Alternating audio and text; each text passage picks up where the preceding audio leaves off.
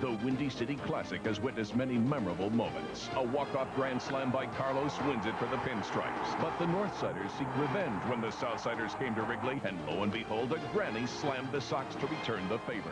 Today, a former farmhand comes back to the ranch where the Cubs have their welcome mat waiting. Next.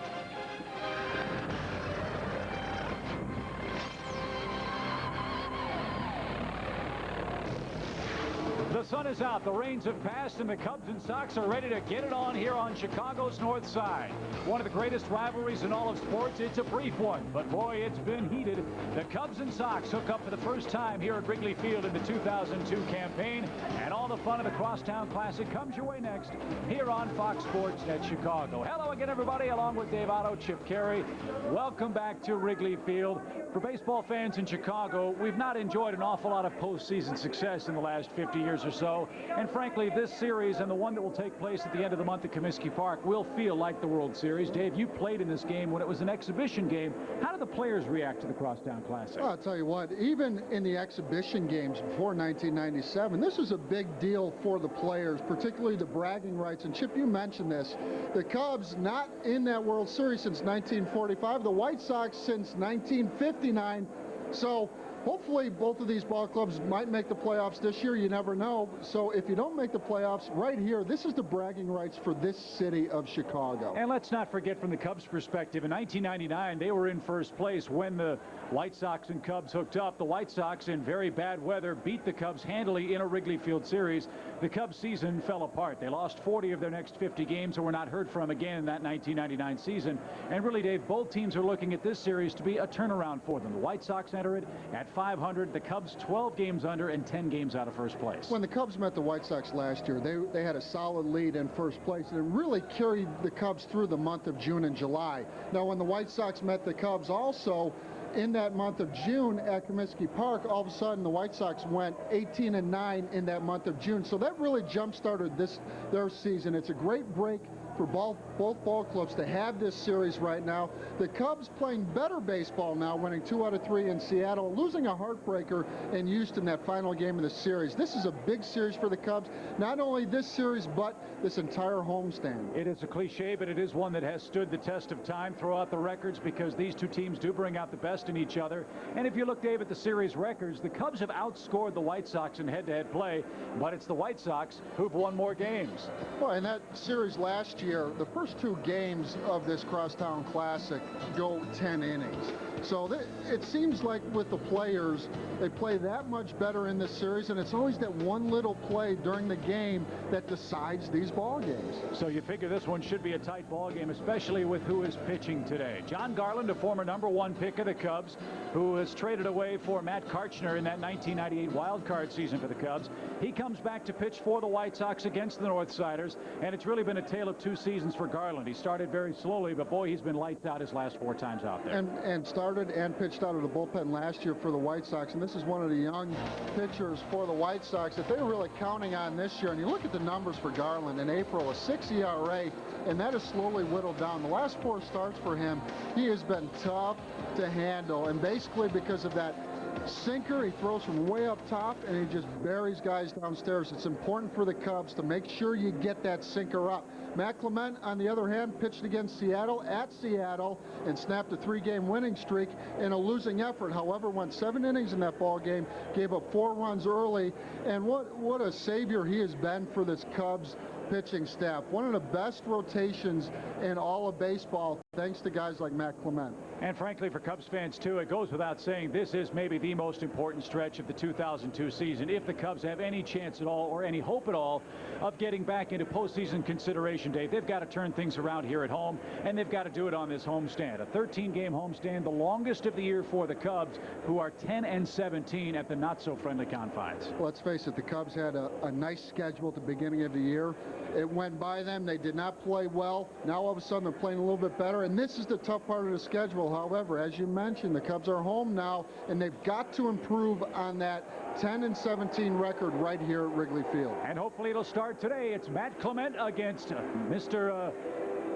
Started for the White Sox today? Jon Garland, turbo sinker. I almost said Matt Karchner. Things aren't going particularly well. We wish we had Mr. Karchner, and we wish we had Mr. Garland, too. Should be a lot of fun today. We're going to head downstairs for some of the pregame ceremonies as the Cubs and the White Sox resume friendly hostilities here at Wrigley Field.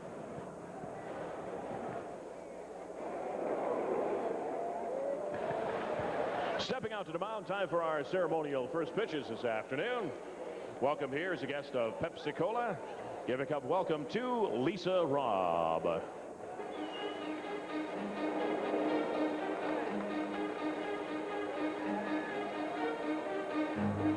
And here is a guest of the Cubs. Say hello to Tom Schmall.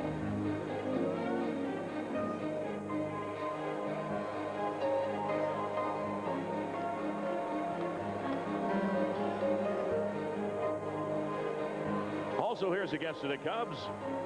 Tossing out a ceremonial pitch is Andrew Crown.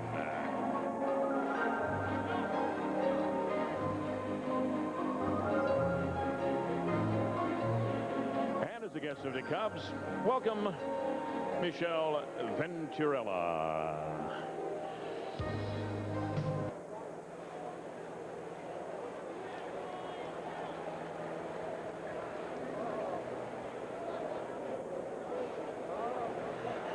Now, ladies and gentlemen, welcome the big man taking the mound, wearing number 99, a 2002 Pro Football Hall of Fame inductee, former Chicago Bear, Dan Hampton.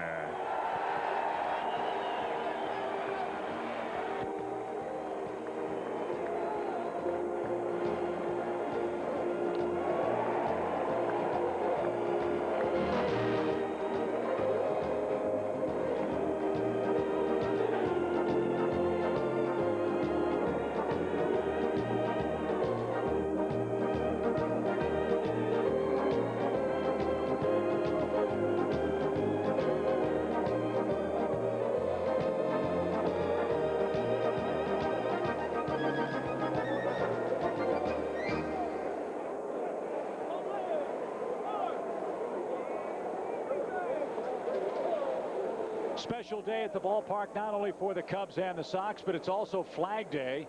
And the Cubs organization handed out 30 replica American flags to the paying customers here. And hopefully all of you will take time out to fly the flag. Remember, our country is at war, and we salute the men and women of our fine armed forces for all the incredible sacrifices they have made and continue to make.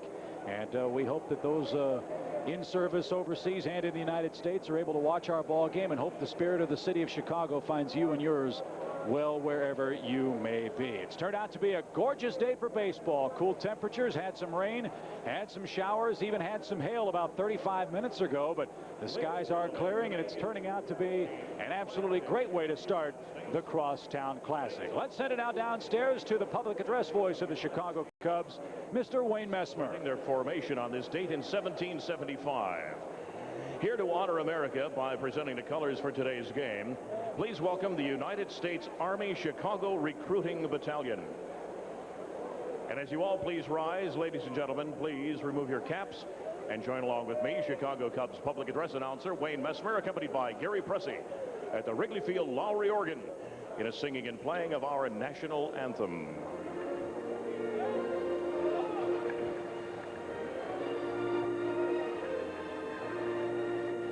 Oh, say, can you see by the dawn's early light what so proudly we hailed at the twilight's last gleaming, whose broad stripes and bright stars through the perilous fight o'er the ramparts we watched were so gallantly streaming, and the rockets' red glare, the bombs bursting in air, gave proof through the night that our flag was still there.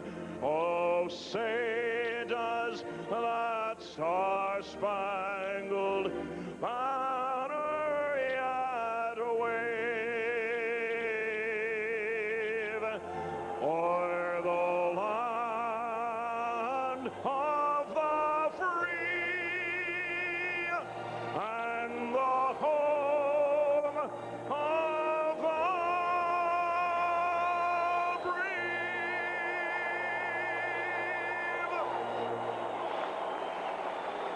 does it like Wayne Messmer, one of the great singers of all time. Great rendition of our national anthem, and a great way to start a fun baseball weekend in Chicago. It's the Cubs and the Sox. Who will be kissing more, Sammy Sosa or Jose Valentin? We'll find out when we get things underway right after this timeout.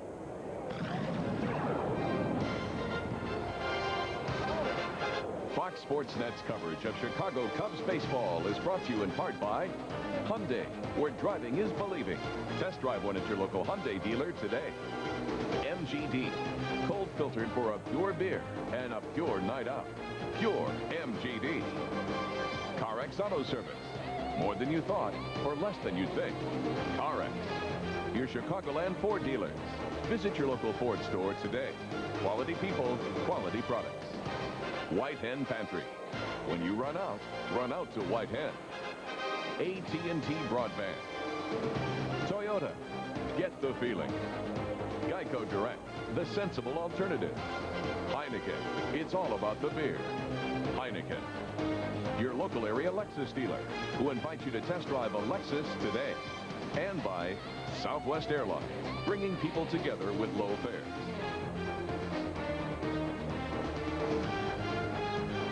Nothing beats the fun and excitement of watching the Cubs in beautiful Wrigley Field. And you can be there. That's right. Tickets are still available for upcoming Cubs games. To get your tickets, just call tickets.com at 1-800-THE-CUBS. Head to the Wrigley Field box office. Punch in www.cubs.com. Or visit any Chicagoland Sears or Sears hardware store. Don't wait. Catch all the Cubs action firsthand and get to the game. Your car deserves the best. Your car deserves a Danley. Always the best materials. Always the best craftsman. Always the best price. Right now, get a new Danley Garage from just $75 a month. From just $75 a month at Danley's Garage World. Plus, if you call right now, you'll get $1,000 off the Danley Garage of your choice. That's $1,000 off if you call now. Dial 773-GARAGES. That's 773-GARAGES. For $1,000 off. And financing as low as $75 a month. For the world's best custom-built Danley Garage. Danley's Garage World. Depend on Danley. I am the supervisor of a technology-based networking company. I'm a network validation engineer. I'm a manager of broadband operations. I am a CAD designer. I'm an assistant coordinator and trainer supporting new software. I work in technical support. I'm a manager of local field operations for DSL installation. ITT Technical Institute, education for the future. To find out more, call 1-800-ITT-TECH or visit us on the web. No waiting on aisle 5. Man, you're too short. Right now, I want my word. Shut up! You're freezing. Shut up! Badass.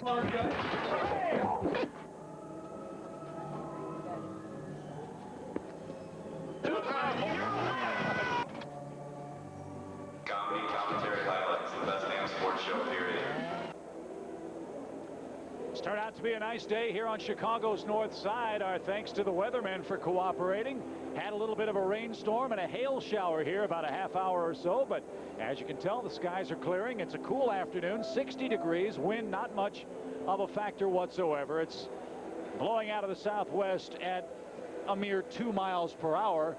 And with the wet outfield, with the wet conditions, the humid conditions, Dave, for two guys that like to keep the ball down, and Jon Garland and Matt Clement, they should have a pretty good advantage at the start of this ball game, you figure. Well, it's ideal conditions for Matt Clement, who all year long has kept the ball on the ground and is looking to snap that one-game losing streak. His last outing against the Seattle Mariners went 7 strong innings and given up 4 runs after a 3-game winning streak. And what a deal the Cubs made to get Antonio Alfonseca and Matt Clement. I think the key here, Matt Clement, the only player in that White Sox team that he has faced is Royce Clayton, and he is on the bench. So it'll be interesting to see how this White Sox ball club approaches Matt Clement. Surprised that Frank Thomas isn't starting. He is, after all, the superstar of this White Sox ball club, and this is a big game for both teams. Surprised he's not in the starting lineup today for them? Well, Jerry Manuel is going to play matchups with Frank Thomas. It feels like Paul Konerko, a little better first baseman than Frank Thomas. Jon Garland keeps the ball on the ground, and this is his game. He also would like to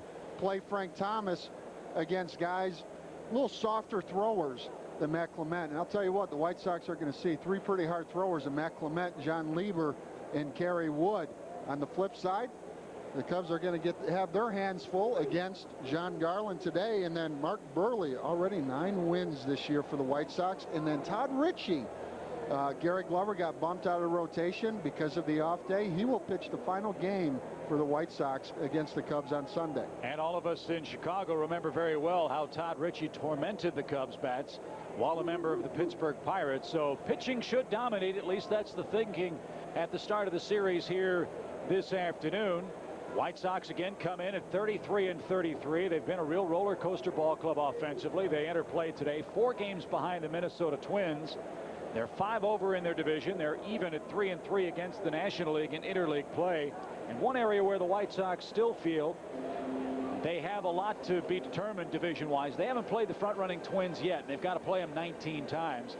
So they still have a chance to gain a whole lot of ground. And even though, Dave, they haven't performed up to their lofty expectations, I think Cubs fans would say we'd gladly take a 500 record rather than the 1,200 record that the Northsiders have. No question. The Cubs, this schedule in this season was all in front of them at the beginning of the year, but they did not get the job done. They sit today 12 games under 500, looking to jumpstart their season. And Chip, that series against Seattle was impressive, taking 2 out of 3 from one of the best teams in the American League. The Cubs coming off a disappointing stand against the Houston Astros, where they did have that lead in the last game thanks to Mark Pryor. The bullpen gave it up, and they ended up losing 2 out of 3 to Houston. But this type of game right here in this series can jumpstart the Cubs season. And the Cubs have to get it going at home, Dave. 27 games here at Wrigley Field. The Cubs have lost 17 of them.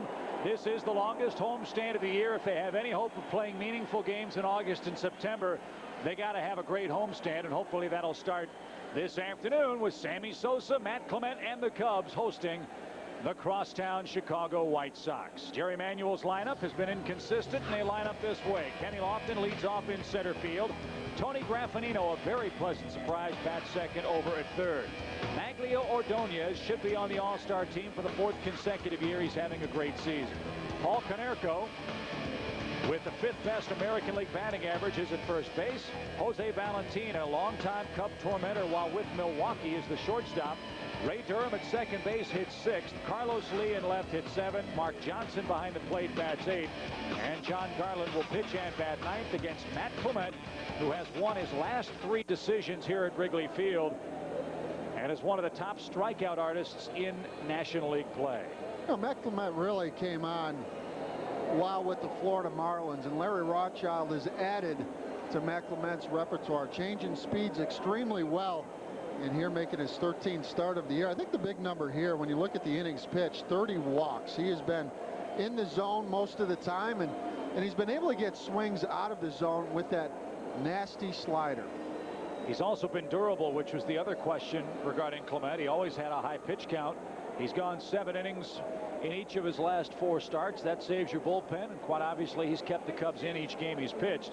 He lost last time out when the Cubs offense couldn't get anything going against the Mariners' Freddie Garcia. So hopefully Clement will have some better luck against a White Sox team that came out of spring training swinging like they swung the bats in that game in Tucson at the end of spring training. But since then, Dave, that offense has been held in check by nearly a run less this month than April and May. Well, it's been an up and down offense, and there was a 13-game stretch recently. Now the White Sox have won 3 out of 4, but in a 13-game stretch prior to winning 3 out of 4, this White Sox offense was averaging under 3 runs a game. And when you look at their lineup, there are going to be peaks and valleys with some of these guys, and at times Paul Konerko and Frank Thomas, those guys can carry a ball club, and hopefully in this series the Cubs can hold those guys in check. And thankfully for the Cubs, they don't have to see Frank Thomas until probably later on in this ball game. Quick peek at the Cub defensive lineup behind Matt Clement. Alou, Patterson, and Sosa in the outfield. McGriff, DeShields, Gonzalez, and Miller ring the infield. First start for DeShields since coming off the disabled list with that bad hip. Todd Hundley gets the start behind the plate. And of course, Matt Clement chasing down win number 5 today. Kenny Lofton greeted with a chorus of boos. He's set to go, and we're underway in Game 1 of the Crosstown Classic at beautiful Wrigley Field. And Jerry Davis says that pitch low to Lofton, who's hitting 286, 3 homers, 30 driven in, top stolen base man in the American League, and a great bargain, a 1-year contract for the White Sox at barely over $1 million. And he lines it short, hop at short, good pickup, good start, 1 down.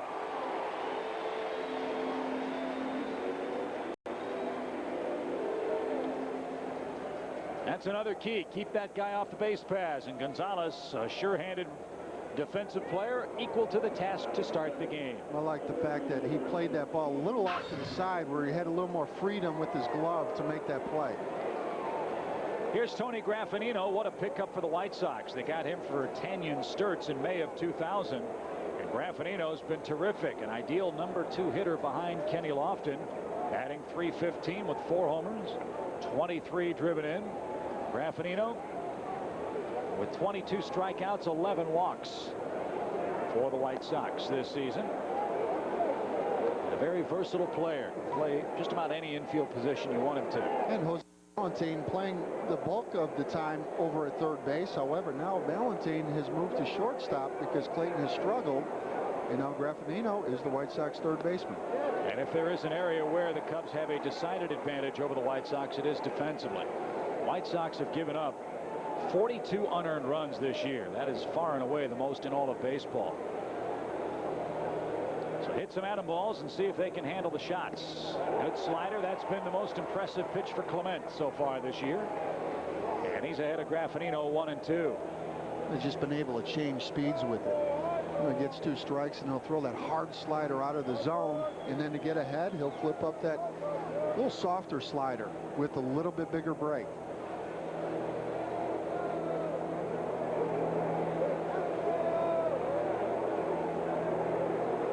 There's the real sharp one. He's got his first strikeout. 2 up, 2 down. In the latest issue of Sporting News, a Major League scout compared Clement's slider to that of J.R. Richard. Remember him with the Houston Astros? Quite a compliment. He threw the ball 100 miles an hour. They throw one about 100 miles an hour at your ear hole and then drop that slider low. There are a lot of guys that would duck the lineup against Mr. J.R. Richard. This guy wouldn't. Maglio Ordonez. He might be, and I mean this with no disrespect, he might be the most anonymous superstar in the game. Certainly overshadowed in the city of Chicago by Sammy Sosa and the incredible exploits he has achieved the last 4 or 5 years. But you won't find many better hitters, many better outfielders than the man in the batter's box for the White Sox, Maglio Ordonez. Well, coming off a year last year where he hit .305, 31 home runs, 113 RBI, stuck right in the middle of that order. When I talk with other players about him, the one thing that impresses them is the way he's able to stay back. Now, this is going to be a good challenge for Matt Clement. Again, only Royce Clayton has seen Matt Clement. But this is a guy that does stay back on the breaking ball. And he's very patient. Only 35 strikeouts and 237 at-bats. He doesn't whiff too often. And he hits a high, towering fly ball on an 0-2 pitch, deep left center field. Patterson has just enough room, and Ordonez flies out to retire the side. Clement perfect in the first. Here come the Cubs against former Cub Jon Garland here on the north side of Chicago.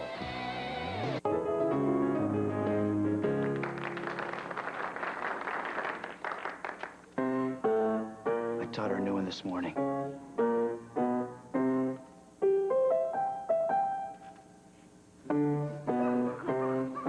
Want to get away?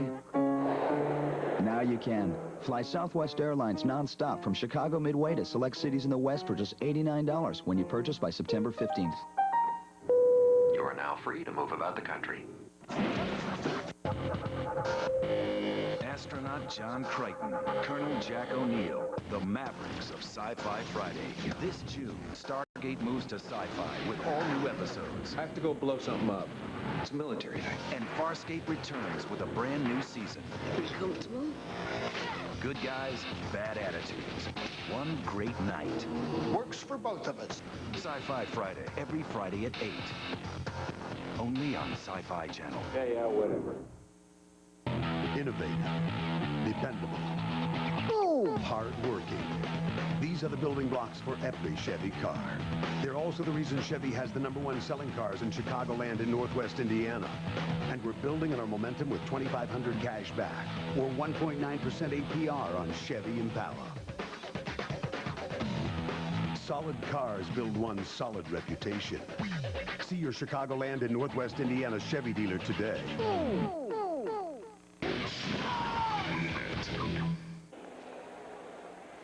Beautiful area view of downtown Chicago and the Wrigleyville area, provided by the Saturn Lightship. The team at Saturn hopes you enjoy the game and the view. The Lightship had to scoot out of the area because of that hailstorm we had 40 minutes or so prior to the start of our game. Glad the skies are clearing and glad we've got those beautiful shots in the blimp overhead today. A look at the Cubs starting lineup for manager Don Baylor. Corey Patterson, Delino DeShields, and Sammy Sosa, the top 3 hitters. Fred McGriff, Moises Alou, and Todd Hundley comprise the middle of the order. Lower third has Alex Gonzalez at short, Bill Miller at third, and Matt Clement is on the mound.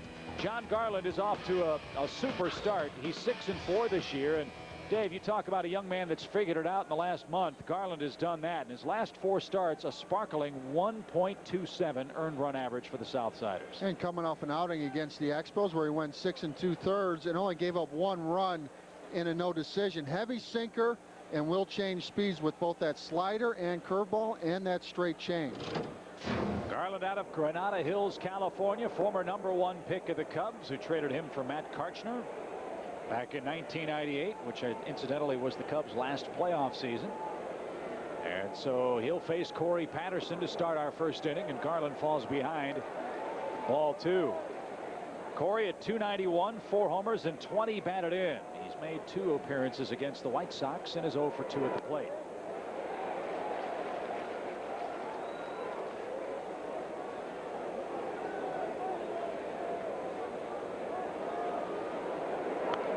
Corked out of play, 2 balls, 2 strikes. Corey 10 hits and 35 tries on that marathon road trip. A couple of home runs, and he also knocked in 5 men. Cubs sat him against a couple of the left-handers on the trip.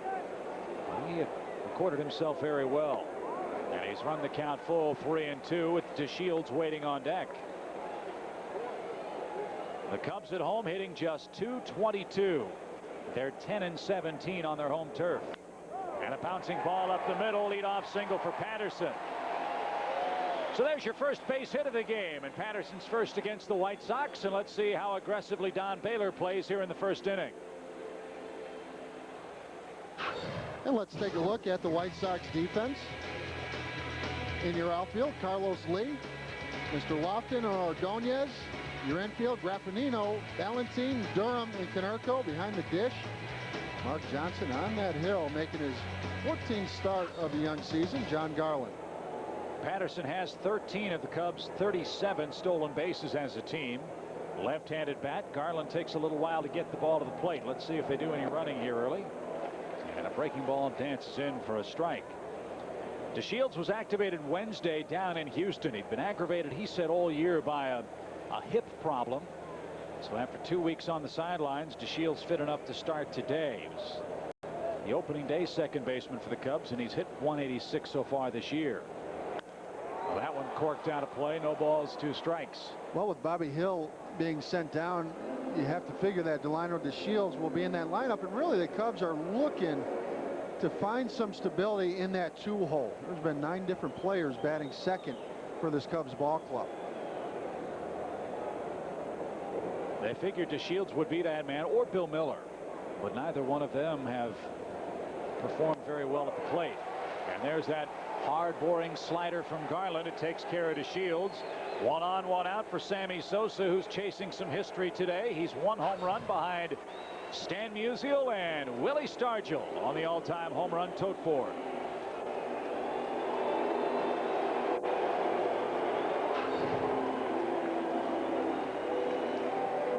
Sosa leads all of baseball with 24 home runs. He's knocked in 44, and with that in mind, today we're participating in the Cap Cure Home Run Challenge. Every home run hit raises $23,000 for prostate cancer research. Let's hope Sosa has a big day in that regard, too. Garland stays away. 1 ball, no strikes. If you'd like to make a pledge, call 1-800-547-CURE. To date, $759,000 have been raised to fight prostate cancer. 1-0 to Sosa, who hit the White Sox at a .304 clip last season with a home run. And the count evens to him 1-1. Sammy with a 4-game hitting streak coming into play today. The bulk of his RBIs have come via the home run ball. Sammy's not swung the bat particularly well with runners in scoring position this season. That's not the situation facing him now, of course, with Patterson at first base. But Sammy has got to be the key offensive run producer for this ball club. When he's hitting the ball well, the offense certainly looks a whole lot more fluid than it has these last couple of weeks. Chip, you mentioned those 5 home runs on this last road trip. A couple of those 3-run home runs. Big 3-run home run against Roy Oswalt and in Seattle. That one catches the inside corner. Sosa with men in scoring position, just .227 this year. 1-2 your count. Patterson led off the bottom of the frame with a bouncing single up the middle. DeShields struck out. Now Sosa behind in the count. 1-2 here in the first inning.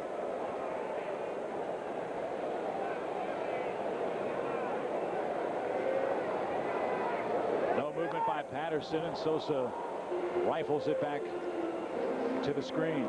Chip, you mentioned Garland at 6'6", tough to unload the ball. However, he is lightning quick to the plate. He's about a 1-2, 1-3. Notice his leg doesn't lift that high. And it's really difficult right now for Corey to get any kind of read. And again, you really don't want to run with Sammy, although Corey has gone in motion a few times with Sammy up. McGriff waiting on deck. 1-2. Patterson running. Great jump. Sosa hits a rifle shot to right. Ordonez going back. Can't get it. It's over his head. Patterson had to stop at second, thinking Ordonez might make the catch. Instead, it's a double for Sosa. Second and third, 1 out for the Cubs. Ordonez was in trouble the whole way. You saw him check that warning track. He knew that wall was looming large in the windshield. Well, right now, that is the Sun Field, and Corey Patterson slid into second base. Didn't really read the ball off the bat. And good decoy by Ray Durham and Valentin. He slides in, doesn't know where the ball is, and then he picks it up. So it may have been still difficult for Corey to score on that particular play, but good decoy by the White Sox and good base running by Patterson to eventually pick that ball up. But he should have been looking at the coach. That's instead right. of the middle infielder. So for the moment, the White Sox save a run. Here's McGriff. 42 RBIs for Fred, and a big cut and a foul tip off Johnson for strike 1. By the way, another $50 donation to the Make-A-Wish Foundation from CarX with Sammy Sosa's 10th 2-base hit of the year. And a golden opportunity for the Cubs here in the first. This particular situation is one that has just frustrated the Cubs to no end. 221 hitting team with runners in scoring position.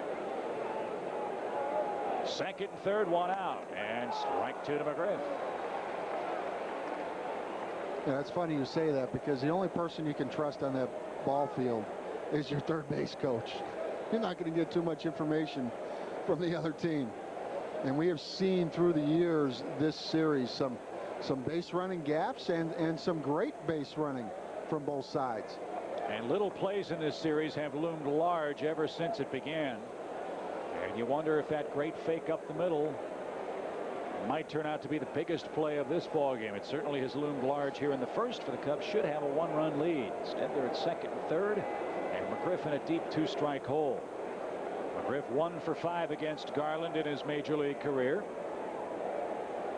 And the 2-strike offering missed by an eyelash. 1-2.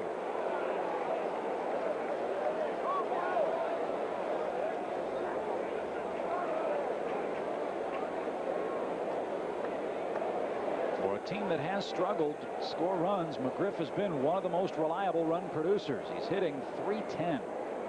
with men at second and third base this year. Hopefully he can come through here on the 1-2 pitch. And after a slow start, Dave, McGriff's rallied to put up respectable numbers. Only 11 home runs, but 2 RBIs away from Sammy Sosa for the team lead. Well, he really turned it around in Milwaukee with a big late inning home run of Vizcaíno. And since then, the ball is starting to really jump off his bat. You saw Garland right there challenge him with that high fastball. Even though he's got the good sinker, he'll go upstairs. Good stop, saved a run. Johnson, a great defensive effort. That saved a run. He had to slide from directly behind the plate to the outer edge of the left-hand batter's box to stop this pitch. Tell you what, one of the best in the business at blocking balls, Sandy Alomar, on the disabled list for the White Sox. Josh Paul called up to replace him, but you figure Mark Johnson's going to receive the bulk of the playing time. He is one of the better catchers in the game as far as handling pitchers and blocking balls behind the plate. So again, the Cubs thwarted momentarily. 2 balls, 2 strikes to McGriff.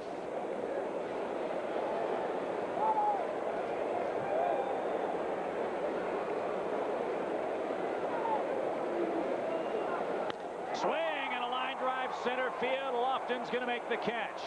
Patterson will tag. Lofton gives the Cubs what they earn. A line drive sac fly by McGriff. Patterson scores. Sosa holds it second, and the Cubs do take a 1-0 lead. 43 RBIs for McGriff.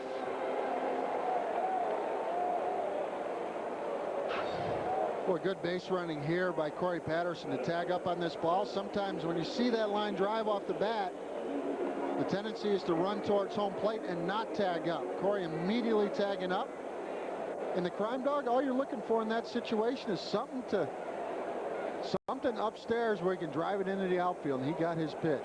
Moises Alou starting to heat up. He's got a 7-game hitting streak working for the Cubs.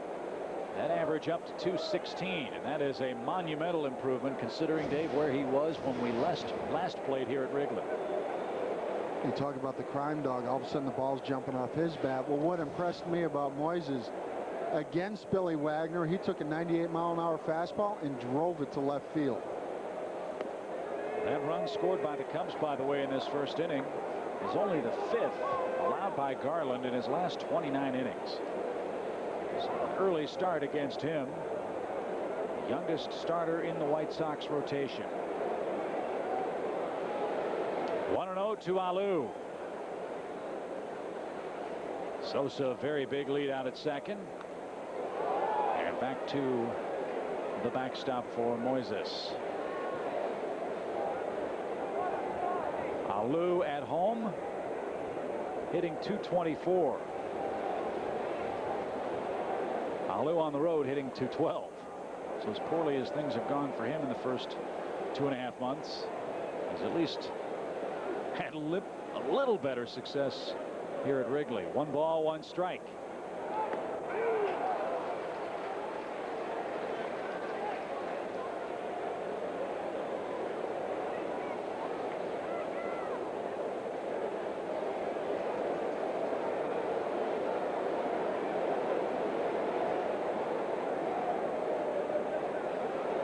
First start by Garland against the team that drafted him.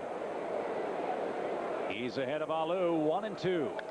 Chopper toward the left side. Graffinino plays aggressively and makes a good play to retire the side. The Cubs draw first blood. 1 run, 2 hits, 1 man left. At the end of 1, the Cubs enjoy a 1-0 lead.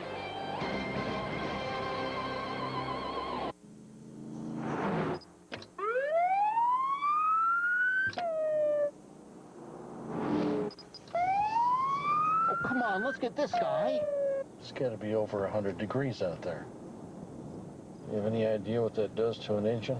Need a motor oil for hot temperatures? We developed one. Pennzoil Synthetic resists thinning to protect engines in hot summer conditions. Pennzoil, we're driving protection. Get ready for summer with Pennzoil Synthetic. Now at Jiffy Lube, the well-oiled machine. See Wrigley Field like you've never seen it before. Take an official Wrigley Field tour. Visit the Cubs clubhouse, the dugout, the playing field, and more. It's a Cubs fan's dream come true. Call 773-404-CUBS today for ticket information and tour dates.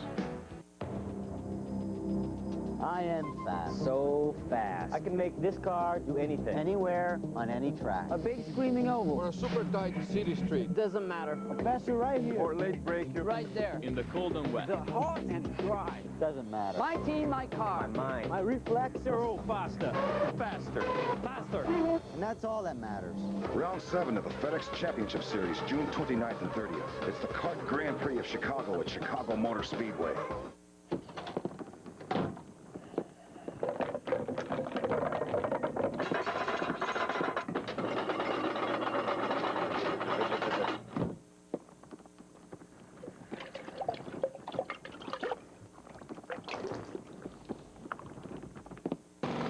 If your driveway looks worn, don't replace it. Resurface it. Quikrete Concrete Resurfacer. The easy way to make old concrete look like new. Rattle, rattle, thunder, clatter, boom, boom, boom. Save 50% on brake shoes and pads now, and you'll never pay for them again. CarX has brakes for life. CarX. More than you thought for less than you'd think. Don't worry, call the CarX man. Plenty of good seats still available for Cubs games throughout the 2002 season. For tickets, call 1-800-THE-CUBS. Visit the Wrigley Field box office or any Chicagoland Sears or Sears hardware store, or go to Cubs.com, the ultimate baseball website. Listen to game day audio and watch highlights direct, baseball's best, and more exclusively at Cubs.com. There are some scattered tickets available for the rest of the games over the weekend between the Cubs and Sox here at Wrigley. Tomorrow's game, a national telecast on the Fox network. Sunday will be a WGN game. And our thanks to the folks at Pepsi and Jewel Osco for sponsoring Ryan Sandberg bobblehead doll day today at the park. Paul Konerko leads off the second. Cubs enjoying a one-run lead. Konerko having a great year again. 5th best average in the American League at .321. 11 homers, 52 runs batted in. And already with an 18-game hitting streak under his belt from April 13th to May 1st.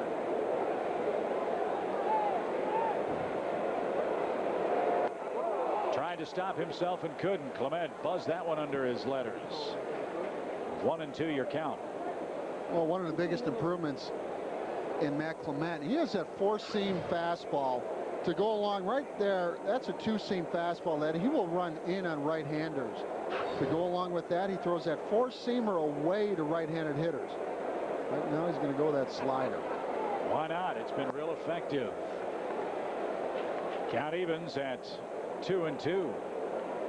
Dan Hampton will be our 7th inning stretch guest conductor today. Hampton will be inducted into Pro Football's Hall of Fame in early August, so that ought to be a whole lot of fun.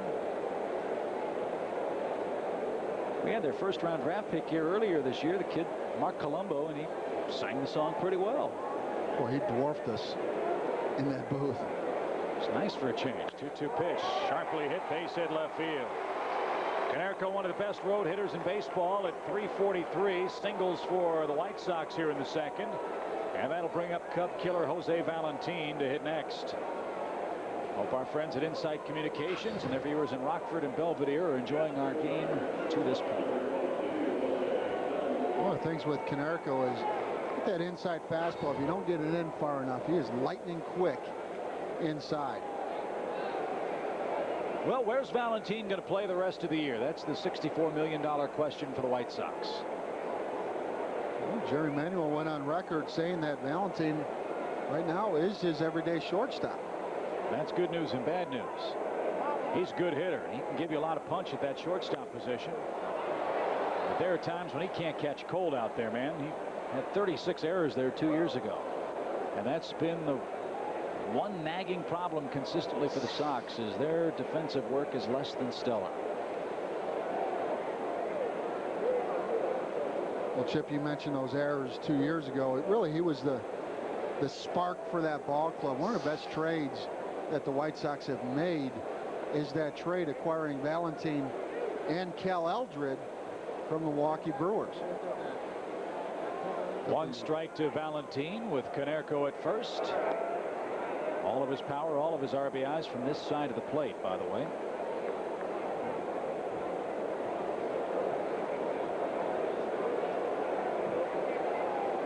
And a lot of that damage came while he was a member of the Brewers, as Dave mentioned. 1 ball, 1 strike. Cubs leading by a run. And that's chopped foul past first. Big Cub fan Dan Bell watching our game out at Fox Sports Central in sunny Southern California. Dan looking up upon this beautiful field with envy, wishing he could be here at Wrigley to see the ivy blowing.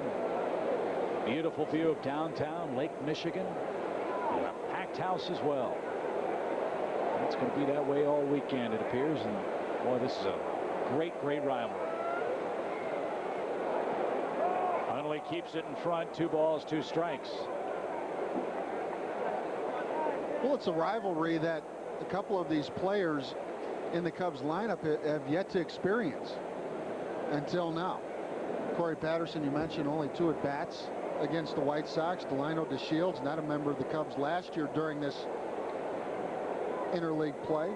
The crime dog, Fred McGriff, this is his first taste of this. Moises Alou, Alex Gonzalez. 2 balls, 2 strikes. Ground ball left side. Miller dives. Good play. Second one. Delino has no return chance. Miller saves big problems with a diving stop in the hole on the left side of the infield. 1 on, 1 out.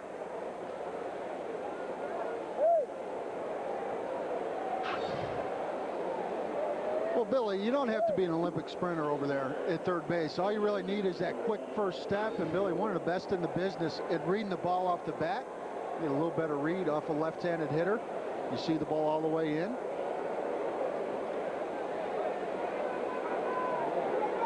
And so now it's Ray Durham's turn. He's been an enigmatic player for the Sox, too. They brought up Willie Harris from the minor leagues yesterday. Some say in an effort to maybe get Durham going a little bit. Harris played so well in spring training, they think he might be the heir apparent for the White Sox at second base. Durham's in the last year of his contract, and some say the trade Ray Durham watch might be beginning if he doesn't improve dramatically here. No balls and a strike. Sky's getting darker by the second. Hundley makes a fine play. Valentin tried to swipe second on a ball that popped away from Todd. He made a perfect throw for out number 2. Boy, just to keep this ball in front of him. And Valentin reading the ball. Once it hits the dirt, he's in motion, but Todd with a perfect throw down to second base. That wasn't even close. Maybe he ought to throw like that all the time. Step out, play peekaboo with the batter, and throw it sidearm. Man, that thing was right on target. Base is empty now for Clement. For Durham. And an outside corner strike, 1 and 2.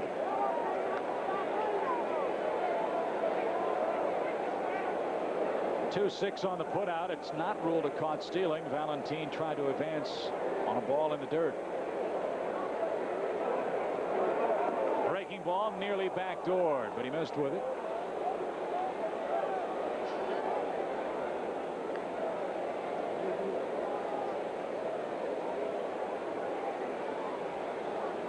What's he got in mind to Durham now?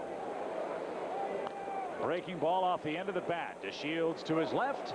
That'll do it for the Sox in the second. No runs, 1 hit, none left. Cubs leading by a run with wet weather approaching. The bench on the right is being painted with Krylon. The bench on the left with Rust-Oleum.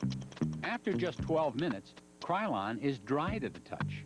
Rust-Oleum, well, gee.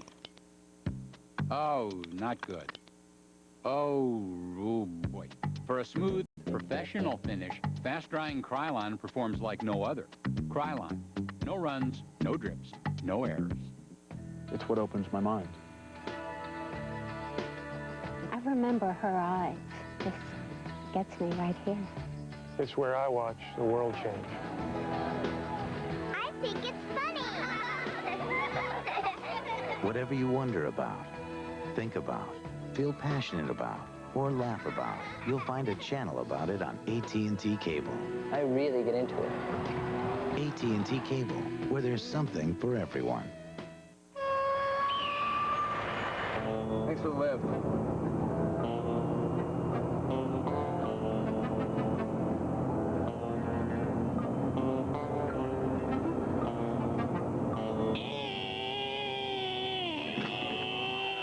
You jumped out? I jumped out of the moving truck. You're kidding. At that point, it was like my decision was made. I'm out of here. Life is best told over a great-tasting Miller Lite at a place called Miller Time.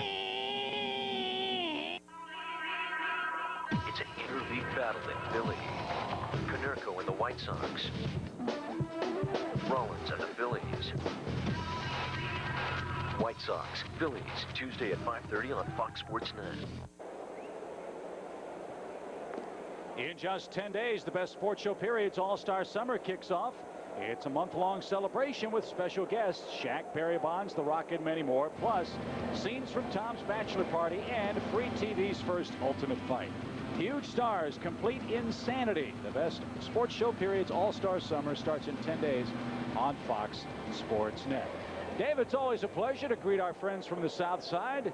For those of you who live on the South Side of town and want to see what the faces look like, the ones that match the voices, there's John Rooney on the left, Ed Farmer on the right, broadcasting the game back on the White Sox radio network to the South Side faithful. Farmer's got to lose the shades, though, man. There's not a bit of sunshine to be had. What's up with that?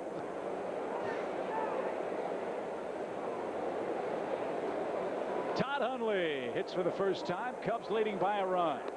Maybe there's prescription shade. Maybe so.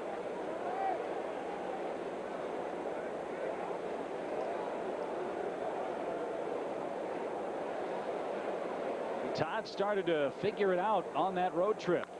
And a ground ball to the right side. Another base hit for him. And average is going to climb toward 200 now. He came in at 189. And it's the old catch-22 in this or any other sport. You can't perform if you don't play. And if you don't play well, you're not going to play. Well, when you don't play every day, your timing's off. And when we have seen Todd Hundley in the lineup on a consistent basis, that's when he gets his timing. Alex Gonzalez with a 4-game hit streak hits for the first time now. Alex at 234 on the season. During our commercial break a minute ago, saw Black Jack McDowell in the hallway. Former Major League great. Boy, did he have great stuff. I'll tell you what, though, I don't know about the do. He looks like a rock star, which is what he is these days. Got a new CD coming out, I guess. His band, of course, called Stick Figure, and his new CD called Ape of the Kings. Got a promo CD. Check that out tonight. Swinging bunt by Gonzalez.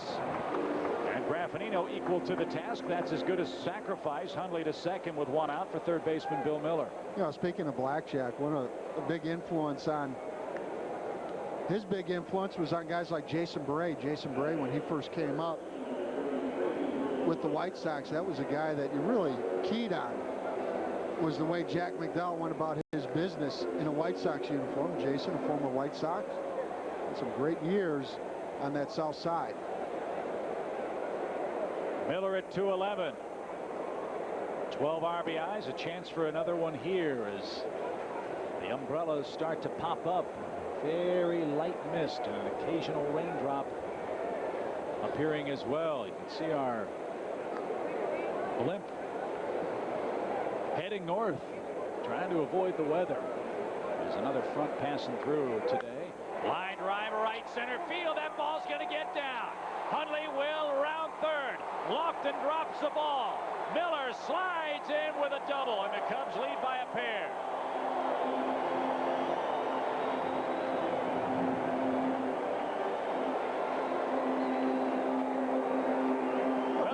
Part of the Arter Dave, which has been anemic offensively, off to a good start in this series. You know, the last couple of ball games, Billy's really cleared out his front side to get to this pitch. This pitch on the outer half, driving it to right center. And Todd Hundley had to hesitate for just a split second to make sure that ball was down. But once Kenny Lofton bobbled it, Gene Glynn over at third base was waving Todd Hundley the whole way. With one out, Matt Clement. You figured a bunt. He sacrificed successfully 3 times, but does have 2 RBIs on the year. How difficult is it for Garland to face an opposing pitcher, something he doesn't do in American League play? Is it a break, or is it something that gets in your head? No, it's a nice break for any pitcher. That's what's so tough about that American League. You really don't have any rest in the lineup. And I agree with Don Baylor here. Hey, let him swing away. You know, man on third base and 2 outs. I'd rather have your pitcher just take a few hacks and see what happens. Although, it's not a very good hack. You have one more pitch to maybe change your mind. And as we told you, the blimp is heading toward Milwaukee, where we hope the weather's a little nicer. Rain starting to fall a little more steadily now, as the bad stuff has hit Wrigleyville again. 0-2 to Matt.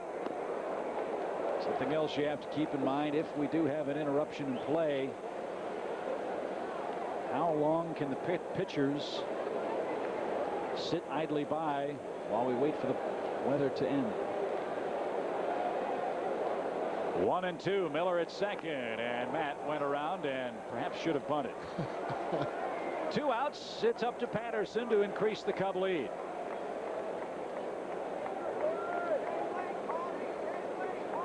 You think? Well, I mean, 12 strikeouts, 3 sacrifices. I mean, pick your poison. Garland glad to get that second out. Now he greets Patterson, who worked a very, very patient first inning at bat. Worked the count full and then bounced an 88 hopper up the middle and scored the game's first run. Well, what you really have to do, and that's why I liked Corey Patterson's approach to Garland in that first inning, laid off that sinker out of the zone. When Garland's downstairs, that's when he has that good movement. If you can get that fastball up, you got a shot.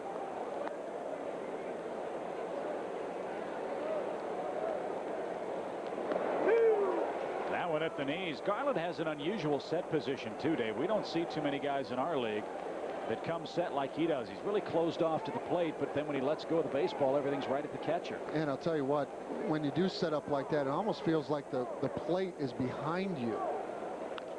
Little ground ball hit towards second. Durham has an easy play, and that retires the side. 1 run, 2 more hits. Cubs off to a good start. They've scored in every inning at the plate so far in the game and lead it 2-0.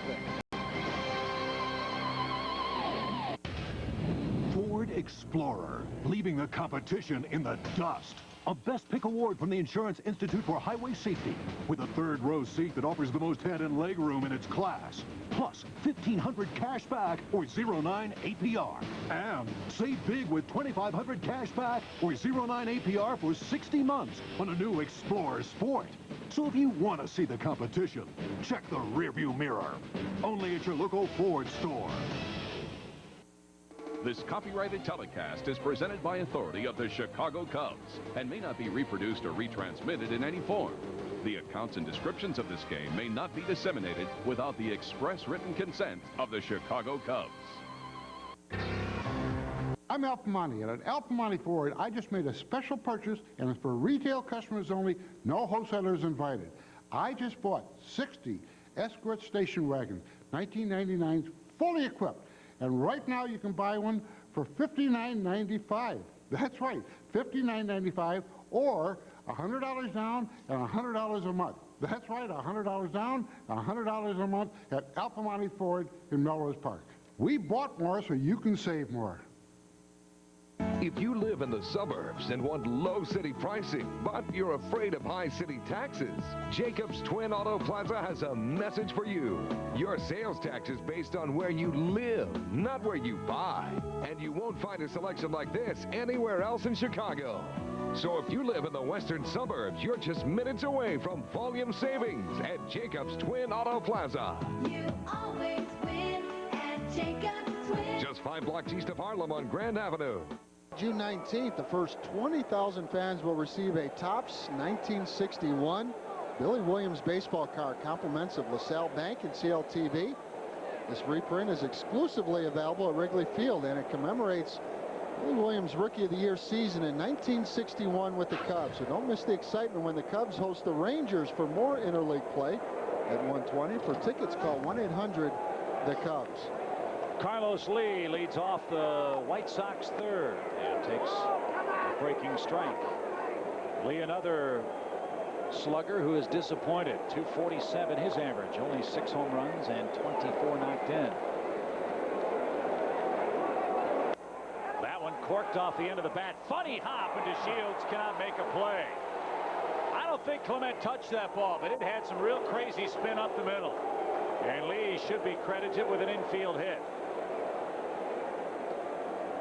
I don't know if that was so much a bad hop, but just the English on this ball. Slider right down the chute. Carlos Lee put all kinds of spin on that ball. Wow, that's an error. That's a tough error. I don't agree with that call at all. That's a terrible call.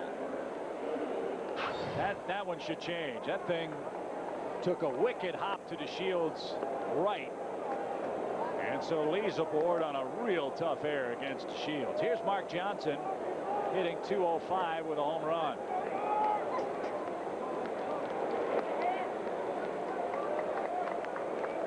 Of course, the White Sox without Sandy Alomar, out 15 days with some shoulder problems. He went on the disabled list just 2 days ago. It's the first game he's missed with that injury.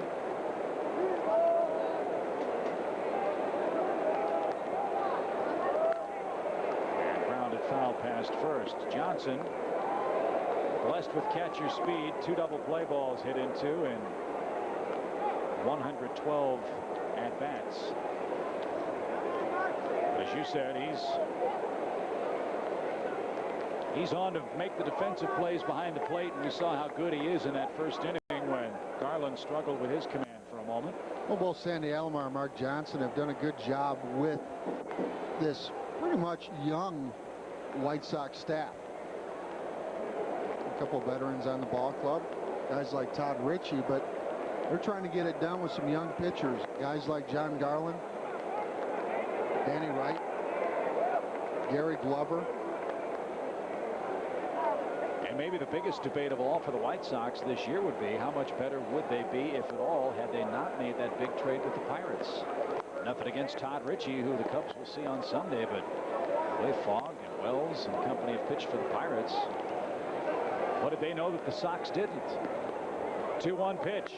Line into center field. Patterson will dodge the raindrops. 1 out.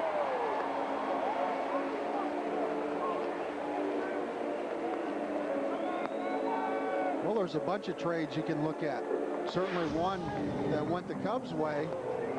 Sammy Sosa in March of '92 coming over to Cubs for, along with Kenny Patterson, for George Bell.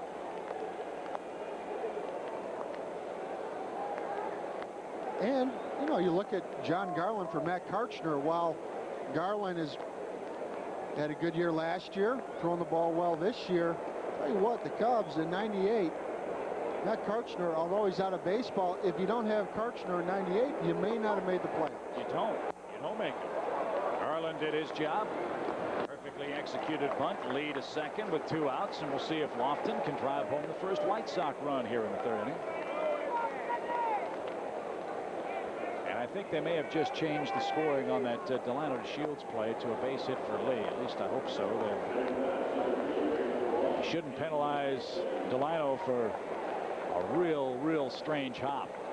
Sacrifice works. Here's Lofton. He hit a 1-hop rocket to Gonzalez at shortstop and was retired to open the game.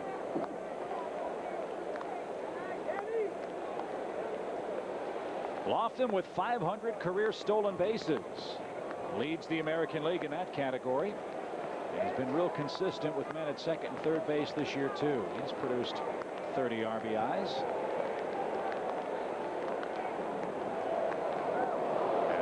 To the seats. Lofton credits part of his turnaround to an off-season conditioning program, Pilates and yoga, to strengthen his overall physique. And the results cannot be any more impressive than what you've seen statistics-wise for a man who had his worst professional season last year. Well, he's battled some injuries through the years as a member of the Indians, separated shoulder, and last couple of years hasn't been quite the same player. And seeing him in spring training, you knew that he had turned the corner because there was still that bounce in his step. 1 strike to Lofton, And that one slipped out of Clement's hand. That's something the umpires will keep an eye on. Rain steadily coming down now, and you can see how the infield clay is starting to darken with the moisture. You know, one of the things as a pitcher on that mound, you're slipping and sliding, and tell you what, if you don't feel comfortable with that mound and don't have good footing, the last thing you want to do is make a pitch, make a mistake. If that mound is not right, you get the ground screw out there and throw some diamond dry on there. A ball and a strike to Lofton. Lee at second. Cubs leading by 2 here in the third. And Lofton works the count in his favor with Tony Graffinino ready to hit next. White Sox 11-17 on the road. Their team batting average about 25 points lower away from Comiskey. They've hit 28 fewer home runs, and they've knocked in almost 90 fewer runs on the road. So you're seeing the White Sox from a Cubs perspective exactly where you want to see them, in your home park. A much more confident, much more successful team at Comiskey Park. And the next 13 games here at Wrigley Field for the Cubs, and this is where they really have to make their move. Dangerous pitch to Lofton. 3 balls and a strike. And Lofton did not swing. So there's your first Clement walk. And the tying runs are on base for the Sox, and Valentin, or I beg your pardon, Graffinino is going to be the hitter.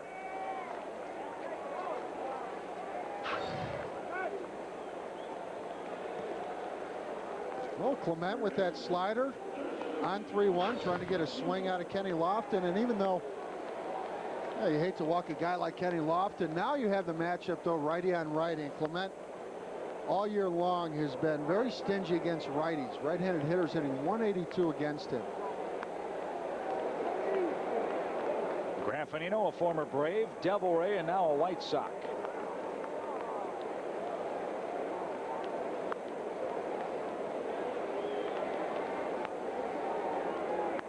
He's driven in 23 men this year.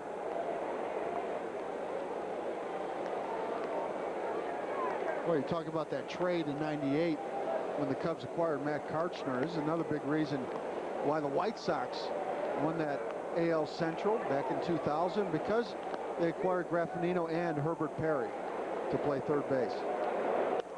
Little pop right side. DeShields has a beat on it. And the Sox are out of luck in the third. No runs, no hits, 1 error and 2 left. Cubs will send DeShields, Sosa, and McGriff to the plate, leading by 2.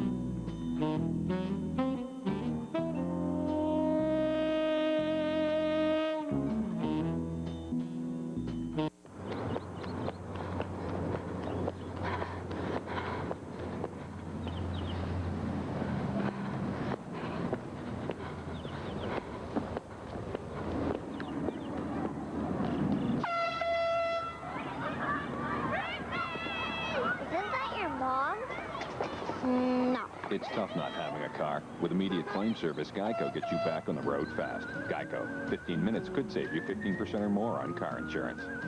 Okay, so we got the outlet covers. And the corner guards. Okay, what about the gate to block out the stairs? We got the gate. And the cabinet locks? Yep. Cabinet locks. What about the crib bumper? We have the crib bumper. Okay, then I'll pick up the nanny cam on the way home. Yeah. The baby! The baby! If everything was as safe as an M-Class, you'd have a lot less to worry about. Security, unlike any other. Take it, baby.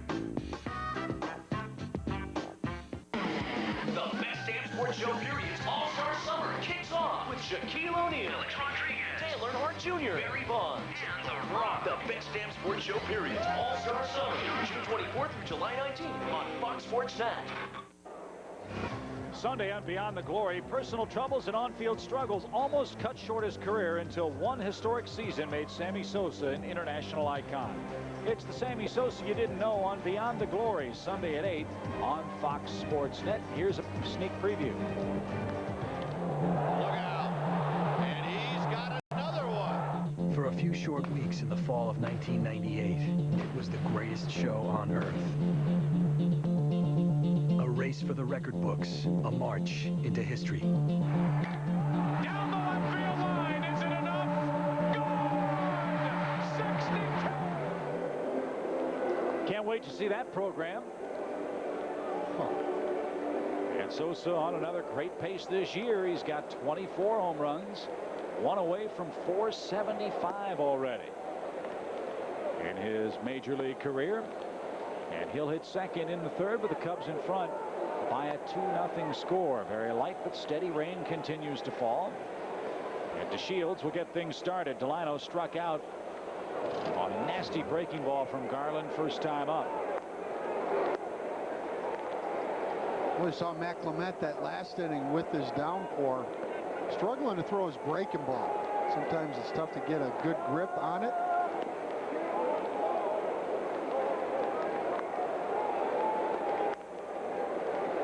Well, I think rain looks like it's raining harder. So like the 10-pound thing on TV? Exactly. It's raindrops put on, yeah, 1/10 of a bigger raindrop. It's not really raining. Bouncing ball up the middle. DeShields has the 5th Cub hit already. And that sets the table nicely for Sammy Sosa.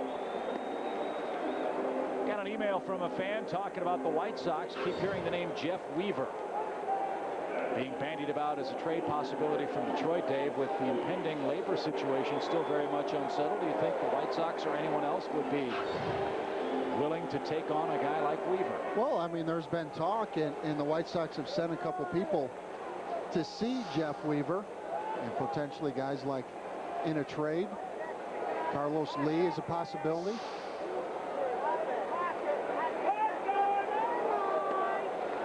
DeShields takes off, and that's a smart play. A wet baseball. Johnson had no chance.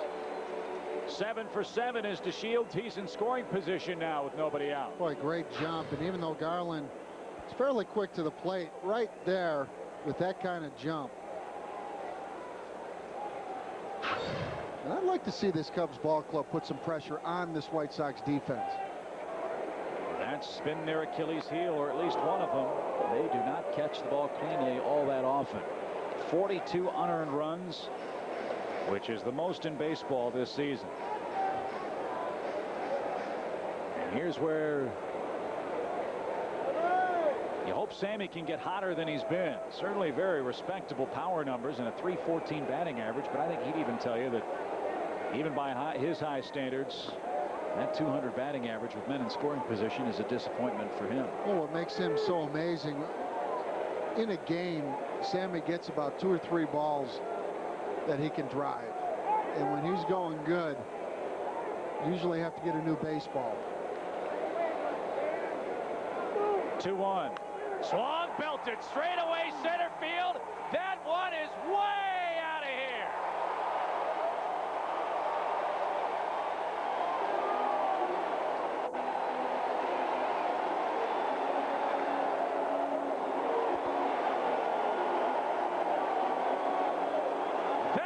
A vapor trail to straightaway center. Bolts of lightning on Lake Michigan. A bolt of lightning here at the corner of Clark and Addison, and the Cubs 4-0 lead the Sox. Well, there's one of those pitches, and right when it leaves your hand, you know you're going to have to get a new baseball. Sammy got a pitch out over the plate, one of those high sinkers, and he stomped on it. That thing was absolutely crushed, almost into the second level of the center field bleachers. So the Cubs with a whopping 4-run lead. $23,000 goes to prostate cancer research. And it's the second home run for Sosa in his many years against the White Sox. 4-0, still nobody out. Ties He's in with Stan Musial and Willie Stargell as well. Number 475 for Sosa. He gets on a roll like this, he can almost call the field in which he's going to drive the ball out of the ballpark. He's in scoring position in the box. There's another drive by McGriff. Lofton on a dead run, slowing though. And on the warning track, splashes and makes the grab for out number 1. The Cubs are right on everything Garland is tossing up there now. Boy, right on his fastball here. Sammy out over the plate. Boy, he gets his weight back so well. Gets back and then drives it. So Alou bats with the bases empty. Cubs have scored in every inning of this game. Must have been a White Sox fan that caught that. Threw it back. Threw it back. Is that beautiful? Terrible throw, though. Well, their arms have been having some problems. 1-0 to Alou with a 7-game hit streak. He spiked it. Speaking of arms, the Cubs' Carlos Zambrano was suspended today for 5 games. You might say, well, what the heck did he do? Well, Zambrano was on a major league rehab assignment in Iowa when he got involved in a fracas on the field. Alou lines that one into left. Lee makes a good diving catch. 2 men down. Zambrano did appeal that 5-game suspension and is eligible to play in today's ball game. And in the words of Cubs president Andy McPhail, this one might take 3 to 4 weeks to be resolved. Well, I like the fact right there, Alou with that inside fastball drove it to left field, got the head out. You know, those brawls, Chip. Tell you what, you just need to circle the wagons. Hundley sent a drive deep right field. That's a no-doubter. Whoa, way out of here on the back row of the right field bleachers. He's 2 out of 2.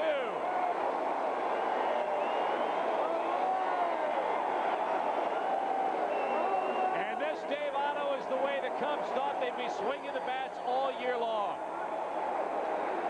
Thunder throughout the lineup. 4th home run of the year for Todd Hundley. We talked about trying to get that high sinker off of Jon Garland. Sammy got one, and Todd turns around and gets the same thing. So Todd Hundley adds $23,000 to the fight against prostate cancer research. And Nardi Contreras out to settle down Jon Garland, who, you know, wanted to prove something today, Dave. This is, again, the Cubs. The team that drafted him and traded him away, you always want to prove that they made a mistake. And so far, it's Garland making all the mistakes and the Cubs hitting him awfully hard. You know, sometimes as a pitcher, you get so geared up for a game. And Garland's the type of guy, he's got that power sinker. And sometimes you tend to overthrow it. And I think that's the case with Garland today. Everything straightens out.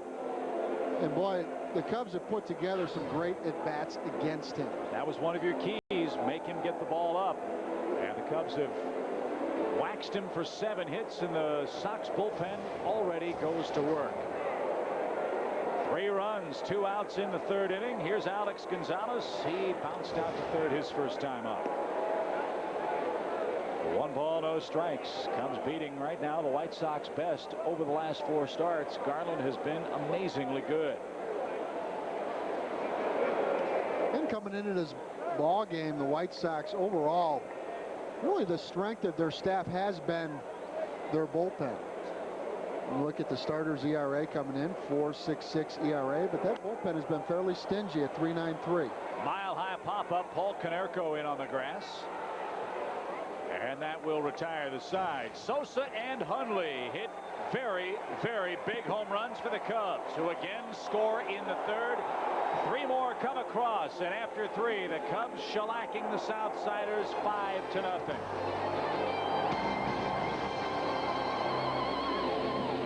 Polyunsaturated.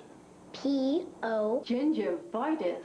G. Pungent. P-U-N-G. Halitosis. A. Hyperventilate. V-I-H-Y-U-T-I-N-N-T-D. Sweet dreams. SWE. There's a better way to get to Washington, D.C. Fly to Baltimore Washington International on Southwest.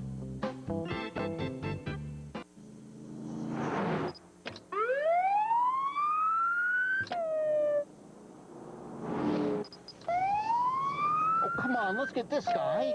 It's got to be over 100 degrees out there. You have any idea what that does to an engine? Need a motor oil for hot temperatures? We developed one. Pennzoil Synthetic resists thinning to protect engines in hot summer conditions. Pennzoil, we're driving protection. Get ready for summer with Pennzoil Synthetic. Now at Jiffy Lube, the well-oiled machine.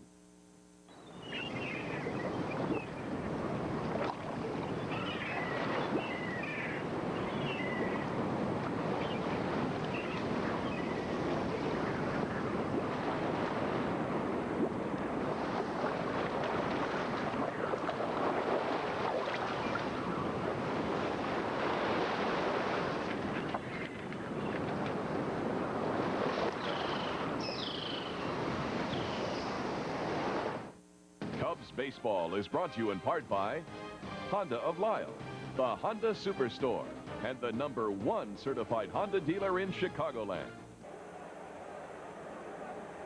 Time now to revisit the Smirnoff game plan that we talked about during the pregame show. If we were a basketball team, I'd be the point guard, but both of you guys are on both of your points. Bye, we'll start with you. I have to say, I'm doing real well. The bottom of the order's giving us some production. We're calling Kenny Lofton. He got on base, but they were pitching around him. And I want to know about this home field advantage. I mean, that's like calling a Grateful Dead concert a sellout. What's up with that? Well, you need that home field advantage. The Cubs right now, 7 games under 500. It was good for them to get out of the gate. This is right in front of them. The next 13 games here at Wrigley Field. But my best key was to get the high sinker, and the Cubs have certainly gotten that so far. You're doing good on there, but the home field advantage, I mean, if they're playing home, they already got the advantage. So how could it be a game plan? That's bad. I feel a lot of love between the two of you. Dave, you have your arm around I've been way too nice to him the whole year. Dave, go to the other booth, join Chip. Salary drive now. Nice job, fellas. Maglio Ordonez leads off the 4th for the Sox. A ball and a strike to Ordonez, who flied to deep center, chased Corey Patterson to the ivy. His first and only time up. And Clement staked to a very big, very rare 5-run lead here on his home field, where he's gone 3-0 in his last 5 starts. He has thrown exceptionally well here at home and might be one of the best acquisitions the Cubs make all year. Ordonez missed that one by a foot. 2 balls, 2 strikes. All the other baseball later on tonight. The featured matchup taking place in New York. The Mets will host the Yankees in their first interleague battle. And all eyes will be focused on when Roger Clemens pitches for the Yankees. Still a lot of bad blood over that Mike Piazza incident in the World Series. You'll recall the 2-2 pitch is fouled at the plate. Ordonez stays alive. Other interleague matchups, Battle of the Sunshine State. Tampa Bay and Florida will hook up down in South Florida. 1 National League game only. It'll be Cincinnati visiting Pittsburgh. The Reds with a very small lead in the National League Central Division. The Cardinals will be playing Kansas City, and they'll have Jason Isringhausen monitored very carefully. Isringhausen, Dave Otto, with a tender elbow. He is, however, eligible to pitch this weekend. They can't lose him. 2-2 pitch, swing, and a line drive down the left field line, and that ball is foul. Ordonez dropped the bat, thought it was gone. He can't believe it went foul, but it did. And look and see how close he came to putting the Sox on the board.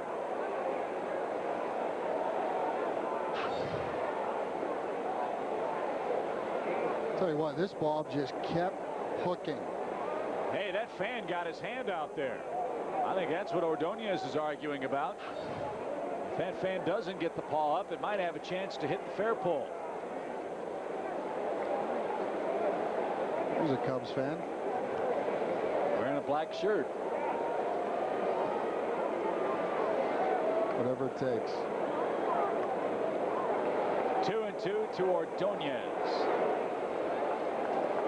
It's always a little late, Chip. struggle getting out of that booth. I missed you. Can't believe you're letting Bilecki humiliate you like that with his keys. Jeez. Cubs are up 5-0. And he's a former fellow pitcher. Yeah. What's wrong with that? Teammates. It's a long season. That's what worries me. 3-2 pitch.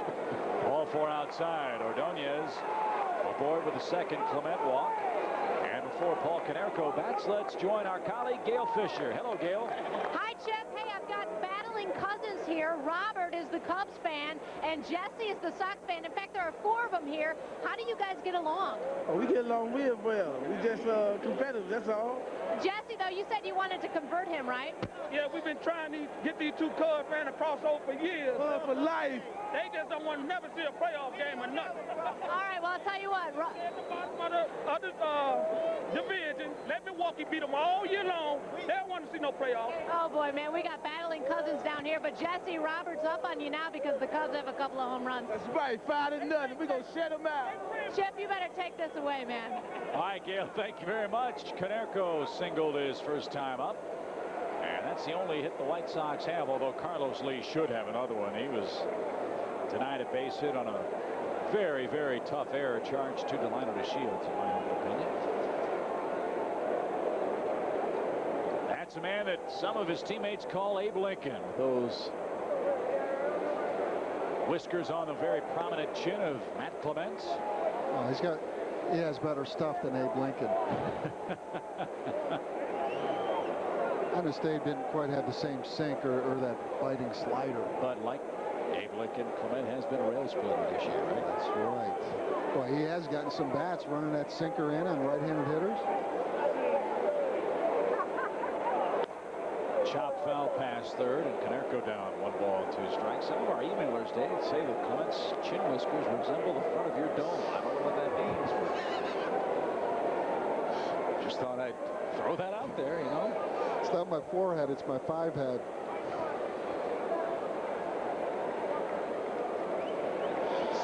The front of my dome. That's what they said. I wish I had that kind of growth at the top of my head.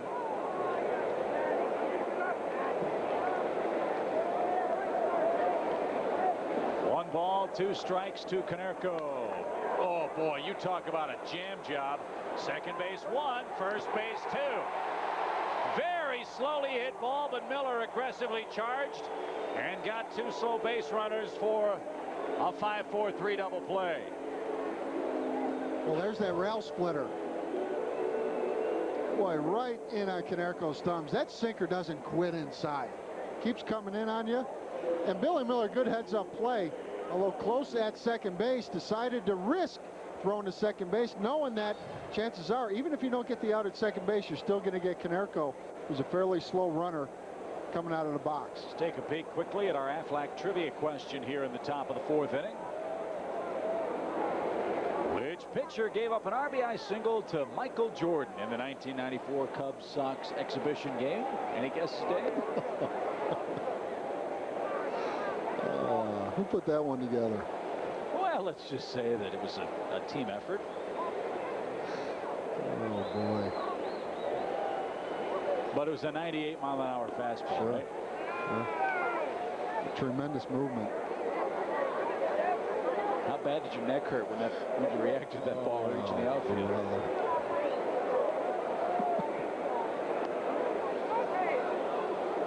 Did you have to back up third or home on the play? Hey, I always had paint on the back of my uniform from backing up some base. 2 balls and a strike to Valentin, and a little cue ball shot to third. Miller in, up, and across. Bright sunshine bathing the diamond here in Chicago, and things looking sunny indeed for the Cubs. It's 5-0 over the enemy White Sox. Not too close. What do you think? I got that insurance? What insurance is that, Yogi? The one you really need to have. If you don't have it, that's why you need it. Need what? Well, if you get hurt and miss work, it won't hurt to miss work. And they give you cash, which is just as good as money. Aflac. Ask about it at work.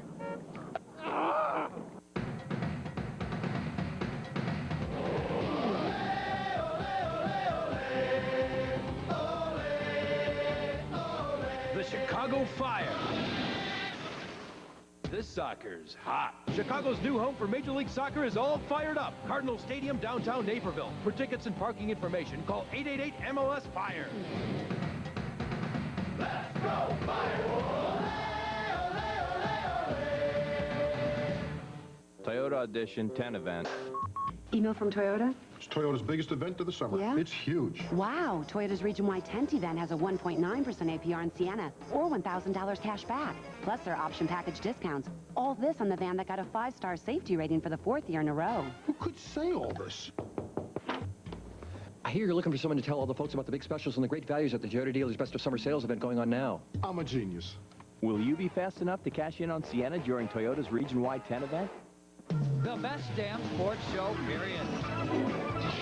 It's comedy, commentary, and all the scores and highlights you could possibly stand. It's not sex, but it's close. The best damn sports show, period. Tonight at 10. Well, let's revisit some very happy times for Dave Otto. 8 very short years ago, and not only will we remember it, Dave, let's take a look back. 3-2 to Jordan. A runner at third, trying to bring in the first Sox run. On the ground, fair ball. And Jordan with an RBI single. How about that? Well, that's what the fans, all 30,000 and some odd of them, have been waiting to see all day long. Michael Jordan get a base hit. Not only... And Darren Jackson, the fine color analyst for the Sox, scored that run. Yeah, I just remember going to a 3-2 count with Jordan on that particular at-bat. Little ground ball by Miller opens up the cup half the 4th inning. And as Steve Stone mentioned, that's what 30,000 fans were waiting to see. And went to 3-2, and I was getting booed out of the ballpark. And I thought I walked Well, that happened all the time. Why should that have been any different? Well, I'm used to that. But that 3-2 pitch, I said, oh, if I walk him, I'm not going to be able to get out of this ballpark alive. And I threw a cookie right down the middle. There was no way I was going to not throw a strike there. Well, don't feel bad. Jordan scored off of a lot of other people, too. Yes, he did. But that has to be a cool memory. Yeah, it was. Not at the time, because I... Did you get Jordan to sign the ball or anything? No, I wish I should have. You know, at the time, you get so ticked off that you gave up a hit and a run that you don't want to do that. But looking back on it, sure.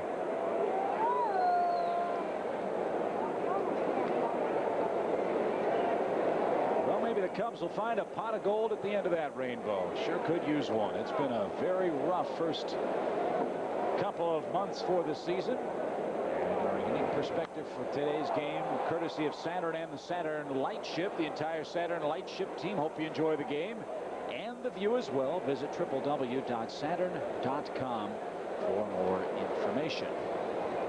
1-2 to Matt Clement, who's got a one-hit shutout working through 4.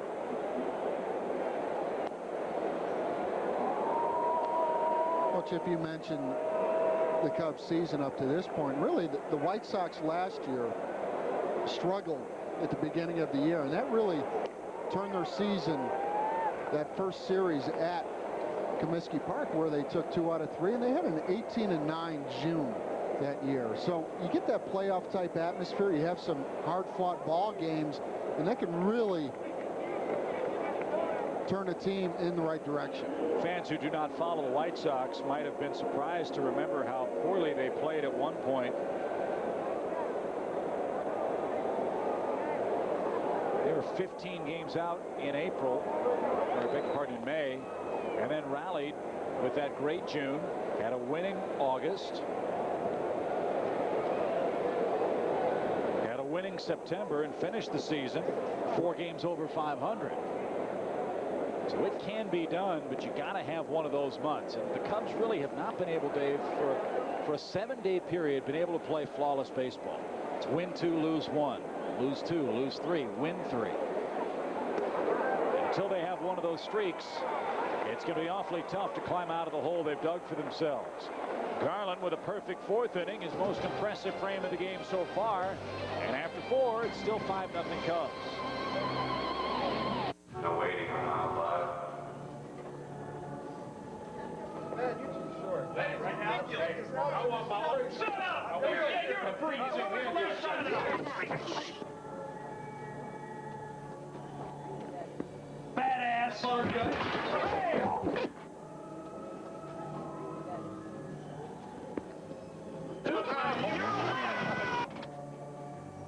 Comedy, commentary, highlights, the best damn sports show, period. The best price is on a new Buick at Morietto's and Cadillac Buick Oldsmobile in Hodgkins. Buy this new LeSabre for just $19,995, which includes a $3,000 rebate or 1.9% financing. Or drive out in a new Rendezvous for just $21,495 with a $2,000 rebate or 1.9% financing. Simply the best experience, always the best price. At Morietto's and Cadillac, Oldsmobile. And Buick and Hodgkins. Tired of that barefoot feeling? Get smart. Get supplied. Military and Police Supply has boots and shoes available for your commission. Inventory is authentic and extensive. Pick them out, lace them up, wear them home. And Rookie Barbecuer, you may need one of our fire suits. And why not light the queue with class? Look into the future through stylish sunglasses.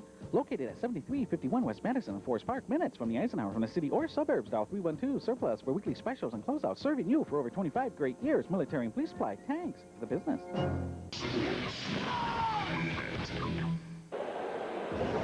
So much, Dave, for the theory of a low-scoring game. The Cubs bats have really pounded Jon Garland. 5 runs, 7 hits. And both off of fastballs, and Todd Hundley jumping all over that first pitch from Jon Garland for his 4th home run of the year. Now Sammy tied for 19th all-time with that home run list. There's the rest of your 4-game summary. Clement has thrown a gem. He's allowed only 1 hit. And already Keith Folk getting up in the White Sox bullpen with Garland's spot to a 4th here in inning number 5. Very big series for both of these teams. The White Sox entered play today. 4 games behind Minnesota in the American League Central. The Cubs open play 10 games behind Cincinnati with a 26-38 record. White Sox looking forward to their 19 games coming up with Twins. The Cubs will see Texas, the Cardinals, and Cincinnati on the remainder of this very long homestand. In fact, the longest homestand of the year. So even though it is June, it's mid to late June now. With a 12-game deficit in the standings, it is almost make or break time for the Cubs. If they have any hope, they've got to have a great homestand. Durham lines to left. Alou, a good jump. 1 pitch, 1 out.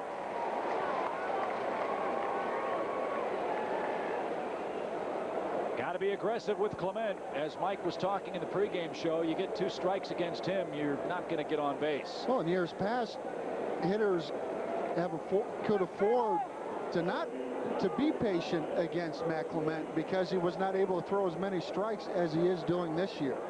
And what a big difference for him to be able to throw that slider for strikes, along with throwing 2 different fastballs. The 4-seam fastball, which stays fairly straight, that he throws away to right-handed hitters. The 2-seam fastball that has some tail in on right-handed hitters. Here's Carlos Lee. He's been on base once. It was ruled an error. Maybe our guys in the truck can re-rack the videotape of his first at-bat. I don't know how in the world you can charge DeShields with an error on the ball that was hit when Lee led off the 3rd inning. 1-1 your count. The thing had crazy spin, took a wicked hop away from DeShields at the last moment. He flat out dropped it, but real tough error. Watch that hop right there.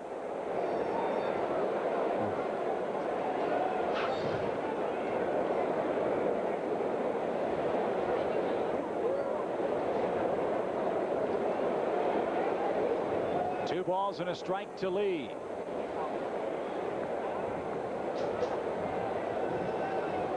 Lined into the left field corner. No doubt about that one. He'll have his first base hit, and it will be a stand-up double. 14 two-base hits for Carlos Lee. That's the 2nd Sox hit And a promising start to the 5th inning with 1 out.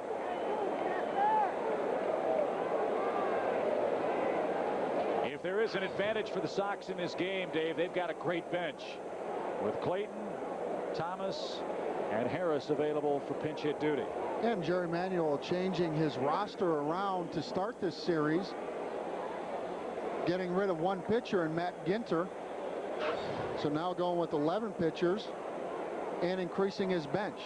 So you mentioned on that bench you have a little speed, guys like Willie Harris, and you always have to keep in the back of your mind, probably not yet in this ball game, but later on you're going to see Big Frank. Jeff Leifer grabs the first bat for the Sox. He would be the pinch hitter. Ground ball to first. McGriff to an E, makes a good pickup. Lead at third, both 2 outs. So Leifer will be announced. Garland's day is done.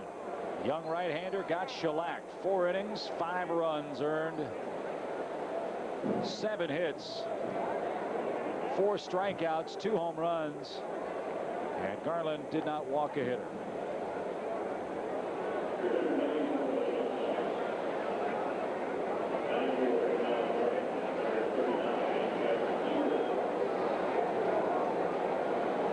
Here's Leifer. He's hitting .204.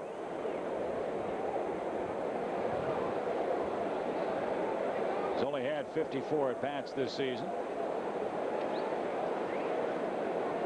And a 2-out hit would break the shutout bid for Clement. A little ground ball won't get it done. DeShields, easy play, and that does it for the Sox.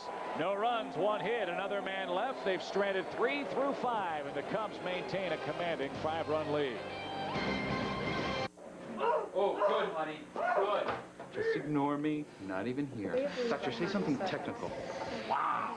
Look at that. I'm going to need a wire lens. Hey, guys. Camera's over here. Okay, we're good on that. Man, that is huge. Excellent. Excellent. Just move your hair a little bit from your face. Just... Okay. Where can you get the top 6 names in camcorders? Where can you get great credit options? Where can you get a price match guarantee? Sears, where else? Ford F-150, outselling the full-size competition for 25 straight years. More V8 torque than Chevy, Dodge, and Toyota. Looks like they missed the boat. Get $2,500 cash back or 0.9 APR. And find out what over 900,000 F-Series buyers last year already know. If you can't pull your weight, you might as well shove it. Get $2,500 cash back or 0.9 APR on a best-selling F-150. Only through July 1st, and only at your local Ford store. It's the Hit a Home Run with VoiceStream Wireless contest. Here's Tom Waddle. Come on, I don't need VoiceStream to hit a home run. Aha! Fastball, huh? No, Mr. Waddle. That was my changeup. I guess I do need VoiceStream to hit a home run. Visit any VoiceStream Wireless dealer to scratch and win thousands of great prizes, including Motorola V60 phones or a Caribbean vacation. Plus, sign up now for VoiceStream Wireless service and get 3,000 whenever minutes for just $49.99 a month. Get a home run with VoiceStream Wireless today. Chicago Cubs baseball is brought to you in part by Aflac. Ask about it at work. Pennzoil. We're driving protection. Corona Extra. Miles away from the ordinary. And by your local Chicagoland Mercedes-Benz dealer.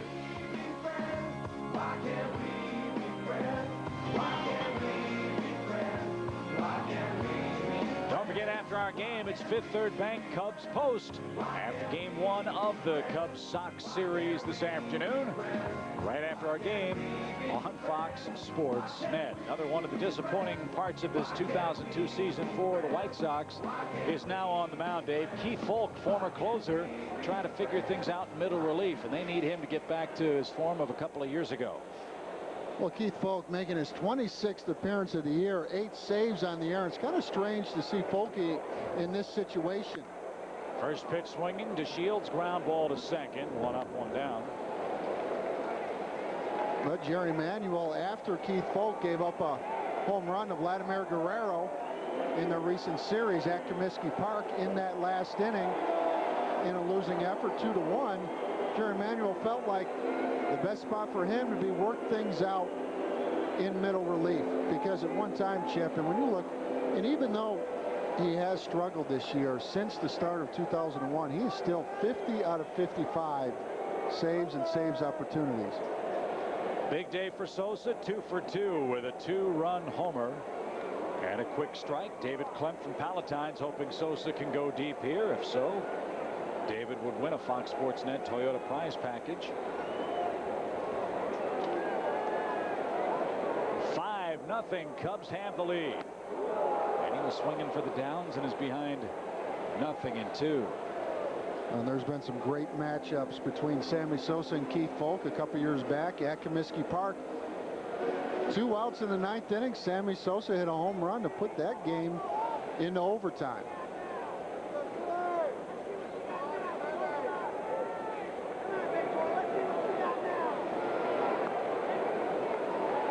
And the problem for Folk, very simple.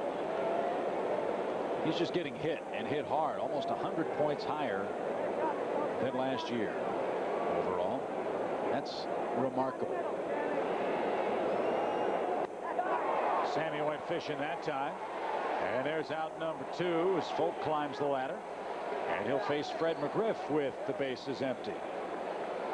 Got to try to maintain an attack against these guys. Despite their offensive woes, the Sox do have some thunder, especially lurking with Frank Thomas on the bench. Well, thunder in an offense that can score runs in a bunch, and Sammy goes chasing with that high fastball. And talking with people about Keith Folk, the one thing, you know, he's got that devastating changeup, but sometimes by throwing that too much, you lose your fastball. And what hitters can do, if you don't have that good fastball, sit on that changeup. McGriff pokes that one into the right center field alley. Ordonez can't get it. Lofton will pick it up on a hop, and it's a 2-out single for McGriff.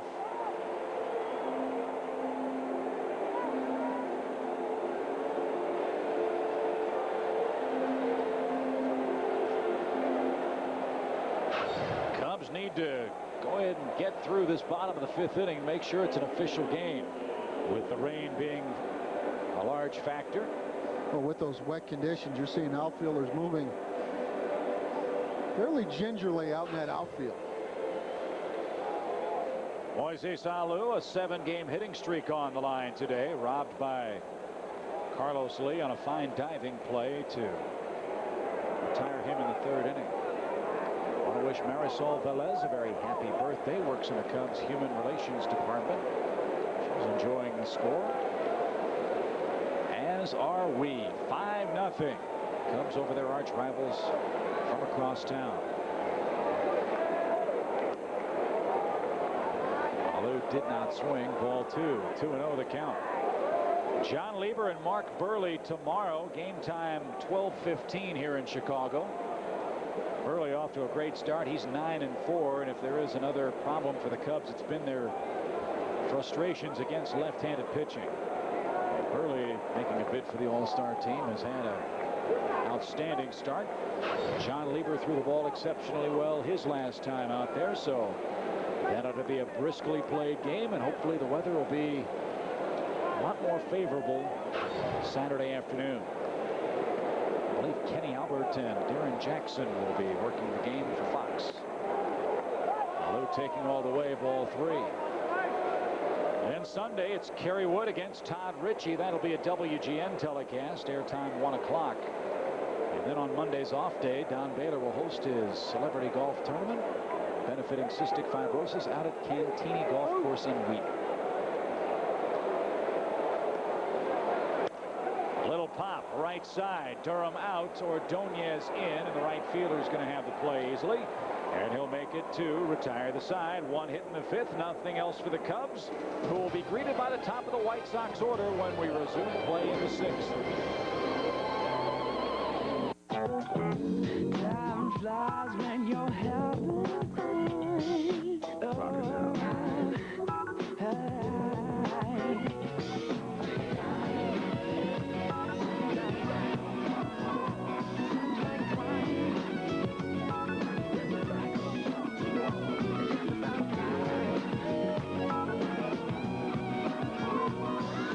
Filtered MGD. Pure beer for a pure night out. When you run, when you run, when you run, run out to Whitehead. Right now, get a free fountain drink with any deli sandwich purchase. Now, for a limited time, at your participating White Hen.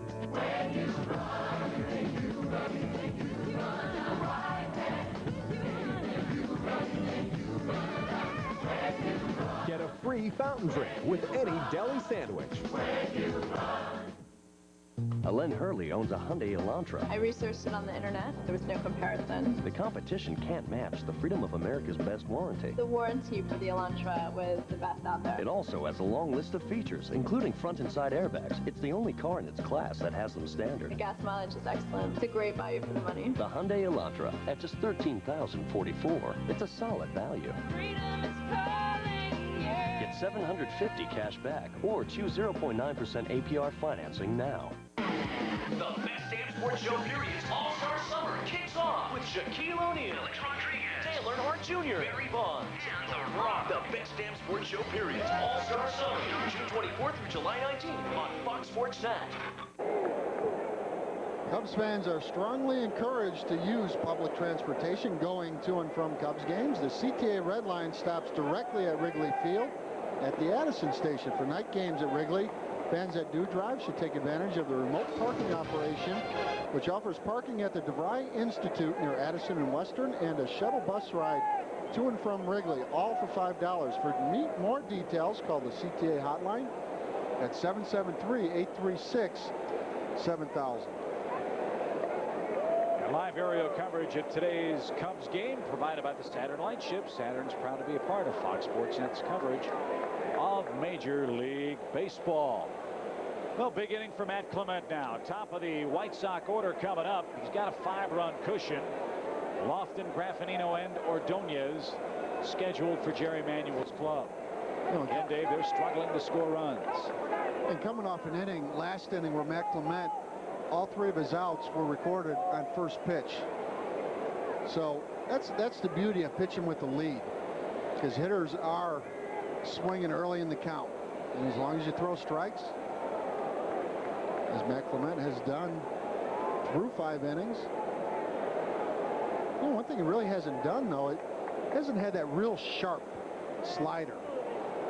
But because he has 2 different fastballs now, the 2-seamer and the 4-seamer, he's able to survive.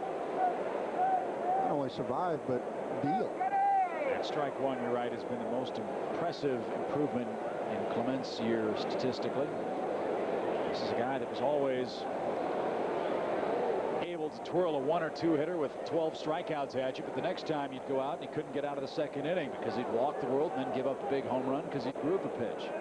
We've not seen much evidence of that from Clement, although some signs of that in April. Not since. He's riding a great streak. 7 innings in 4 consecutive games, averaging nearly 9 strikeouts a game. And he just took care of Lofton, carved him up. 1 man down. Lofton wasn't too sure, but he was defenseless against that wicked pitch from Clement. Well, there's that 2-seam fastball where you start it right at the lefty, break it back out over the plate.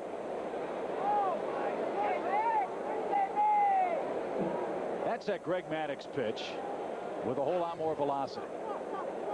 It looks like it's coming at the hitter's front hip, and then it just darts back over the inside corner. Graffinino 0 for 2. And when he's got both sides of the plate covered like he does, you're just not going to get him. The plate is 17 inches wide. Sweet spot on a bat, maybe 9 or 10 inches. Something's got to give, and if you got both sides of the plate. It's always tough to hit a round ball with a round bat squarely. Especially when you're throwing as well as Clement is today. The Cubs have chased former Cub Jon Garland from the affair. Home runs by Sosa and Hundley have powered the Cubs to a 5-run lead. High hopper to second, DeShields in and across. Easy play, 2 down. Great start to this homestand. Great tickets available next week when the Texas Rangers are in town. Your one and only chance to see one of the game's great young superstars, Alex Rodriguez. Rafael Palmeiro, a former Cub, will be coming back. Night game on Tuesday the 18th. Day games Wednesday and Thursday. Then the St. Louis Cardinals come in over next weekend. followed by the Reds in a 4-game series to conclude the home portion of the June schedule. Ordonez scalds that into left field. This game, a battle of two great right fielders. And I don't know if you saw the Chicago Tribune today, the article by Phil Rogers. I think it surprised a lot of people. He picked his all-city team and took Ordonez over Sosa. Tell you what, Mags every year, 30 home runs, 100 RBIs, but when you look at Sammy Sosa, 60 plus, it's hard to vote anyone over that or those kind of numbers. That's the beauty of this series right here, Chip. Both clubs' last World Series appearance for the White Sox, 1959. Cubbies, 1945. Wouldn't it be something if this was the Fall Classic? Oh, it'd be great. I don't know if the city could take it, but it would be great. You saw what it did for New York a couple of years ago with the Yankees and Mets. 2 balls, no strikes to Konerko. Got to be careful with this man. 11 homers and 52 driven in. But I think in fairness, you would have to say that both of these teams, for their long-suffering fans, this year in particular, both teams have dramatically and drastically underachieved this year. Everyone had very high hopes for the White Sox, and they're in much better shape than the Cubs are as far as the standings are concerned, especially with all those games left against the Twins. The Cubs' easy part of the schedule's over. They wasted a golden opportunity by stumbling out of the gate with an 8-16 April. Now they've got to beat up some real good teams if they want to climb back into this race.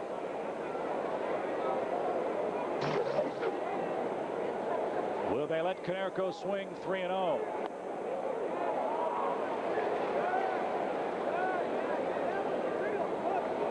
Valentine waiting on deck. We're in the 6th.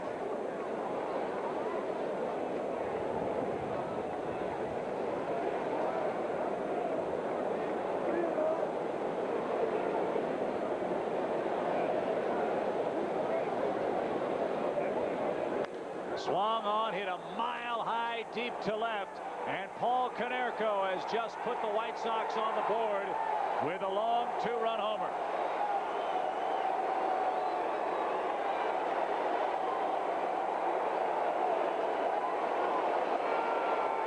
And again, Dave, here's where you have to get a little nervous if you're a Cub fan. Gotta sustain your attack against a team like this, heck, any team.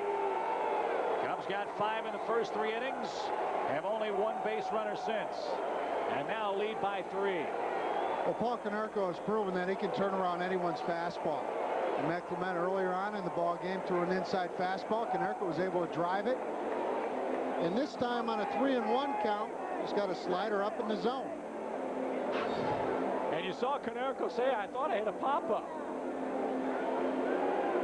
That's the wind tunnel here. Even though there's not much of a breeze, the ball does carry exceptionally well to left center field in this ballpark. I'll tell you what, just from the swing of Konerko, it looked like a backup slider. Or a backup slider doesn't break away to a right-handed hitter. Just stays right there, right down the middle of the plate. So $23,000 in the name of Paul Konerko with that home run to support prostate cancer research. 5-2 Cub game here in the 6th, and Valentine the batter. Valentine reached on a forced play in the 2nd.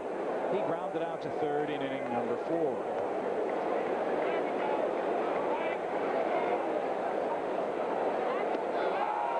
That's a wicked pitch, 0-2 your count.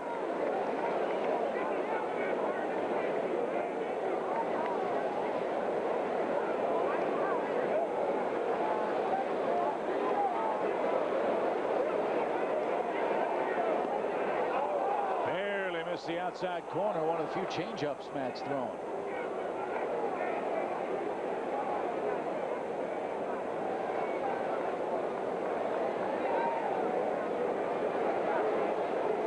2. Didn't get the inside corner.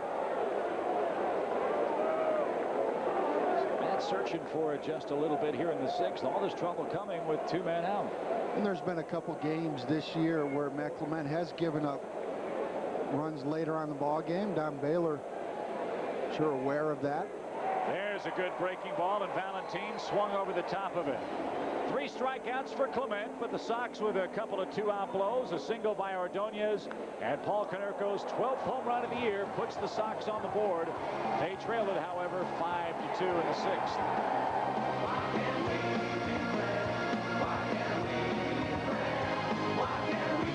$10 million, $12 million, just buy it. Take it to Tampa. Okay, last-minute fare, that'll be $700. One way. Larry? Yep, we're changing airlines. Even our last-minute fares are affordable at Southwest Airlines. Fly our nonstop service from Chicago Midway to select cities in Florida for just $199 one way. You are now free to move about the country. Sammy Sosa escaped poverty and overcame on-field struggles to become an international icon. He's a modern-day Babe Ruth. Beyond the Glory, Sunday at 8 on Fox Sports Net. Here's your chance. Would you believe you can buy a 2002 Tourist for only $12,595 fully equipped, and that's a Sport Edition Tourist. That's right, $12,595 for a 2002 Tourist, or $100 down and $199 a month. Who do you know? Who do you know?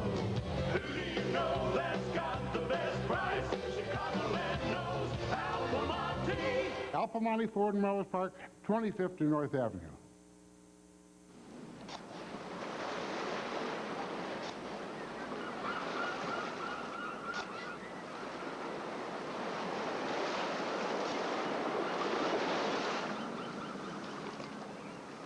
Okay, Mom. Funjet Vacation Summer Savings. Cancun from $429.95. To leave the city, see Nitty 708-456-2950. Restrictions may apply. See the Funjet Vacations Bill of Rights for details. Tuesday at 5:30 on Fox Sports 9.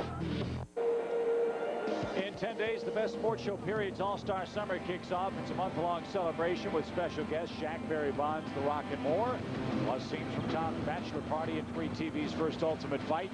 Huge stars, complete insanity. The Best Sports Show Period's All-Star Summer starts in 10 days on Fox Sports Net. 5-2, bottom of the 6th inning for Todd Hundley, who sends a rocket deep to right. Ordonez will wave goodbye.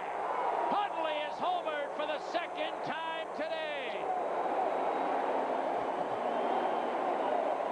His second 3-hit game with the Cubs in less than a week.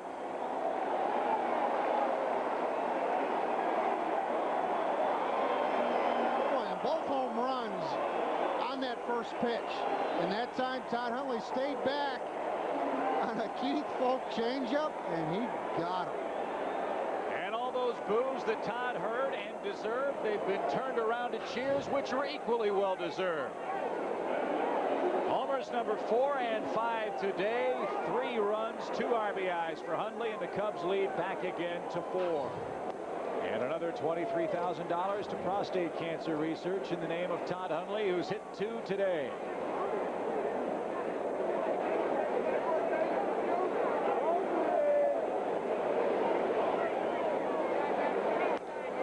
Gonzalez sends a fly ball, shallow center. Lofton, with the glasses gleaming, makes the play.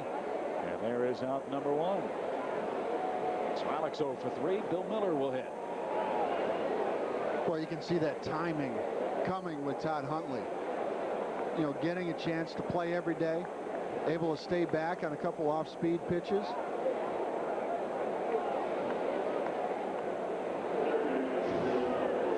And I think it's a load off Todd Hundley's mind. It was difficult for all 3 catchers when the Cubs carried Robert Machado also. Now, with Robert Machado, a Milwaukee Brewer, you're going to see more consistent playing time from Todd Hundley along with Joe Girardi. Joe doing a nice job the other day catching Mark Pryor. And Let's be fair about it, though. The decision that Don Baylor had to make was a very difficult one. Yes, Todd had the big contract, but Todd didn't perform well. And when he did get a chance to play, no matter how sporadically the playing time was, if he doesn't produce, you've got to let somebody else get a crack at it, too, and no one was really able to seize that job. Now it appears that Todd's starting to do that as his batting average climbs well over 200 now, with another 3-for-3 game with 2 home runs.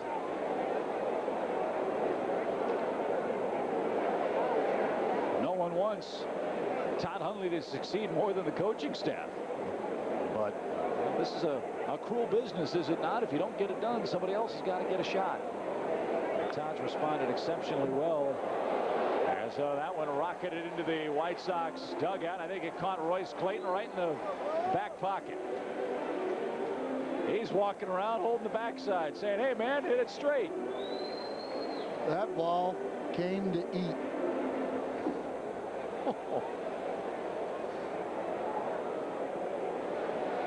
And an embarrassment. Clayton blushing. That would make him a Rolls Royce. Swing and a miss by Miller. 2 outs. Couldn't resist. Clement will hit. He struck out twice.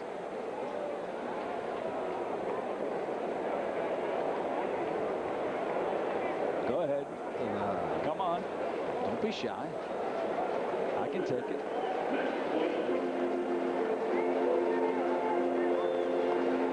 Things are looking up on the north side today. 6-2.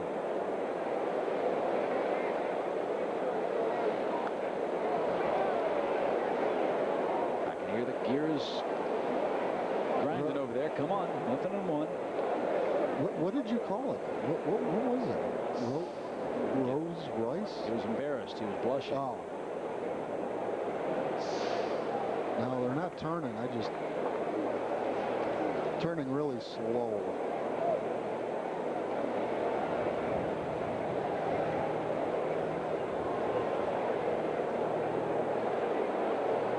If you want, we can go back to talking about Saran wrap like we were the last road trip. That'll help you. My point being that some pitchers, when they don't have their fastball, it almost feels like you can't break a piece of Saran wrap. That's all. Okay, all right. Just making sure. I better not. Todd Hundley, a solo home run to lead off the 6th inning. We go to the 7th. Cubs get one of them back and lead it 6-2.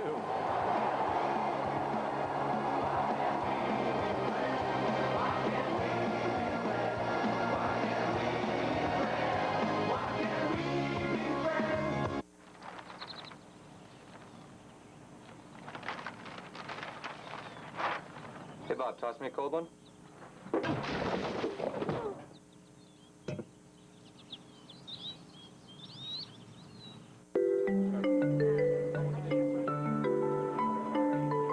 America's best-selling luxury SUV now has a stylish limited edition. The Lexus RX 300 Coach Edition with 2 complimentary coach bags, a premium leather-trimmed interior, and bird's eye maple accents. Consider the road properly accessorized. See your Chicago area Lexus dealer.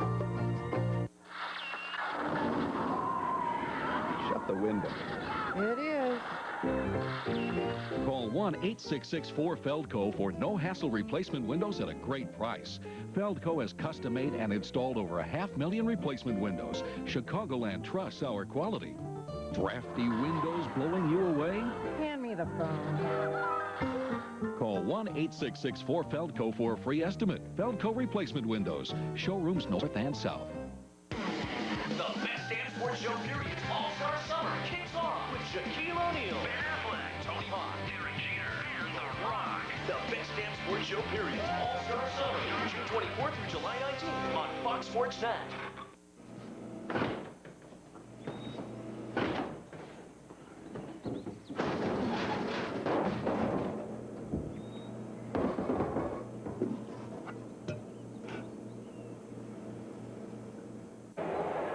Time now to revisit the Smirnoff game plan that we talked about during the pregame show, and I am so impressed with the both of you. You should be.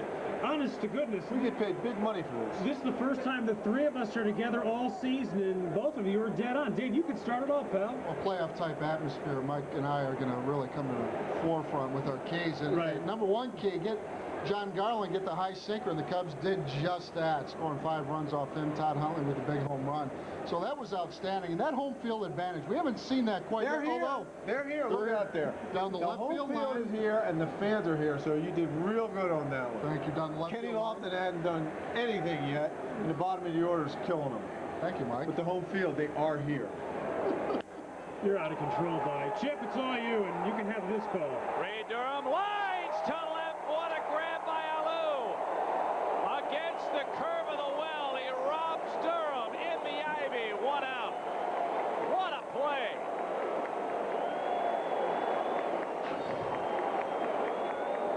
He turned the wrong way and then adjusted and took the punishment and knew just how much real estate he had in the corner. Durham missed a home run by 2 feet, and Alou robs him for out number 1 here in the 7th. Carlos Lee will bat with the bases empty. He's reached on an error and he's doubled and takes a breaking ball high. Former Bear Dan Hampton lurking nearby. He'll be ready to guest conduct our 7th inning stretch once the White Sox are retired here in the frame.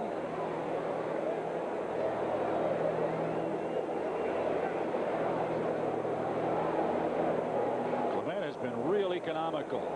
He's walked only 2 men. He's given up 4 hits, and this would be pitch number 83.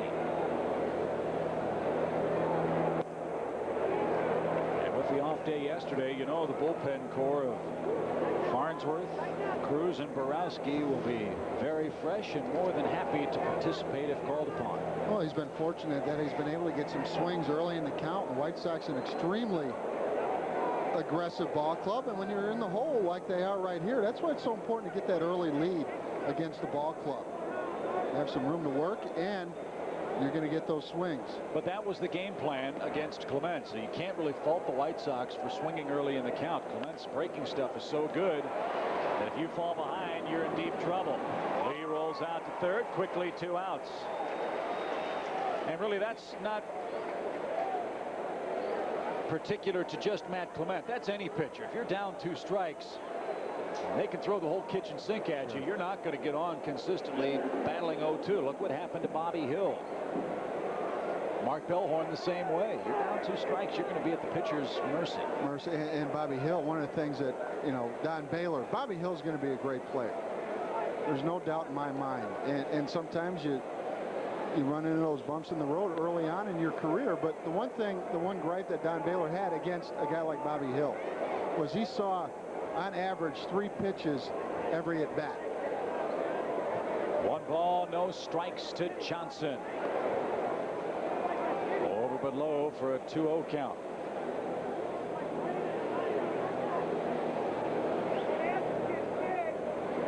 Two fine managers going head-to-head here, Jerry Manuel and Don Baylor, both former managers of the year. And that hit him on the way by, not just ticked off Todd's glove. 3 balls, no strikes. Don Baylor, the manager of the year as a member of the Colorado Rockies back in 1995, and Jerry Manuel, American League Manager of the Year in 2000, the year in which the White Sox won the AL Central.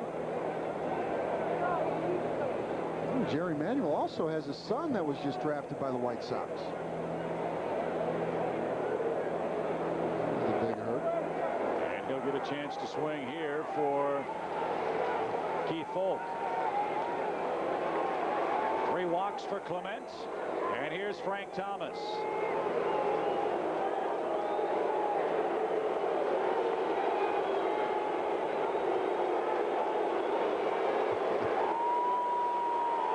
What Frank's hearing now is what Sosa's going to hear at the end of the month on the other side of town.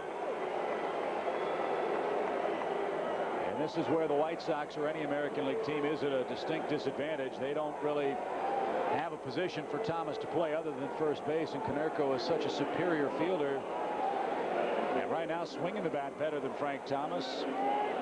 They gave Frank game 1 off. As to whether he'll play tomorrow against John Lieber remains to be seen too.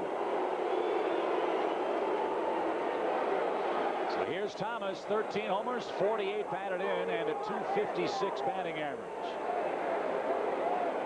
Still coming back from that torn triceps muscle of a year ago. And Clement missed upstairs, and Thomas with a glare out at the mound. Well, Clement, you see Todd Hundley setting up away. This pitch just gets away from that. And that'll bring out Larry Rothschild. Thomas, 9 hits in his last 10 games. You know what, Larry is great with Matt Clement. Clement is a guy that, you know, when he toiled with the San Diego Padres, always worried about everything. Superstitious guy, where he placed his glove in the dugout between innings, and he was pretty hyped up when he did pitch against San Diego at San Diego. Key spot in the ballgame, Larry Rothschild went up to Matt Clement in about the 6th inning and said, okay, Matt, after the game, we're going to go shopping. And then he ran off the field. And Matt Clement had this puzzled look on his face, and what is he talking about? But it got his mind off things for just that brief second, and he went and finished the inning. 1 ball, no strikes to Frank Thomas. And that one upstairs. That's like the scene out of Bull Durham when they talked about what to get their teammate for the upcoming wedding. Nice candlesticks would be nice, yeah. You got to break the ice every once in a while, Chip. Dangerous pitch to Thomas, and it's popped back over the roof. Particularly when you got a guy like Frank Thomas at the plate with smoke coming out of his ears. I mean, he is. What was the craziest thing a pitching coach ever said to you besides, wow, that one really traveled far? Well, I had a manager come out to the mound one time, and I told him, I'm not tired. Don't take me out of this ball game. And he said, well, you may not be tired, but those outfielders are exhausted. So you're out of here. 2 balls and a strike. Outside, 3-1 to Thomas. Pinch hitting here in the 7th. And Farnsworth is up.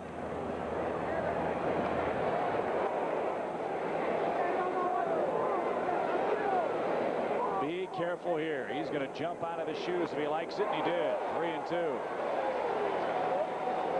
Much tougher for the American League teams to adapt to the National League style of play. But that advantage is more than made up for when they get to use the DH on their side of town. And the National League has to forego the little ball. You got to try to outslug AL teams. And the distinction between the two styles of play is reflected in the overall records. It's very close in interleague play. But here's what the crowd loves. Big confrontation. 3-2 to Thomas. 2 out in the 7th. Runner goes. Breaking ball. Struck him out. And the inning is over.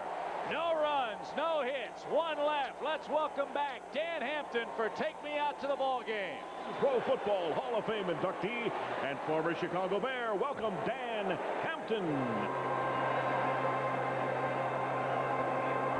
Chicago, it's Flag Day. We got the Cubs. We got the Sox. Are you ready? A 1, a 2, a 3. Me out to the ball game. Me out to the crowd. Buy me some peanuts and cry for just. I don't care if I ever get back home.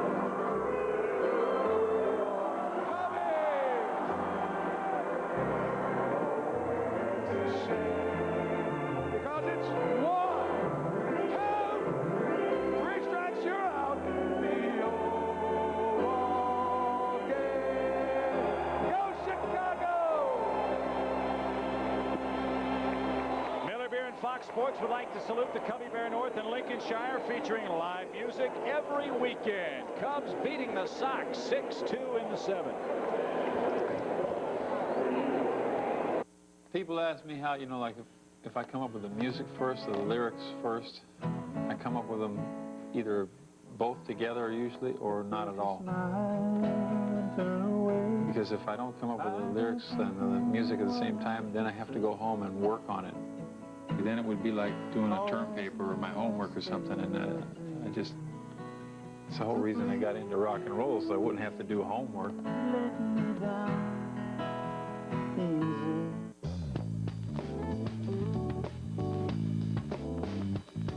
I've been looking so long for what I want.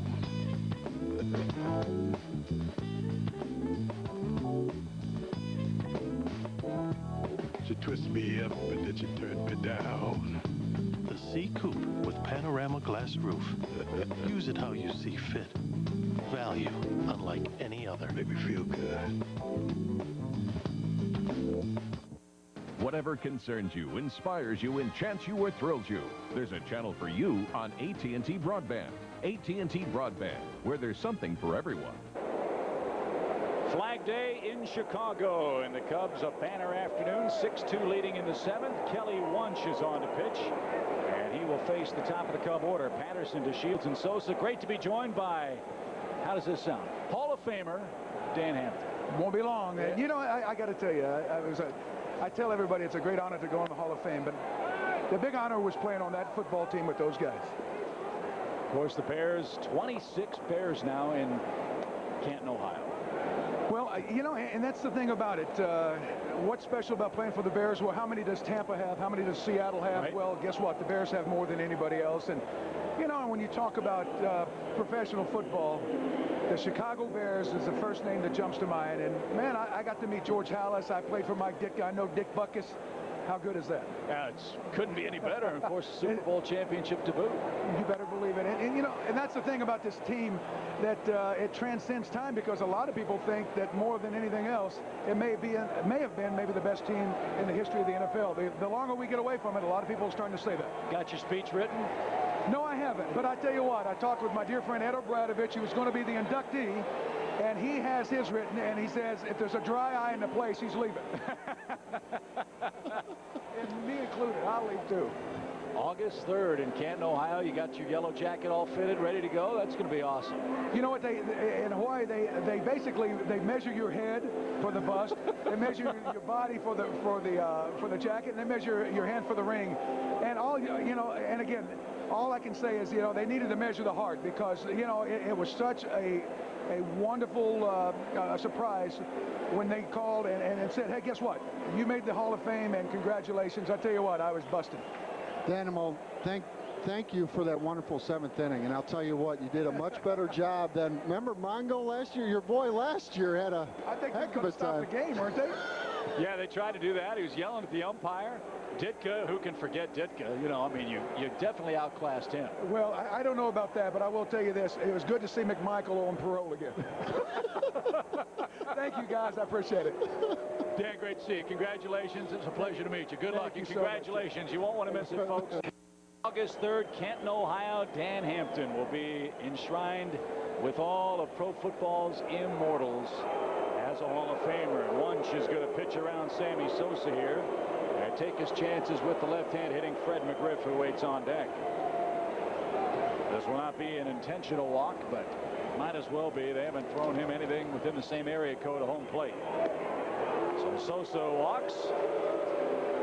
Crowd boos. They wanted to see Sammy hit another one close to the rooftops. The Sox still think they got a shot in this game, with Farnsworth and Alfonseca looming in the Cub bullpen, and the Southsiders trailing it 6-2. Don't forget, after our game, it's Fifth Third Bank Cubs Post. Highlights, analysis, fan reaction. Fifth Third Bank Cubs Post after our game on Fox Sports Net.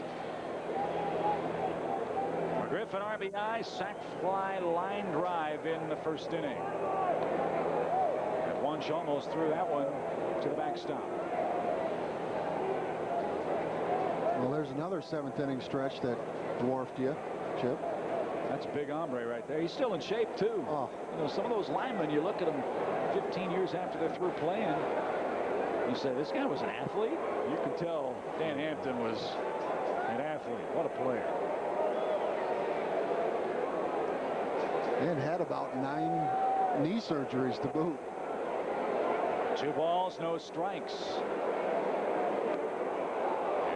Reading his bio, didn't realize this, but as you could tell from the way he sang the 7th inning stretch, he's got a great musical ear. He plays 6 different musical instruments. Big guitar guy, bass player, keyboard guy. That's 6 more than you, Chips. Ain't no doubt about that. 2-1. 2-2. You know you're a bad guitar player when you sound bad to yourself. That's me.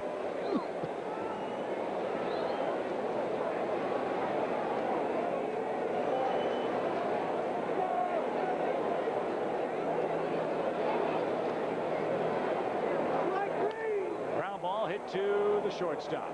And Flip Durham is in plenty of time to get Sosa, and that'll do it for the Cubs in the 7th. You figure Kyle Farnsworth might be coming on for the Cubs. If he does, he'll try to remain perfect this year.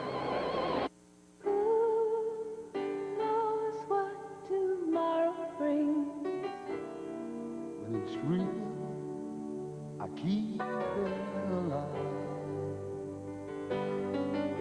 The road is long. The lift is up where we belong. Where the eagles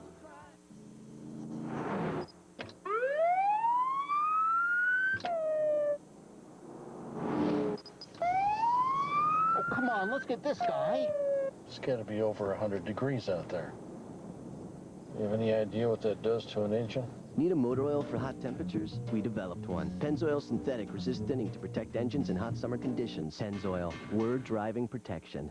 Get ready for summer with Pennzoil Synthetic. Now at Jiffy Lube, the well-oiled machine.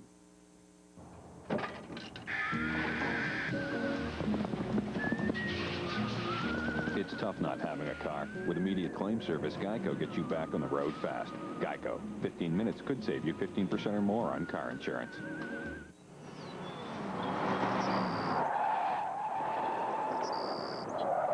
Accidents can happen anytime. That's why Geico's here 24 hours a day, every day. Geico. 15 minutes could save you 15% or more on car insurance. Ford Windstar with the exclusive personal safety system. And it's been awarded the government's highest quadruple 5-star safety rating, something Caravan, Odyssey, Venture, and Sienna don't have. Get $3,000 cash back or 0.9 APR on a new Windstar.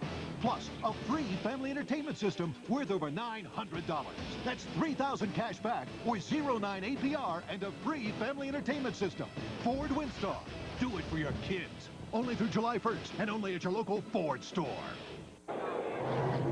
Dave, the Cubs put all the elements together today. Great hitting, outstanding starting pitching, and how about the defense in left from Moises Alou? You know, later on in a ball game, Don Baylor likes to play his club in the outfield with no doubles. So Moises Alou playing fairly deep in left field, but a great running catch to Rob Ray Durham. So Clement with 95 pitches in the game faces the top of the White Sox order, and Lofton bounces that ball up the middle. Gonzalez gloves behind the bag, high throw. McGriff couldn't maintain the pillow. We'll see how that scored, and an inauspicious start in the 8th. E6 on the high throw. Second Cub error of the day. He had to hurry because Lofton can really run. Well, he can run, but he's nursing a little bit of a hamstring as he's coming down. And there, if Fred McGriff shifts his left foot to the right side of the bag, the other side, he would have been able to maintain his foot on the bag. But was not able to shift over and make the play. We'll see if that opens the door for the Sox.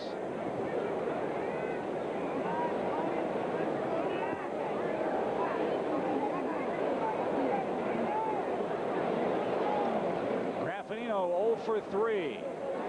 Don't figure the Sox to be running here. Trailing with the middle of their order coming up 6-2. But the one thing they can't afford is a double play ball by Graffinino, who's struck out, popped out, and grounded out softly to second.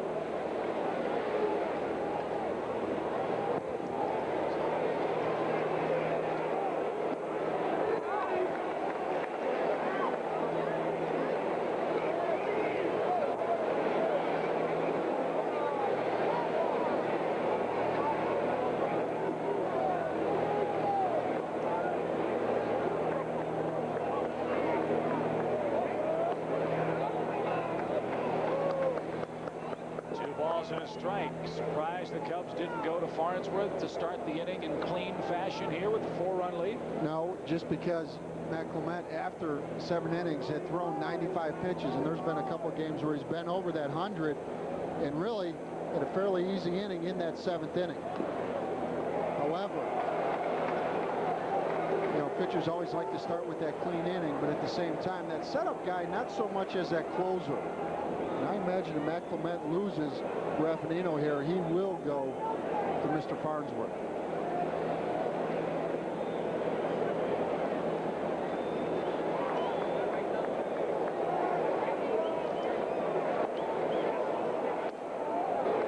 Full count, 3-2. You run with Lofton now with nobody out.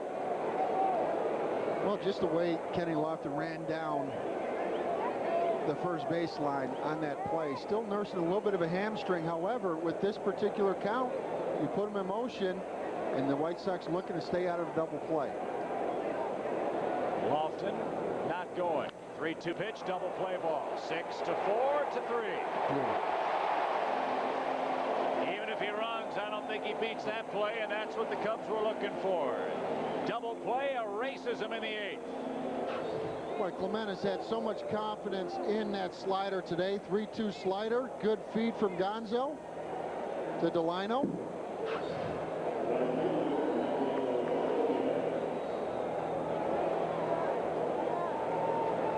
Boy, we talked about it in our pregame show, Chip. 2 good sinker ball pitchers in Matt Clement and Jon Garland. All game long, Clement has kept the ball on the ground. And 2 real good right fielders. Let's compare Sammy's first 5 years to Maglio Ordonez's first 5 years. Don't know if Ordonez will ever hit 60 home runs, but he's off to a very promising start. And a line drive off Alex's glove into left center field. That'll be a hit, you figure. And it is. Second in as many at-bats for Ordonez late in the game. Konerko, a big day today, and that's going to signal the end for Clement. He's right around the 100 pitch mark, and Don Baylor will say, job very well done, Matt. He threw a gem. 7 2/3 innings for Clement. He walked 3. He struck out 4, gave up 1 home run, and 5 hits, only 2 runs so far. Clement, a great chance to go to 4-0 in his last 4 decisions at Wrigley Field. Standing ovation for the Cubs right-hander, who leaves leading 6-2 with 2 outs in the 8th.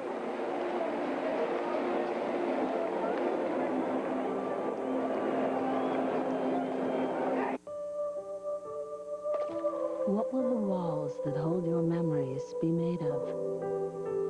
What will be the background of your everyday life? Who will you see when you look at your home? Who will be sleeping in the rooms within? How often do you get to build your dream? And why would you use anything other than brick? Not too close. What do you think? I got that insurance? What insurance is that, Yogi?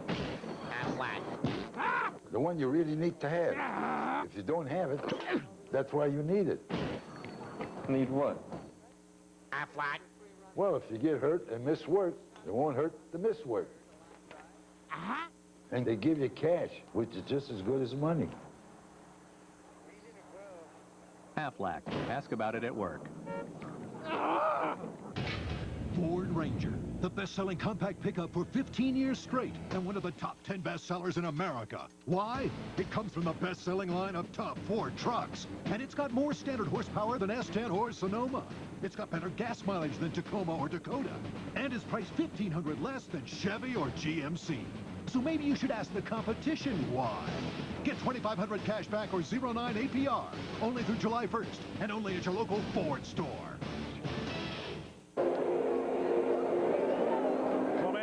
Gem. 7 2/3 of 2-run baseball, and he will give way now to Kyle Farnsworth, who faces Paul Konerko with 1 on, 2 outs in this 8th inning. Farnsworth, since coming back from a stress fracture in his foot, has caused a whole lot of stress and a whole lot of bat fractures to the opposition. He's been incredibly good. Well, this has really been a big part of the Cubs ball club last year, missing this year as Kyle Farnsworth was on the disabled list with a bad foot. Konerko only has faced Kyle Farnsworth one time. And Paul wants a little advice. Swing early. Farnsworth with 99-mile-an-hour stuff.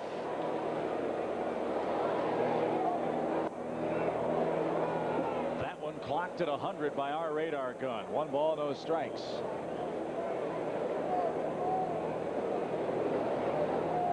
This is the way the Cubs thought they'd be playing all year long. A lot of home runs, very good starting pitching, and then Farnsworth and Gordon to close. Runner goes, pitch low. Hundley's throw, short hops and bounces into center field. Stolen base for Ordonez, and it'll be the 3rd error on the Cubs, a throwing error allowing him to reach third base.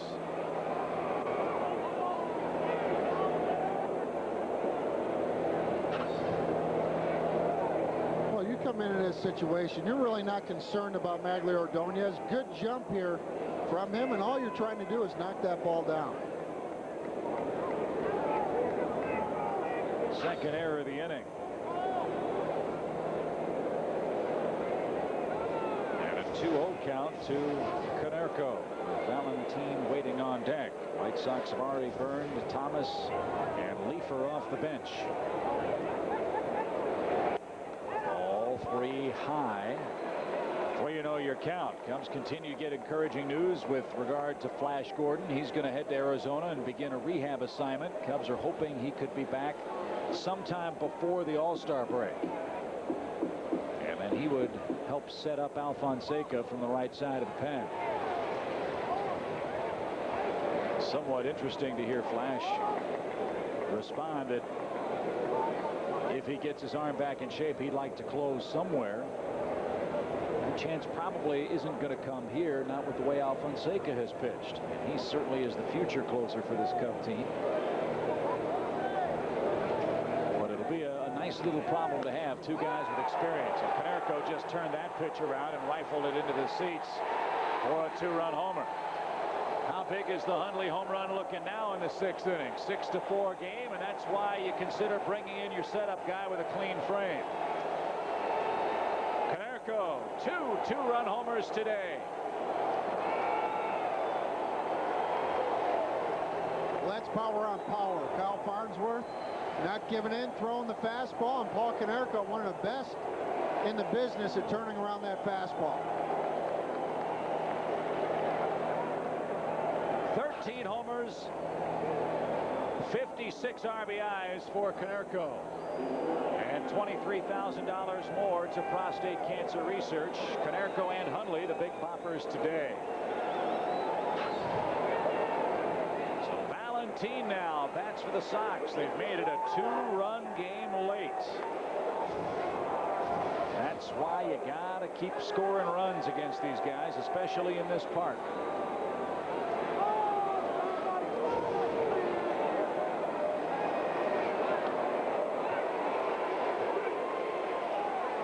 With 56 RBIs now, Konerko would be tied for the National League lead. And he's 1 behind A-Rod of the Rangers, who has 57. Oh boy, did that ball explode. 1-2 your count. Close the book on Clement. 3 earned runs and 7 2/3 today.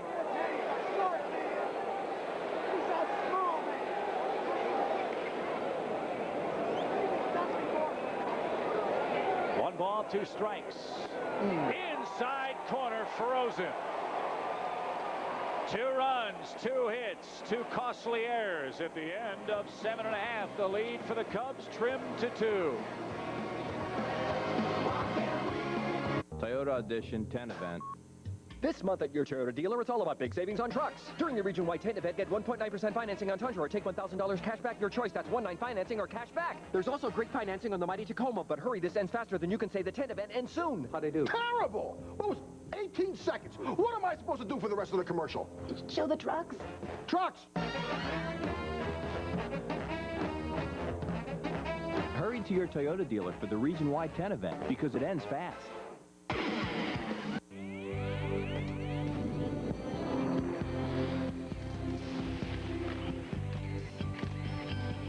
To Nissan, it's a fusion of performance, styling, and innovation.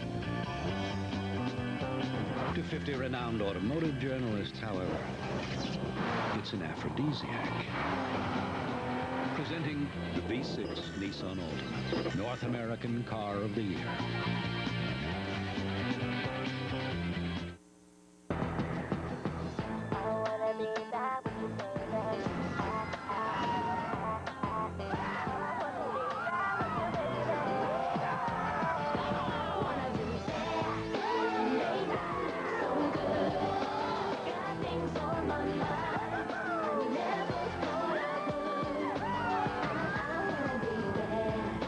Come to Six Flags Great America. So big, so close.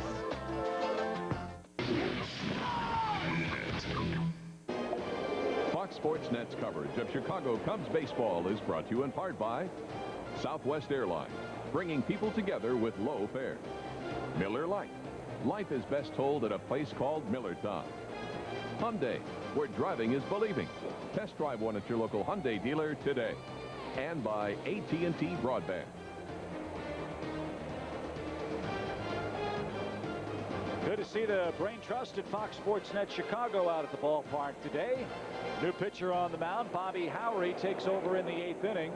And he'll face Alou, Hundley, and Gonzalez in what suddenly turned into a very close Friday afternoon ball game. And there were some concerns coming out of camp this year with the Sox about Bobby Howry and his arm. Felt like his fastball just wasn't coming out of his hand the way it has in the past, because one of the premier setup men for a couple years for the White Sox. However, once that bell rang, he's been pretty tough out of that White Sox bullpen. Faces Alou, whose hitting streak is on the line today. It's 7 games. And the advantage starting to creep toward the pitcher. You see the shadows of the light tower, left field grandstand appearing on the infield diamond, and the shadows creeping toward that batter's box. Makes it tougher to pick up that baseball as it comes in and out of the bright sunshine. And Alou, line drive, keeps the streak alive. Boy, he hooked that ball into left field. And Alou, 1 for 4. He has an 8-game hitting streak and a good start to the 8th. And here's Todd Hundley, a perfect 3 for 3 today. 2 solo homers, and he scored 3 times. Boy, all of a sudden, Moises is staying back and just throwing his hands. And I really think now he's keeping his hand just a little bit higher in his stance.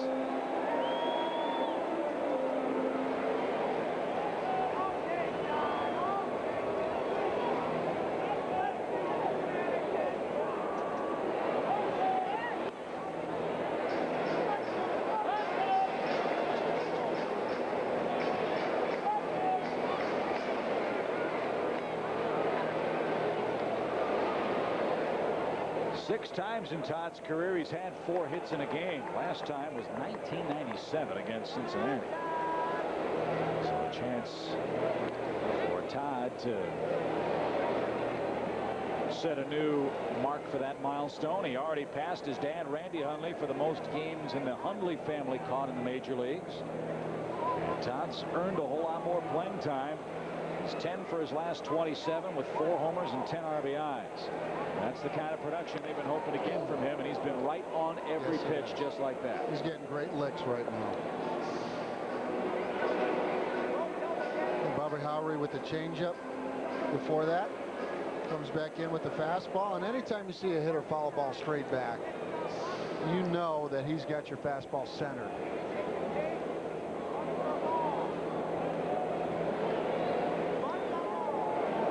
Ball, 1 strike. Alou runs. Johnson's throw to the wrong side of the base. It skips into center field, but Lofton with a heads-up play backs up. It's a stolen base for Alou, his 3rd of the year, and that eliminates the double play possibility defensively for the White Sox.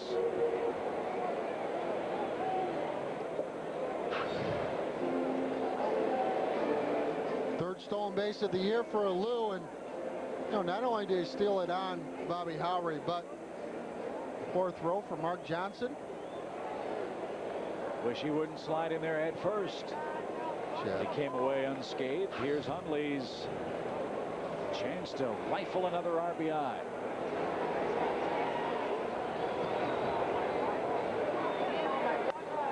Not this time, unless the wind will push that one into the seats. Johnson will not have a play. It hit the screen, and Johnson got a little close to that brick wall. It bit him, and he's hobbling back to pick up the mask.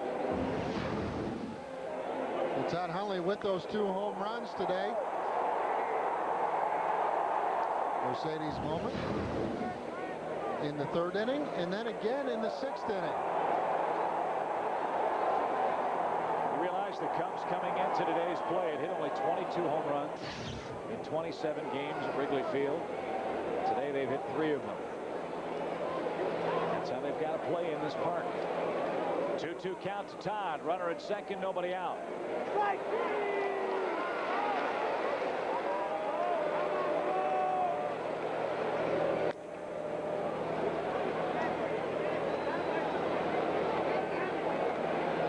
Damaso Marte getting ready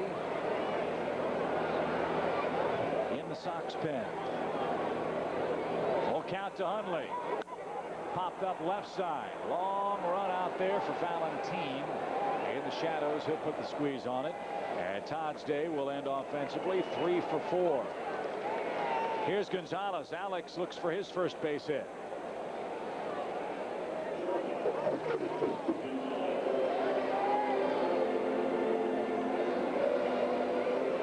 And these great views from our Saturn light ship. Great panoramic view of America's greatest ballpark, Wrigley Field on Chicago's north side. Big crowd, well-behaved one too. 38,051 to see Game 1 of the series. 2 more to follow, and then of course the Cubs will play the White Sox at Comiskey Friday, Saturday, and Sunday, June 28th, 9th, and 30th. Hawk Harrelson, Darren Jackson will have the call from the Sox ballpark as the Cubs today begin a stretch of 16 straight days with 15 games to be played within the city of Chicago. If you can't make a move with that kind of a break, you don't deserve to make a move. We'll see if the Cubs can take advantage of it after a very, very poor April. 1 ball, 1 strike.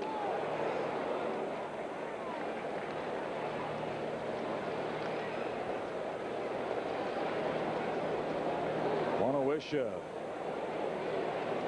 happy 50th anniversary to Herman and Lillian Blitzer. Their son Billy is a great scout with the Cubs. I hope they're celebrating the day in fine fashion.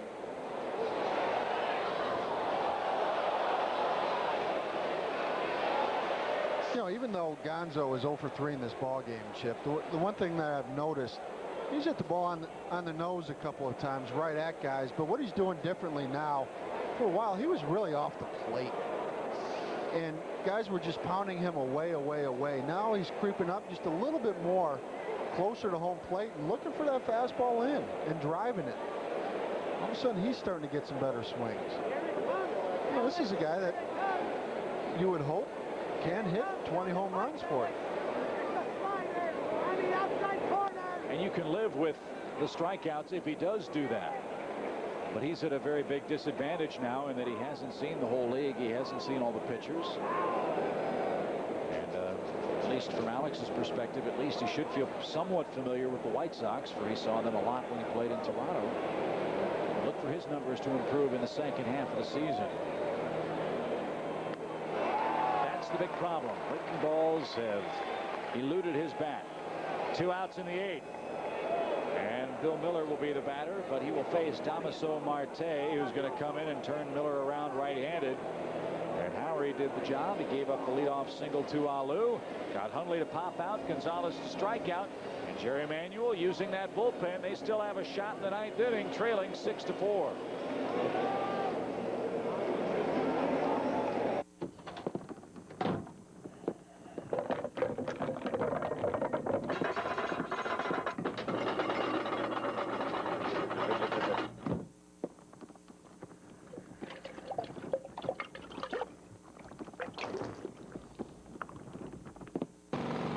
If your driveway looks worn, don't replace it.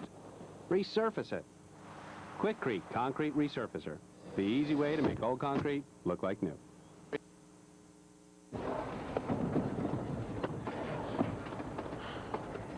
Relax, we got supplemental insurance.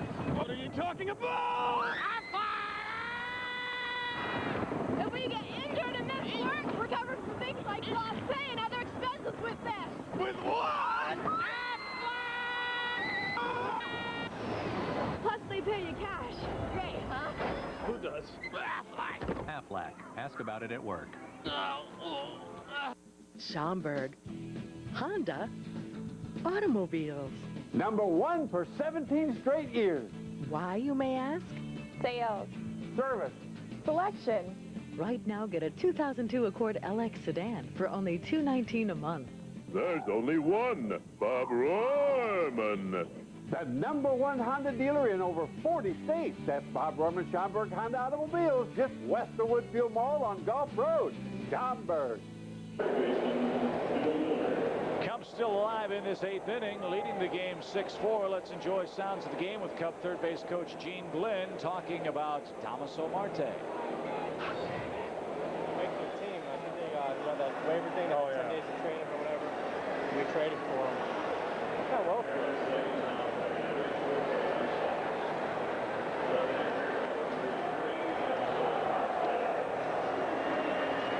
For a lefty, he looks pretty coordinated.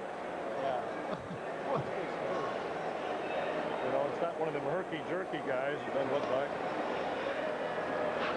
They must have been talking about you. Jeez. And Graffinino did get it right. Marte wasn't going to make the Pirates, and they gave up an 18-game winner in the minor leagues to get this guy. Pretty high price to pay for a situational left-handed reliever, but Kenny Williams thought that Marte would be a real nice piece to the puzzle, and he's thrown well for the White Sox. Well, it really has, and with Keith Folk in middle relief now, Keith Folk will eventually again be the White Sox closer, but for a time being, Marte and Antonio Osuna will take over the closer duties. And the one thing, and Gino, I have to laugh at, you know, because there are a lot of left-handed pitchers that, you know, sometimes struggle with the old coordination. And I being one of them, Chip, as you're well aware. Doesn't make you a bad person, Dave. 2 balls and a strike. And that's way upstairs. But I'll tell you what, left-handed pitchers historically get to the big leagues a little later than others. It takes them a little bit longer on the whole to get their command. And this year, Marte has had that command with both his fastball and that sweeping breaking ball. And the strategy backfires. Bill Miller walks, putting him at first and second, and now Mark Bellhorn's going to pinch hit for Kyle Farnsworth.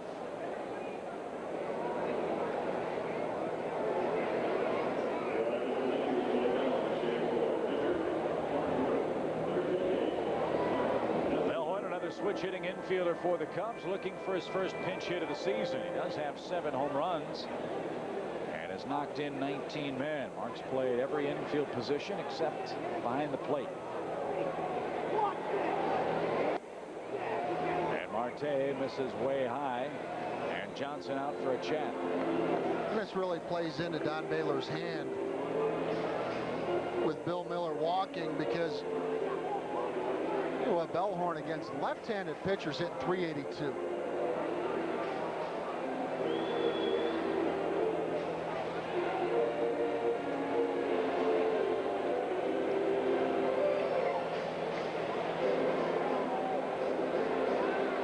Look at our Geico Direct moment. This has often been the playoffs for the fans of the Cubs and the Sox. And hopefully for the Cubs, it'll be a series that'll turn their fortunes around and get them going. They need a big homestand. White Sox also right at 500 at the moment. We talk about big plays throughout the years with this Cubs White Sox. First 2 games last year, these 2 ball clubs both went 10 innings. And there's been some crazy plays in years past. Gary Matthews Jr. trying to score from first on a base hit. getting thrown out at the plate at Comiskey Park last year. Mark Grace getting picked off first base on the old first to third play. Tony Graffinino tagging third base, thinking that he had a force out at third base, which led to a Cubs victory. So you can understand the jitters for some of the players. Some say its time has come and gone, or that these games aren't as exciting. If I were a player, I would disagree with that too. Now, this is a shot in the arm for both ball clubs to play in this type of atmosphere. 4-6 games. Line into the left field corner. That might clear him. Alu's going to score. Miller around third. They will wave him. Lee had problems with it. Bellhorn with a pinch hit triple puts it out of reach.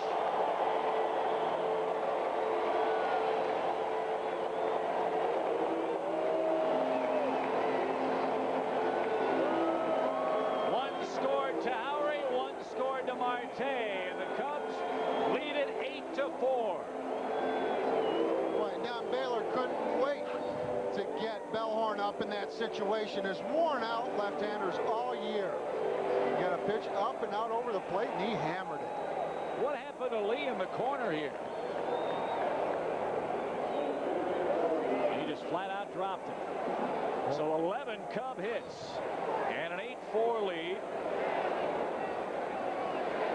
And they changed the scoring from a triple to a double and an E7. So it's been a sloppy affair today. Again, lots of rain before the game. The baseball probably very wet for Lee. But you can't take away the 2 RBIs. And Konerko, a good pickup inside the bag at first. Retires Corey Patterson. 2 more runs. A big 2-out pinch hit double for Bellhorn.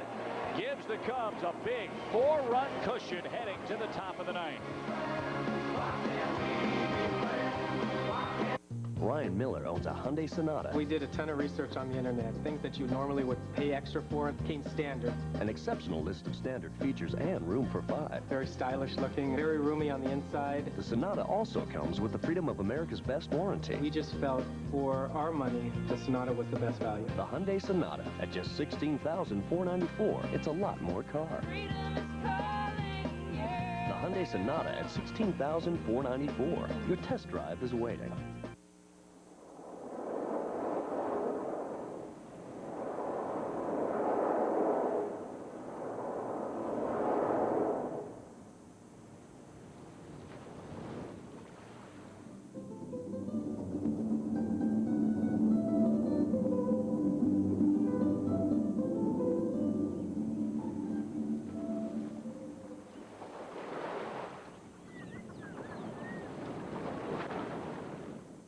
You can't beat the taste of a Quiznos oven-toasted Santa Fe smoked turkey sub with bacon. Try one today. Toasty. Sammy Sosa escaped poverty and overcame on-field struggles to become an international icon. He's a modern-day Babe Ruth. Beyond the Glory, Sunday at 8 on Fox Sports Net. Southwest Airlines, bringing people together with low fares and frequent flights. Call 1-800-I-FLY-SWA or visit southwest.com. Southwest Airlines, official airline of the Chicago Cubs. Sunday and Beyond the Glory, personal troubles and on-field struggles almost cut short his career until one historic season made Sammy Sosa an international icon. It's the Sammy Sosa you didn't know on Beyond the Glory, Sunday at 8 on Fox Sports Net.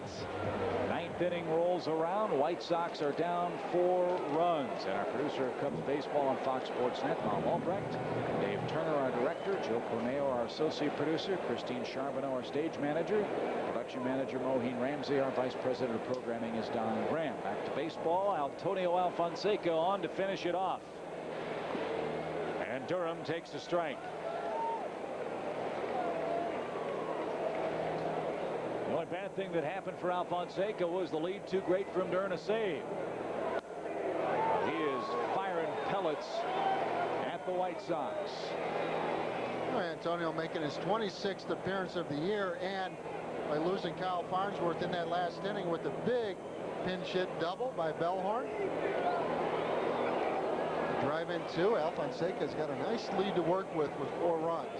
And any anytime you get your big boy up in that bullpen, bring him into the game. That's it. Durham hitless 0 for 3 today. Lined hard to left. Dalu made a great catch to rob him. Opening up that 7th inning. I want to thank our friends with the Saturn Light Ship for the beautiful aerial shots of Wrigley Field and the Wrigleyville neighborhood today. And a looping line drive into shallow right field. A leadoff single for Durham. Sometimes for closers, games that are non-save situations are more difficult than a bases loaded, nobody out, 1-run lead situation. For whatever reason, we've seen some evidence of that from Al Fonseca and others this year. Yeah, but with this 4-run lead against this White Sox ball club, you know, as a pitcher, you're going out there, and you're going out there with the same stuff. This is a pretty good pitch there to Durham. Downstairs, but he just drops the head and drives it to right field. Tip your cap to the White Sox second baseman. DeShields fumbled it. Flips in time, though, to second base. That almost turned into disaster. But at least Delino didn't panic. He got the leading lady for out number 1. 3 errors by the Cubs today and very nearly a costly 4th. Well, this helped that Ray Durham had to stop to avoid being tagged, and because he stopped, Delino was still able to make the play.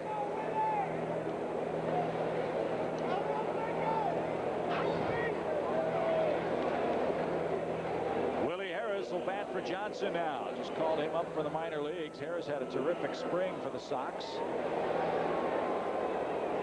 And he can run like the wind. Strike 1 to him. Well, Willie said in spring training when he was going to get to the big leagues, he was going to do a flip. Oh, that's right, the Ozzie Smith flip. Let's see if he does it tomorrow, if he's in the lineup. To see him flipping, because that means we got to have a bottom of the 9th. He's out of Cairo, Georgia, hometown of Jackie Robinson, and had a fine year going at AAA.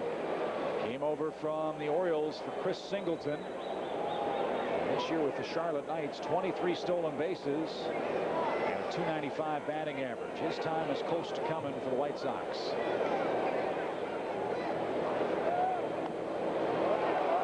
2-1.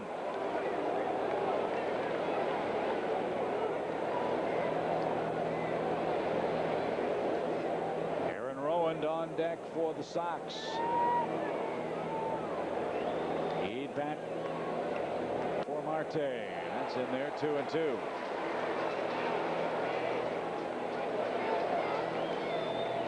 John Lieber, Mark Burley tomorrow. White Sox, it appears, will try to split the series. Fox TV Network, WFLD here in Chicago, will have Game 2 of the set. Game 3 will be on WGN, and Harris pops that one up. Gonzalez drifts back, calls everybody off. 2 men out.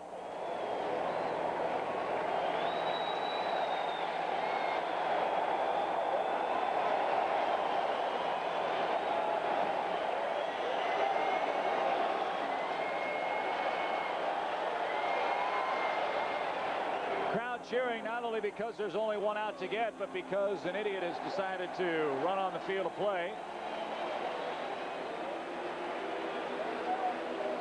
And so the Cubs security personnel will escort him off the premises.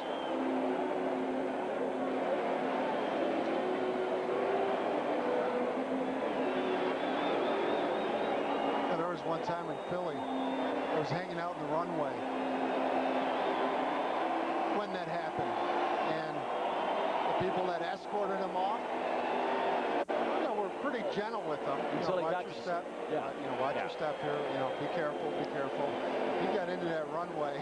I'm sure it was just a horrible accident, right? It was beautiful.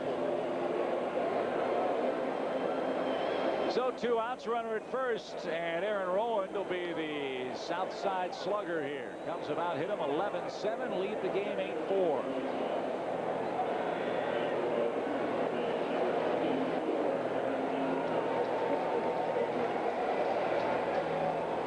Back in in the old days at Comiskey Park, if you trespass too, you'd have a few face-to-face encounters with some of the South Side's finest, wouldn't you? Oh, sure. So if you do it, shown risk. Here's Rowan to homer, 4 RBIs. Despite 3 errors, Dave, today a perfect day for the Cubs. No question. Todd Hundley with those 2 big home runs. Sammy Sosa, 2-run home run in the 3rd. I think it was important in this ball game for the Cubs to get out of the gate. Score that first run in that first inning. A ball and a strike to Rowan. Cubs pitchers have not had that kind of a luxury much in their assignments in starting roles this year. Clement today was spotted 5 runs in the first 3 innings, and he cruised right along. And he's going to go to 5-4 on the year. Jon Garland will fall to 6-5 for the Sox. No save possibility for Alfonseca for the lead to Grace. They're down to their last swing. 1 ball, 2 strikes.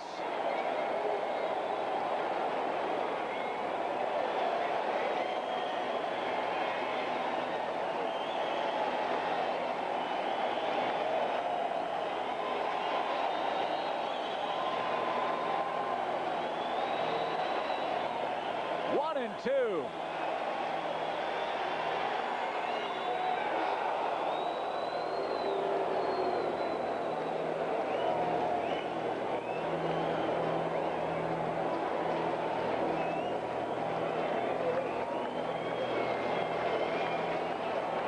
Rowan made the opening day roster for the first time this year. The 2-2 got him swinging.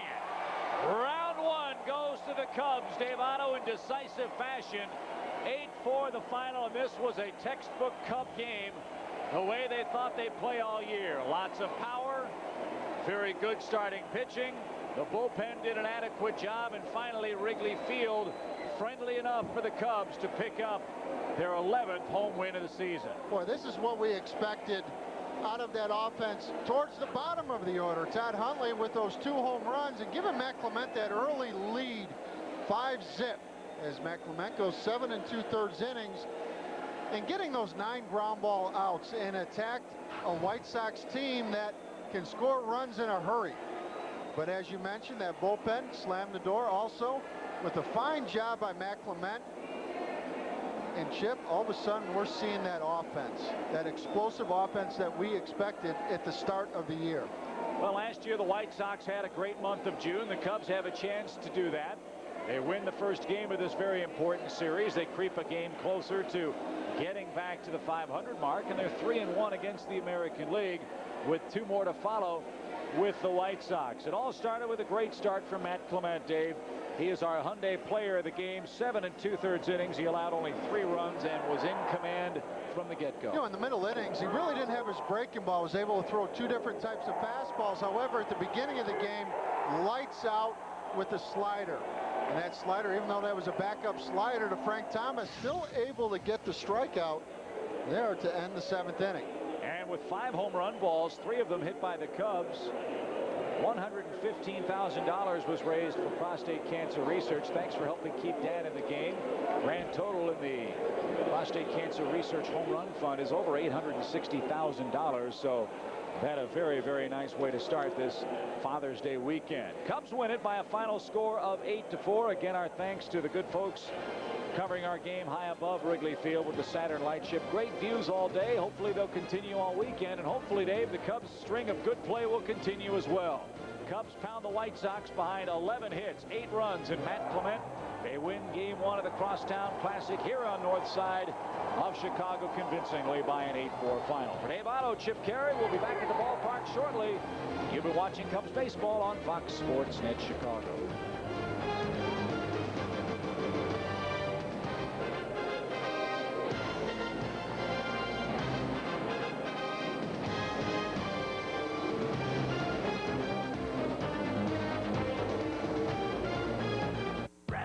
Thunder clatter, boom, boom, boom. Save 50% on brakes, shoes, and pads now, and you'll never pay for them again. CarX has brakes for life. CarX, more than you thought for less than you'd think. Don't worry, call the CarX man.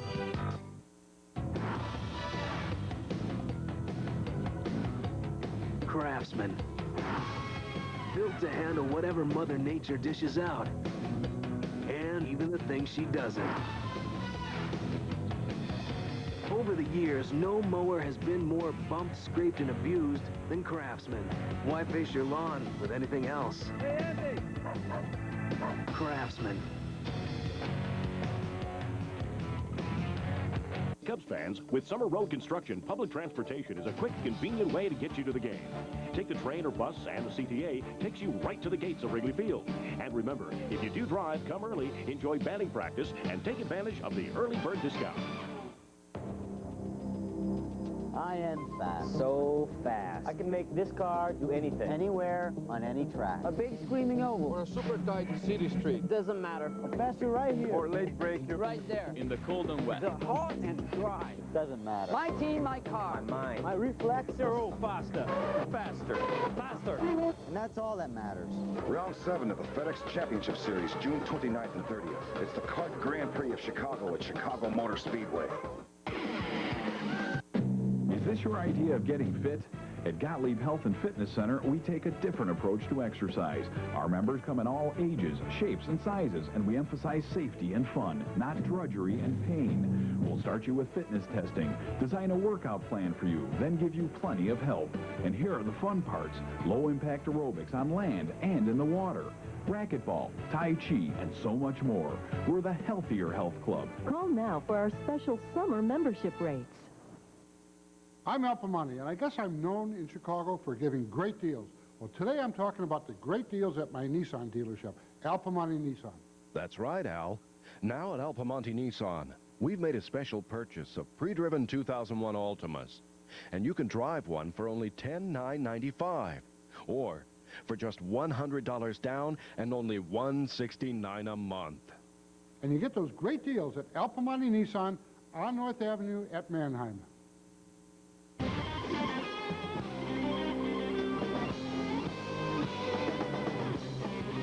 From our Fox Sports Studios, you're dialed in, and we're breaking it down, play by play, Fox style. So turn it up. This is the Fifth Third Bank Chicago Cubs Post.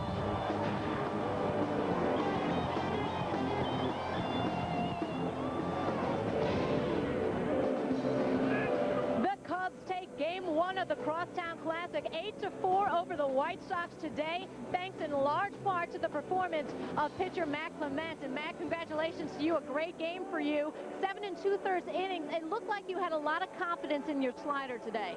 You know, all the pitches were working pretty good. I was just trying to battle the elements a little bit, and you know, what a great game for Todd behind the plate. He called a great game, and seeing him hit those 2 home runs, I couldn't be happier for a guy. How fun was this for you, your first Cubs-Sox series? A lot of these White Sox hitters you've never seen before. No, just once in spring training, and you know, there's a little bit extra electricity in the air, and you know, it's a big series, crosstown rivalry, and I'm just glad I was able to go out there and do my job for the team. Your offense really got it going for you today. Sammy Sosa, the home run. Todd Hundley, 2 home runs. Were the balls really jumping out of here? Were you concerned about that then on the other side? You know, it was just nice to see them get the home runs. I don't really worry about it or look at the wind or any of that stuff. I just try to do my job and not focus on elements like that. But, you know, our guys did a great job. They got me a lead early, made it a little bit easier, and like I said, Todd played a great game. Were you feeding off of the crowd? A little bit, you know, it was neat. You know, the first inning you could tell there was a little bit more electricity, and to go out and every out seems to be, it isn't important in a normal game, but it just seems a little bit more overemphasized. And how important is it for you guys to get going in this series? Now, you may not know this, but a couple years in the past now, whoever wins this series, it really starts to spur them on for the rest of the season. How important is it for you guys this weekend? Well, I hope that's the case. You know, we got Leibs throwing tomorrow and Carey the last day, and you know, it's nice. We need this homestand's big for us, and we have a lot of games. We need to get a lot of wins and take it one game at a time. Okay, Matt Clement, congratulations to you. Pitched a great game, right, Eric? All right, Gail, thanks very much. And by what a terrific win for the Cubs this afternoon. Got lots of timely hitting, pretty good defense, and let's continue our conversation about Matt Clement. Now, 4-1 over his last 5 starts. The key for him has really been going 7+ innings, and that's what he does again today. Well, he has that brick wall around 70-something pitches where the wheels kind of fall off. That's when Konerko hit that first home run. But he really didn't get into any big innings. He gave up a couple long balls. And when you're playing this ballpark, you don't want to let walks kill you. He threw a lot of strikes. He only had 3 or 4 fly ball outs, which means he's on his game. He got a lot of ground balls, used his fielders today. And you know, it's 5 or 6 games in a row that he's gone out there into the 8th inning, and that saves your bullpen. That even sets up tomorrow's ball game. All right, time now to go upstairs to bring in Chip and Dave. And guys, all-out effort for the Cubs today in terms of very well-balanced offense, defense, and also pitching. As far as scoring early, I think that really set the tone for the team today. 1 run in the first, 1 run in the second, and then 3 runs in the third. You're right about that, Eric. That's a luxury the Cubs starters have not had very frequently this year. And I think the biggest key, Dave, was the one you talked about in the pregame show with Mike and Eric, and that is establishing Wrigley Field as the home field advantage. The Cubs got a couple of early runs, led 5-0 after 3. The Sox hit a couple of balls to the fence, and when they didn't go out, you could see their frustration start to build a bit. The Cubs 7 games under 500 here at Wrigley Field. Now 6, and this is where they have to play good baseball, and hopefully they will do that. Matt Clement with that early lead, and Mike, you made the point about him keeping the ball on the ground. Clement had 9 ground ball outs. This is an extremely aggressive offensive ball club with the Chicago White Sox. Clement proved early on that he could get both his breaking ball and his fastball over for strikes. They had to swing early in the count, and that played right into Matt Clement's hand. And you figure with John Lieber guys going tomorrow in game 2 of this series, you might see more of the same, because John's another guy that works very quickly, uses the count to his advantage, and if you get 2 strikes, especially as a right-handed hitter, that slider is going to wipe you out very quickly. The problem in game 2 from the Cubs' perspective, Dave, is they're throwing a left-hander at him, and Mark Burley's one of the game's best. He's won 9 games already. Well, the Cubs hitting about 220 against left-handed pitchers, and I sense that's going to change, because all of a sudden Moises Alou has really struggled against lefties this year. All of a sudden he's starting to swing the bat, so hopefully they can challenge Burley. Burley's the type of guy that changes speeds, fills the zone with strikes, and already this year a 9-game winner. But the story today for the Cubs was Matt Clement, a great job in starting, and of course, how about the offense? Sammy Sosa with a mammoth home run, Todd Hundley a pair of solo shots, scored 3 times, drove in 2, and all is right in the Cubs world. A very good start to this very, very critical late June homestand here on Chicago's North Side, guys. Chip, you just brought up the offense. Sammy was once again Sammy, but how about Todd Hundley for the 2nd time this week? 3 hits in a game, a couple of bombs, as you just talked about. You said during the telecast he has been booed unmercifully at Wrigley, really, over the last year and a half. Today, in front of a packed house, he got plenty of cheers, and with good reason. Well, you know, but Todd Hundley signed a contract here to play well, and no one's saying that anybody wanted him to play poorly, but if you play well, you hear the cheers. If you play badly, you're going to hear boos. It's that way, not just in Chicago, but every place in professional sports. And if Todd can continue to get consistent playing time, which he has asked for, and if Don Baylor can see Todd produce with that playing time, I think everybody's going to be very happy with the numbers he puts up at the end of the season, Dave. 2 years ago, Todd Hundley hit 24 home runs and 299 at-bats.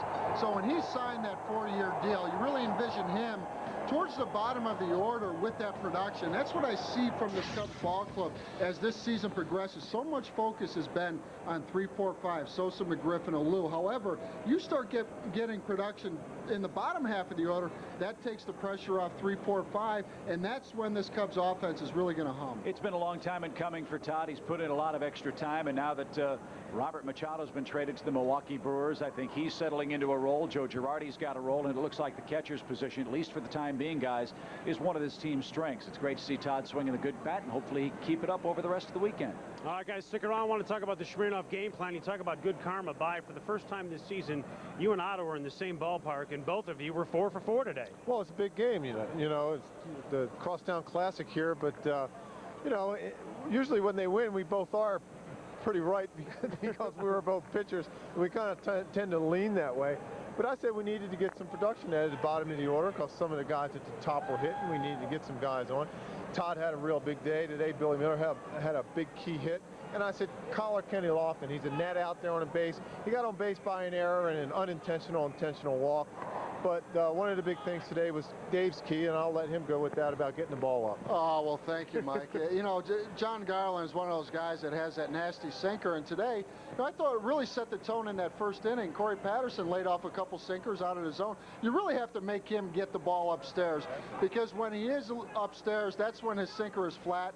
So the Cubs got a couple of high sinkers today against one of the hottest pitchers in all of baseball, and Jon Garland. His last 4 starts have been outstanding. So they really swung the bats well against him. And as far as my second key, Mike Bielecki, that home field advantage. I know you were dogging me earlier about that, but you could see it just a little bit. Magler Ordonez drove a ball down the left field line. I think a fan may have touched it down the left field line, and then Carlos Lee had trouble digging a ball off of bat of Mark Bellhorn later on in the ball game, and it turned it in from a double to a triple. You know what, Dave? I know they had some problems selling tickets today. Around the 12 o'clock, they started giving tickets away to this game today because they were worried about selling out to get that advantage. Oh, okay. Yeah, you got that fan out there. Hey, whatever it takes, bye. Hey, how about you, pal? All right. All right, Dave, have a good rest of your day, okay, Pally? All right, fellas. All right, see you later. So the final score from Wrigley Field, the Cubs take round one in this 6-round series. Your final score is 8-4 from Wrigley Field. A lot of big hits from the Cubs. Sammy goes yard. Mark Bellhorn, a big 2-out triple in the 8th inning. We've got pictures coming up on Fifth Third Bank Cubs Post.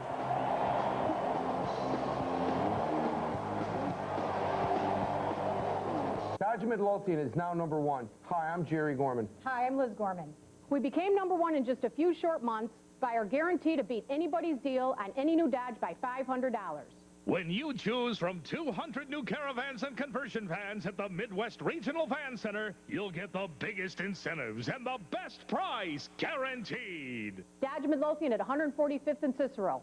We will any deal! Oh, no! Is your kitchen an embarrassment? Oh, Bert. I need a miracle. You need Equity Flex Line from Fifth Third Bank. With a super low rate and an amazing card access breakthrough. Just flex your way to a beautiful new kitchen. Works on bathrooms, family rooms, even vinyl upholstery. But wait! You'll also get a fixed rate lock option. Excellent kitchen, Barb. You mean Flexcellent. Equity Flex Line. Call now. Operator standing by. Take a bite, then another, then another. We'll satisfy your hunger at Mr. Submarine. Mr. Submarine. We're here in this auto graveyard to demonstrate New Finish, the once-a-year car polish. Simply wipe it on, wipe it off. No rubbing, no buffing. New Finish restored a deep, hard shine even to this weather-beaten car. We polished this car with New Finish and ran it through 52 car washes. Even after heavy-duty detergents and powerful scrubbing, the water still beads. New Finish. Top-rated New Finish available at Rite Aid, Ace, Pep Boys, AutoZone, Walgreens, Kmart, and other leading stores.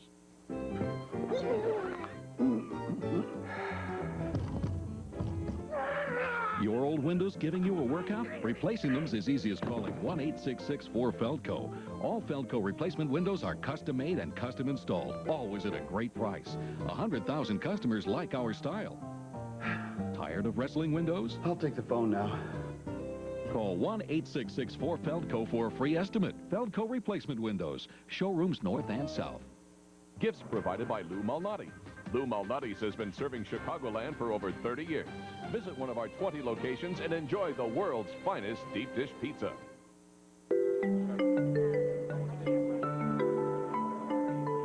America's best-selling luxury SUV now has a stylish limited edition. The Lexus RX 300 Coach Edition with 2 complimentary coach bags, a premium leather-trimmed interior, and bird's eye maple accents. Consider the road properly accessorized. See your Chicago area Lexus dealer. The Cubs are waving the white flag at Wrigley Field, and rightfully so. Your final score, 8-4, as they beat the team from the south side of Chicago. Cubs score 5 runs in the opening 3 frames, and Matt Clement pitches another gem. He moves his record to 5-4 on the season. So, big party for Cubs fans at Wrigley Field today. How about the big party going on at the Cubby Bear? Time now to bring in Mitch Robinson. And Mitch, it's crazy over there, isn't it? Eric, I actually heard you. We are at the Cubby Bear. It is the Miller pre- and post-game party, everybody. And this is what we got planned for this party. We have our White Sox fan, Tom. We've got our Cubs fan, Lisa. And they've got 1 minute to eat as much lovely spam as they can stomach. They're going to eat as much as they can go as everyone cheers them on. It's the latest in our pre- and post-game parties. Our judges today, Roshni will be watching Tom. and Mona will be watching Lisa. Let's get the clock on the screen. 1 minute for as much as you can hit. Sit down, take your seats to start. Are the eaters ready? Are the eaters ready? Eaters, take your mark. Get set, eat. Oh, Tom wolfing down as much as he can. Lisa taking a more natural, oh, she's gonna retch. Dry heave on Lisa, she's going slowly. Tom, swallow. It's only what you swallow. We've only got the first can of Spam underway. Get the tubs ready. Keep swallowing. Come on, Lisa. You gotta swallow, Tom, gotta swallow. They're chanting for the Cub fan. 30 seconds to eat. This may be the lowest moment in our pre and post game party. 20 seconds to go. 15 seconds, keep eating. 15 seconds, 10, 8, 7, 6, 5, 4, 3, 2, 1, swallow. Oh, Mona. I don't know. A quarter right there. She's got a 3/4, she swallowed. Tom, stop chewing. Open your mouth, Tom.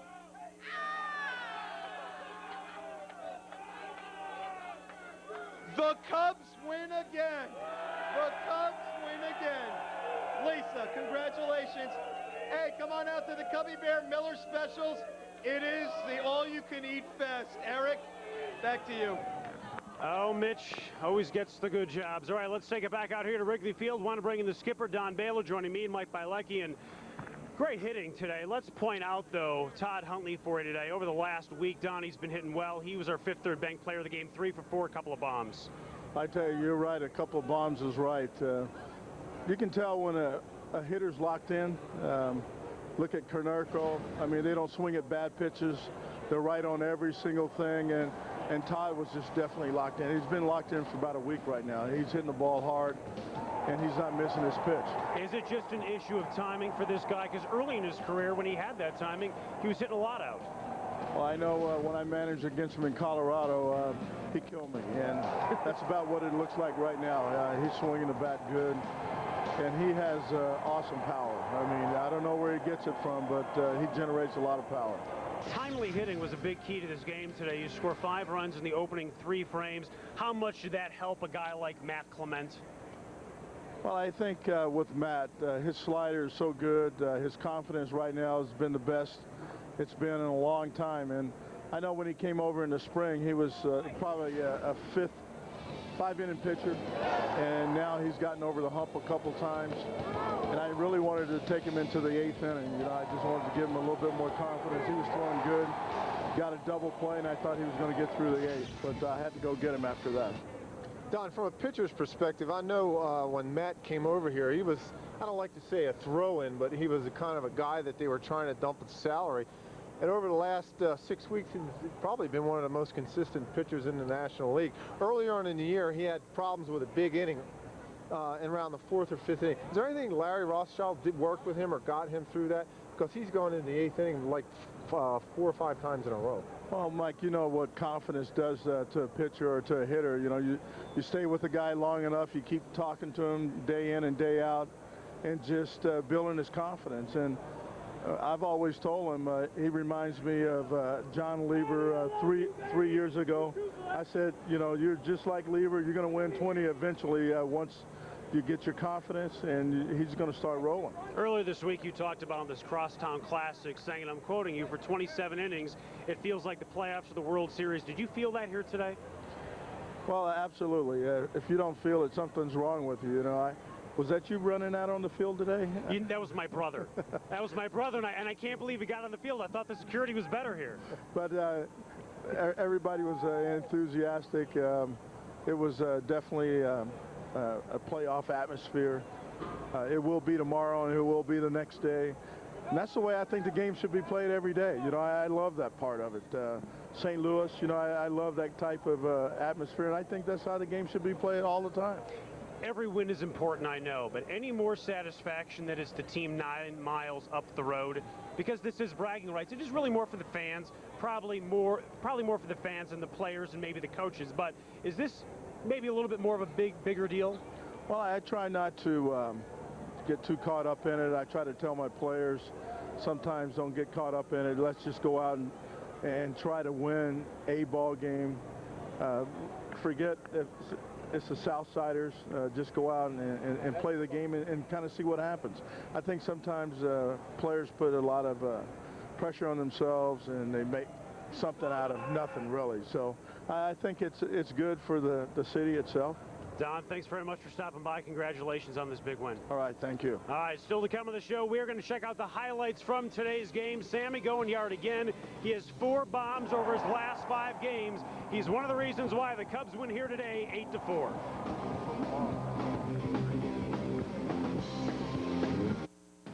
Cubs baseball is brought to you in part by the Larry Roche Family Auto Group Superstores, saving you more since 1923.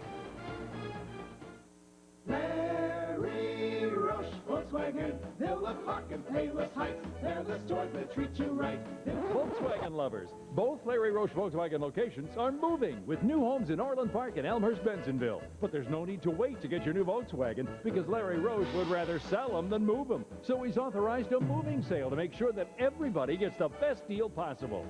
2 superstores. See our current offers at LarryRoche.com. Villa Park and Payless Heights.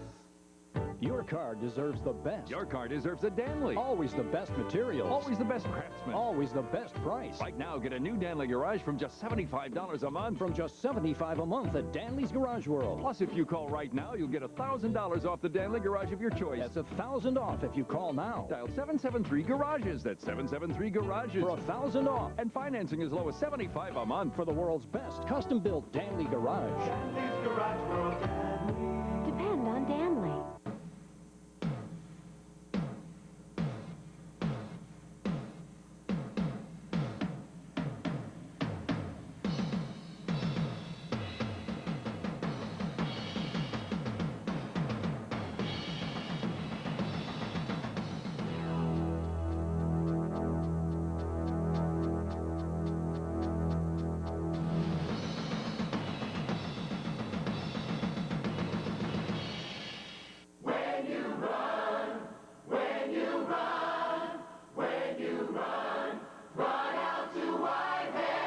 Right now, get a free fountain drink with any deli sandwich purchase. Now, for a limited time, at your participating White Hand. When you run, you run to White Hand. Get a free fountain drink with any deli sandwich. When you run. Sammy Sosa escaped poverty and overcame on-field struggles to become an international icon. He's a modern-day Babe Ruth. Beyond the Glory, Sunday at 8 on Fox Sports Net. Ford Mustang, the best-selling sports car in its class for 16 straight years. Get $1,500 cash back or 0.9 APR on a new Mustang. With more standard features than Camaro, more front and rear headroom than Firebird, and a lower starting price than both. It takes that kind of strength to be the best. And even though the competition won't be here much longer, Mustang will. Get $1,500 cash back or 0.9 APR. Only through July 1st, and only at your local Ford store. Everything is happening in Wrigleyville right now as the Cubs beat the Crosstown White Sox. Your final score is 8-4. All Cubs fans are happy, but no one's going to be happier than the guy that we pick out of this drum right now. We've been plugging a TV all week, a big screen thing, thanks to the little guys from Glenwood, and now I'm going to give this thing a spin, and you're going to open it up and pick a winner. You didn't register for this thing, did you? I didn't know. No, okay. What do you got? Oh, what a day this guy's having. You're not going to believe this. Dave Otto. What? How do you like that? Just kidding. Mike Shepard. Say where he's from? 2020, Charleston, Illinois. No, don't give his address. He's from Charleston, You're going to have Sox fans all over him. Just Mike Charleston, Shepard. Illinois, Mike Shepard. You want his email address so we can all send him emails? I didn't think so. Charleston, Illinois, Mike Shepard. Congratulations. All right, so Mike Shepard, you are the big winner. The Cubs are big winners today, and once again, thanks to the little guys in Glenwood. Want to check out the pictures from this thing. Our ATA fly around the bases, and early on, Sammy Sosa giving this thing a rip. He doubles down. Ray Durham, though, nice defensive play, setting a decoy in Corey Patterson. Corey, though, with later score from third base on a sacrifice fly. Want to give you the Feldco window of opportunity. Bottom second, Bill Miller doubles down as well. Todd Hundley comes in to score. What a big game for Todd. Scores 3 runs. Cubs up 2-0. Bottom 3, Sosa 4 jacks in his last 5 games. Well, when he's hot, it's good to see him circling the bases. It's good to see the other guys swinging the bat well, too, to take the pressure off of him. 3 batters later, here comes Todd Hundley. What a terrific game he had. That's gone his 4th ding-dong of the season. Now it's 5-0. Well, he's really stayed back on those last 2 pitches on changeups. Paul Konerko, big 2-run crank for him. This makes it 5-2. He's got 12 home runs and 54 RBI. Bottom 6, Hundley again, 3 for 4, 2 home runs, 2 RBI. Well, it's good to have him, especially getting production at the bottom of the order. This offense is just going to go if we can get those guys swinging the bat. That makes it 6-2. Top 8 now. Konerko again. Are you kidding me? 3 for 4, 2 home runs and 4 RBI. That makes it 6-4. In the bottom of the 8th inning, Mark Bellhorn pinch hitting for Kyle Farnsworth. 2 runs come in to score. That makes it 8-4, and that's all the offense the Cubs would need. That was huge right there, because it was a 2-run game going into the 9th inning, and then that just set the whole stage. Bullpen came in, did a pretty decent job. Alfonseca, I don't think you got it with a safe situation, but great ball game today. So your final score is 8-4. The Cubs are off to a very good start on their 13-game homestand. Sox, though, lead the overall series in interleague play 13-12. Sammy, his 475th bomb of his career, ties him with Stan Musial and Willie Stargell for 19th place on the all-time list. For Moise Alou, he's starting to heat up, folks. He's got an 8-game hitting streak. Fifth Third Bank, Cubs Post continues after this.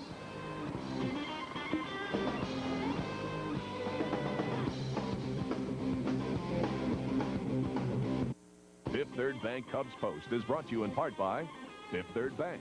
Fifth Third, working hard to be the only bank you'll ever need.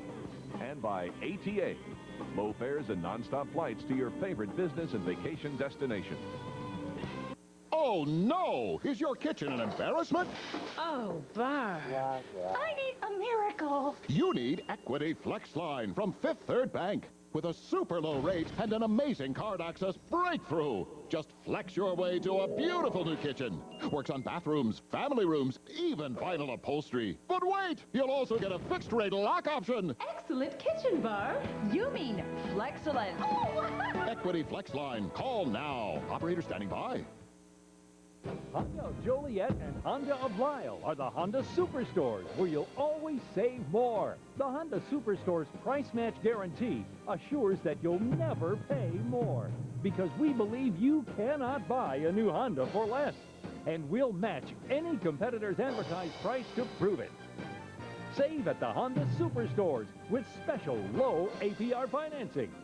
Honda of Joliet and Honda of Lisle. Tired of wrestling windows? Call 1-866-4-FELDCO for a free estimate. Feldco Replacement Windows. I am fast. So fast. I can make this car do anything. Anywhere, on any track. A big screaming oval. Or a super tight city street. Doesn't matter. A faster right here. Or late break. Right there. In the cold and wet. The hot and dry. Doesn't matter. My team, my car. My mind. My reflex. Oh, faster. Faster. Faster. And that's all that matters. Round 7 of the FedEx Championship Series, June 29th and 30th. It's the Kart Grand Prix of Chicago at Chicago Motor Speedway. Sit down. So, you got a bum cell plan, huh? Look, when I'm out of the office, I need long distance, email, internet, voice dialing. Instead, I get static. I never said... Did I talk to you? Did I ask you? Who's this? Your Honor, he needs the Sprint PCS Total Digital Connections plan. Clear calls and all our business tools in one plan. That's your story? Nothing but the truth. Thank you. Sprint PCS Total Digital Connections plan. Use your minutes any way you want. Dodge Midlothian is now #1. Hi, I'm Jerry Gorman. Hi, I'm Liz Gorman. We became #1 in just a few short months by our guarantee to beat anybody's deal on any new Dodge by $500. When you choose from 200 new caravans and conversion vans at the Midwest Regional Van Center, you'll get the biggest incentives and the best price guaranteed. Dodge Midlothian at 145th and Cicero.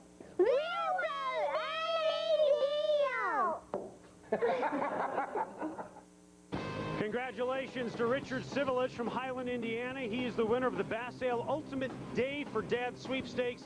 He gets 2 sweet tickets to see a Cubs game, limo service to and from the ballpark, and a very nice dinner at one of the finest restaurants in Chicago. Richard, congratulations. As for Jon Garland, the former Cubs farmhand, now has an 0-2 lifetime record against the Cubs. Really struggled early in this game lasted only 4 innings, giving up 7 hits and 5 earned runs. Want to go into the White Sox locker room now. Here's Gail Fisher with the White Sox writing. Jon Garland here, and John, a couple of home runs for the Cubs today. Were they just kind of jumping out of the ballpark? No, well, I think it always does that here, but I was leaving pitches out over the plate, and then, you know, they did what they're supposed to do with them when they're there. How did the crowd play into it today? Nothing at all. It's another big league game. Did you feel that you had remembered a lot about these hitters from when you faced them in spring training? You can't really go off spring training, you know, because guys might be working on, you know, certain things. I mean, spring training is future working, and you can't really go off of that. Was it hard to work through the rain? Was the ball slippery at all? No, it wasn't too bad. But the mound wasn't too bad either. You know, it's just one of those days. All right, Sox going to try to go back at it tomorrow. Guys, back to you. All right, Gail, John, thanks very much. All season, we have been tipping our caps to the opposing pitcher today. You really have to tip your caps to the Cubs hitters. Jon Garland, one of the best pitchers in baseball, really, over the last week and a half. Well, he's such a young kid, too. He's got a long future ahead of him. You know, he got a couple balls up. He's got that power sinker when it's down in the zone. And what Dave said, you need to get that ball up. He got the ball up. He overthrew some pitches, and he didn't really get to his breaking ball. He's got a great breaking ball. He just never really got to it because you know, he's getting a sinker up. But hey, the guy's been one of the best pitchers in the American League over the last couple of weeks, and hey, he'll bounce right back. All right, checking out the pitching matchup for tomorrow. It is a good one. It's the Cubs ace against the White Sox ace. John Lieber against Mark Burley, and Lieber was nails in his last outing against Seattle. He went the distance in a 5-1 win. I'll tell you what, this game might last 45 minutes tomorrow because both of these guys just rocking fire. They get the ball and throw it. Lieber went winless for a long time, and big game last week in Seattle. He went the distance, gave up a lot of hits, gave up 10 hits, but he never walks anybody. That's why he hangs around. Burley's been the ace last year when he came up over there. He's been one of the top pitchers in the AL this year. All right, that's going to do it for us. For Mike Bilecki, I'm Eric Goodman, and our producer, Todd Benjaminson. Benji, a great show again. Cubs win. Your final score is 8-4. They will do it again all weekend as the Sox look for some revenge against Sammy and the Cubs. Have a great day.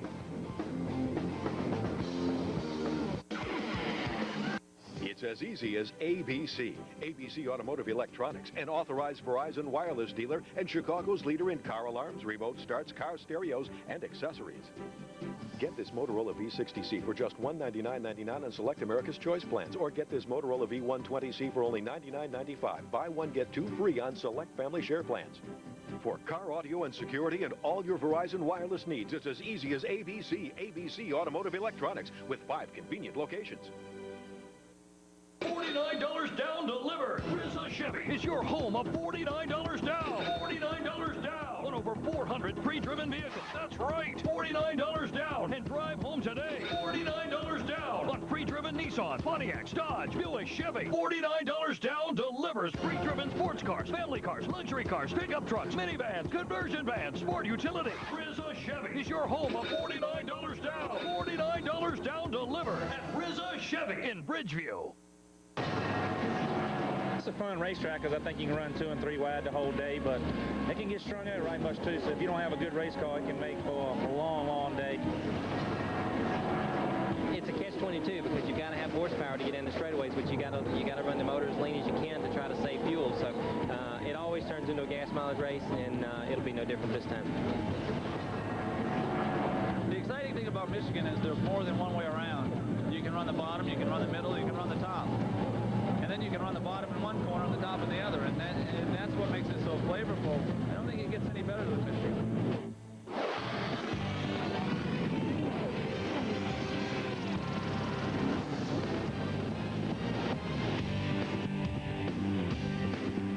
everyone. Welcome to Totally NASCAR. I'm John Roberts, sitting in for Steve Burns. Well, it's time to get ready for a busy racing weekend as the NASCAR Winston Cup Series heads to the Irish Hills of Michigan, and the Busch Series teams are in Kentucky. The action has already started this afternoon, where qualifying for Sunday's Michigan 400 was greatly affected by Mother Nature on this Father's Day weekend. 19 drivers ran, but only then did the rains come out and put qualifying on hold. Ryan Newman was fast in practice, and he was also fast in qualifying as well. He will start 6th on Sunday. Michael Waltrip, great qualifying run for him in the Napa Chevy.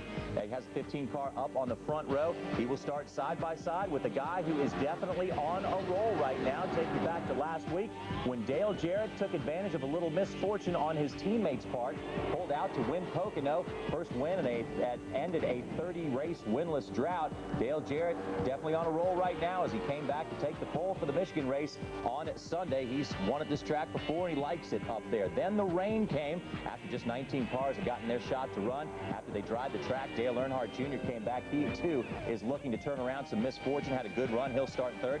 Casey Atwood had trouble with the qualifying late in the session as he turned into the wall. He was the 37th car on the track. After that wreck, he is okay, but the car clearly was not. Dale Jarrett has the pole. He'll be joined on the front row by Michael Waltrip. Then it's Dale Earnhardt Jr., Bill Elliott, Ward Burton, and Ryan Newman round out your top 6 qualifiers.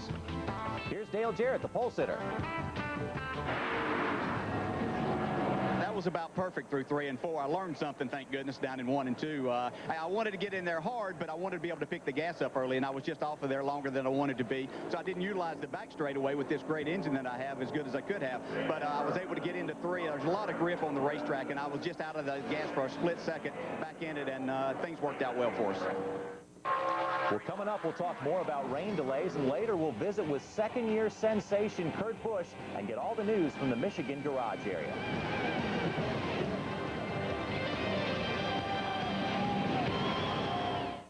Well, it's nice to see you all. It really, really is. Isn't it, honey? Oh, yes. We must do this more often. Thanks for coming. Where will you find the money to pay for long-term care? Conseco long-term care insurance protects you so you don't lose your nest egg. Conseco, step up. Feel it's not a bonfire unless they can see it from space? Know how to treat a lady and her cousin and her neighbor and someone she kind of knows from the gym? Think aerobics is a sport? A spectator sport. Well, then you, my friend, have got a little captain in you. Cold, bold, Captain Morgan Gold, premium malt beverage with a crisp new taste. What do you say? Got a little captain in you? Don't drink if you're under 21. Race fans, speed over to foxsports.com and enter the Leader of the Pack sweepstakes presented by Loachman Ultra for a chance to win collectible gear of your favorite driver. Fox Sports Net and Miller Lite want to give you the keys to the fastest cars in Chicagoland, presenting the Miller Lite Ultimate Driving Experience Sweepstakes. To enter, just stop in at participating locations where Miller Lite is sold and complete an entry form. You could win tickets to the race in Chicago, laps in the pace car, or even a Rusty Wallace pit pass. It's the Miller Lite Ultimate Driving Experience. Brought to you by Miller Lite and Fox Sports Net. The best damn sports show, period. It's comedy, commentary, and all the scores and highlights you could possibly stand. It's not sex, but it's close. The best damn sports show, period. Tonight at 10. The race is on. Rookie phenom Jimmy Johnson is in hot pursuit of points leader Sterling Marlin. Hold on for 200-mile-an-hour mayhem. NASCAR on Fox this weekend. The game's greatest players compete in the summer's biggest event, the 2002 All-Star Game. This July, only on Fox. Well, after a long afternoon of qualifying, the field is finally set for the Michigan 400. As we told you just a moment ago, Dale Jarrett has the pole. Here's the 7th through 12th place qualifiers. It's Elliott Sadler in the 21 in the 7th spot. He's followed by Ricky Craven, Mark Martin, Tony Stewart, the top-ranking Pontiac. 10th is the highest he's ever started at Michigan. He'll start there again this Sunday. Then it's John Andretti and Kurt Busch in the 12th spot. Well, the rain wreaked havoc again today with qualifying in Michigan. Have you ever wondered what the guys in the garage area do to pass the time? Well, our Sean Pagano slipped into the garage recently during a rain delay and ended up finding a whole group of new members in this edition of NASCAR Nation. Jason Dalrymple, a.k.a. Sharky. Cale Bass, I'm the wise guy. Brad Pickens, also known as Diamond. Alan Gustafson, they call me the Ace. Is this what you guys do during a rain delay when it's raining? Yeah, we usually don't have them, but this is what we usually do on the rain delay. This isn't the Texas 500, this is Rummy 500. What's the contraption you guys got here? Yeah, this is a shock cabinet cover, 4 jack stands, a rag bucket, a jack, scales, and a drawer. You're sitting on a jack. Yeah, well, you make do with what you got down here. I gotta get myself a chair here. Get in this game. Playing? Yeah, I'll play, Han. Little homemade table here. Yeah. Well, it's part of our job, fabricators, you know. You're looking at my car. These seats aren't too comfortable, dude. You got the 5s for Terry Labonte? Yeah, maybe that's a good look. 555s, baby. You got 4 there, though. Hey, thank you. Appreciate it. 4 5s for Terry. I didn't even know I had that 5. I was looking at your cards. Well. So it's like a deck of cards, like a wrench on the pick cart? Yeah, everybody's got a deck of cards. Yeah. All right, thanks for the game. Thanks for taking my money. You know, they tried to do that in the shop, but I won't let them. Yeah, they took my money. They did? Really? I'll get a cut out of it.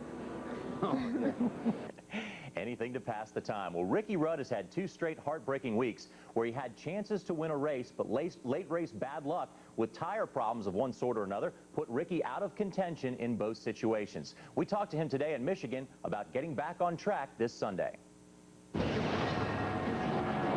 Avalon 4 has been running really good, and you know, we got to 7 laps to go and the car was fine. DJ was behind me about a second. Got to 6 laps to go, he's still behind me about a second.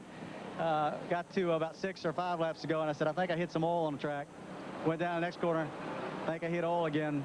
Next corner, I said, it's not oil, I got a tire going down. And it was pretty heartbreaking. And you know, everybody has a flat or something, you know, occasionally, but you don't usually have them right there with 5 laps to go. That's just an unusual set of circumstances, but you either cry or you laugh about it. So I cried a little bit, and now I'm laughing about it, I guess. Well, be sure to join Mike, Larry, DW, and the gang as they bring you all the exciting NASCAR Winston Cup Series racing with the Michigan 400 on Fox, presented by Circuit City. See some of the world's best drivers battle it out Sunday, 12:30 p.m. Eastern, 9:30 a.m. Pacific, only on Fox. Coming up, Chris Devoda has all the news inside the Michigan garage area heading into this Father's Day racing weekend. This is Totally NASCAR.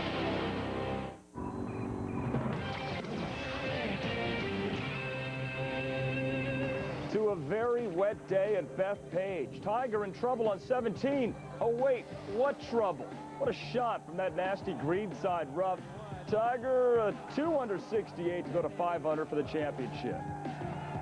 The USGA takes great pleasure in making golfers miserable. U.S. Open has to be the toughest slam to win, at least in relation to par. Greens are like putting on an iceberg. The rough is like hitting out of peanut butter, and you need a telescope to see the flag from the tee box. Throw in some bad weather, and you'll see some ugly scores. Unless you're Tiger Woods. For more on Eldrick and Mother Nature, here's our own Lisa Durgan. The 2 big stories on Friday at the 102nd U.S. Open, a steady rain and Tiger Woods' continued assault over yet another major. Tiger shot a 2 under 68 to lead the halfway mark at -5. It's going to be difficult. There's no doubt about it. Any U.S. Open is always going to be difficult to make up shots because it's not easy to make birdies. You get rewarded for making pars. And sometimes, you know, par is a good score. And this golf course is getting that way where par is a really good score. Over the next 2 days, Tiger will definitely have one less hurdle for his second major this year. Defending champion Retief Goosen finished with a +14 and will have the weekend off. From the 102nd U.S. Open, I'm Lisa Durgan, Fox Sports Net. All righty, thank you, Lisa. Tiger comes up just one shot shy of matching his own U.S. Open 36-hole scoring record. And get with Patty Harrington, putting an Irish spin on the leaderboard. Meantime, Phil Mickelson is 8 shots off the lead with the projected cut at, get this, 10 over par. David Duval won't be playing on the weekend, and neither will 16-year-old Derek Tolan, the youngest player in the field after an 88 today.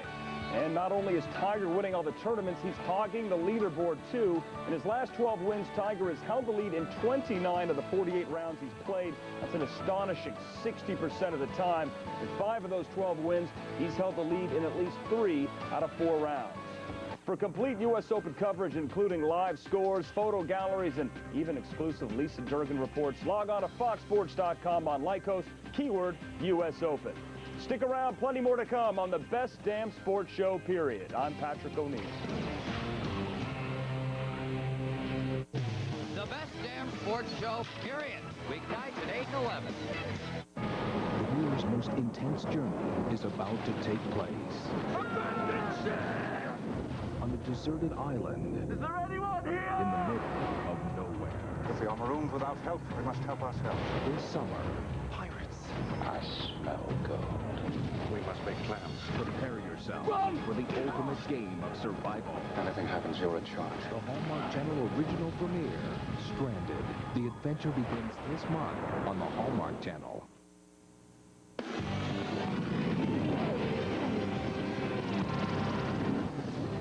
Here's more qualifying results for you from the Michigan 400 up in Michigan after a rain-delayed qualifying session. Jimmy Spencer finished in the 13th spot. He'll start next to Jimmy Johnson, Mike Skinner, Steve Park with a good run. Jeffrey Bodine, of course, qualifying that ride for his brother, Bobby Labonte, in the 18th spot in the number 18 car. More qualifiers for you as we go on back in the order. It's Kevin Harvick in 19th, followed by Kenseth, Brett Bodine, Hut Strickland, Dave Blaney, and Jeff Gordon. Let's take a listen to what Sterling Marlin, the points leader, had to say.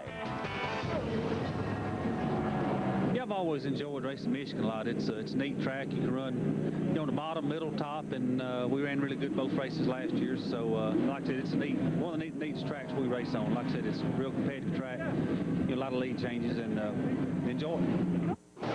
Sometimes that's all you can do is just enjoy it. Rusty Wallace will start 25th, followed by Ricky Rudd, who's hoping to get that bad luck thing off his back. Kyle Petty once again solidly in the field, followed by Hamilton, Nemechek, and Johnny Benson. More qualifiers for you as we go back in the field. It's Mayfield, Jeff Burton, Stacy Compton, Jeff Green, Robbie Gordon in the 35th spot there, and Ken Schrader again in the 36th will start 36th. Rest of the field for you, it's Sterling Marlin, way back, has a long way to go, but he's proven he can win at Michigan. Terry Labonte, Steve Grissom, Casey Atwood, Gary Bradbury qualified 41st.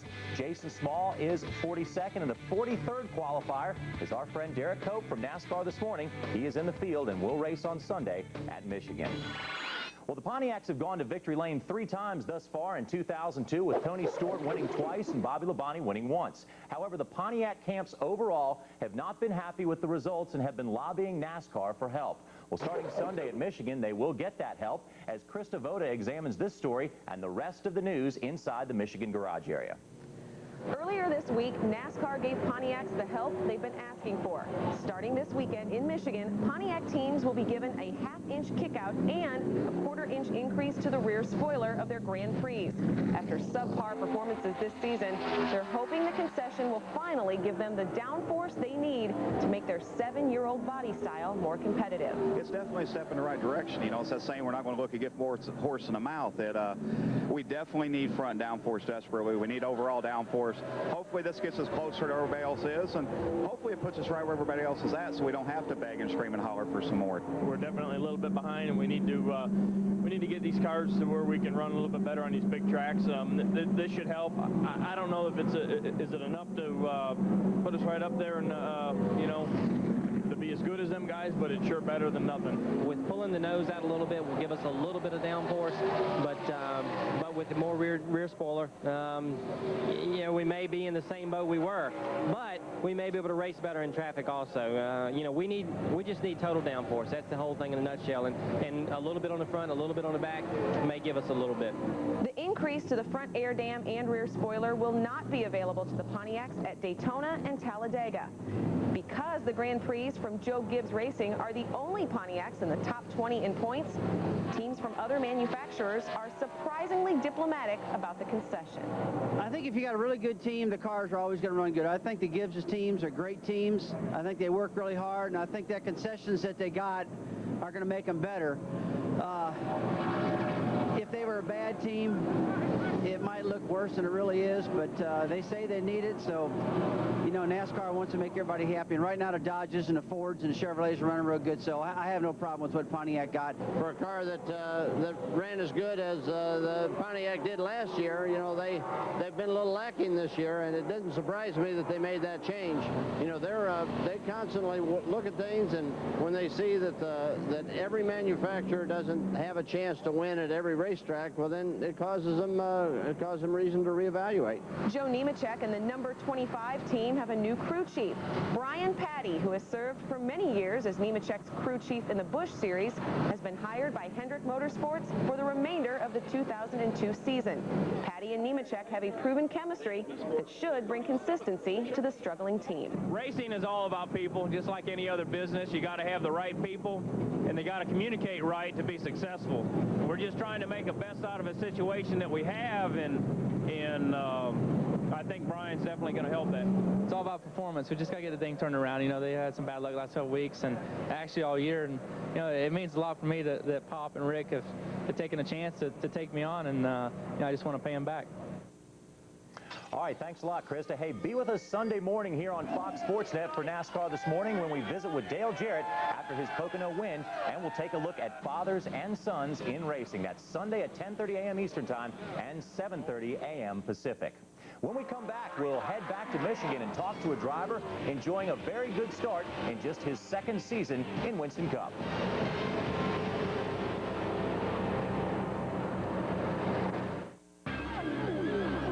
Jimmy Johnson chases points leader Sterling Marlin as NASCAR tears through Michigan. NASCAR on Fox this weekend. It's big, it's beefy. It's the grilled stuffed burrito from Taco Bell. Seasoned beef, 3 melted cheeses, sealed inside a grilled tortilla. All for just $1.99. For the affordable, heavy-duty portable, you gotta think outside the box. Inside Tracks, the brand new album and concert series that has country music's top artists roaring into the racing world. It's an all-star lineup of hot artists and hits. Tim McGraw with I Like It, I Love It. We can be strong and do. Joe DiMassino with Dare to Dream. We dare to dream. Travis Tritt, Start the Car. And Dwight Yoakam with Fast As You. Plus many more hit songs and artists on the supercharged new album everyone's talking about, Inside Tracks. Available now. I'm Toby Keith. I'm Alf. I'm a musician with a very busy schedule. I'm a couch potato. I love down-home cooking. I eat lint. I make a lot of phone calls. I don't make that many. But we both use 10-10-220. Yeah, there's no monthly commitment. So you only pay for the calls that you make. 99 cents for all calls up to 20 minutes. You said it, bud. Dial 10-10-220, then 1 and the number. I can't find my keys. It's C. It's right here. No, my car keys. Oh. I'm trying to get out of here.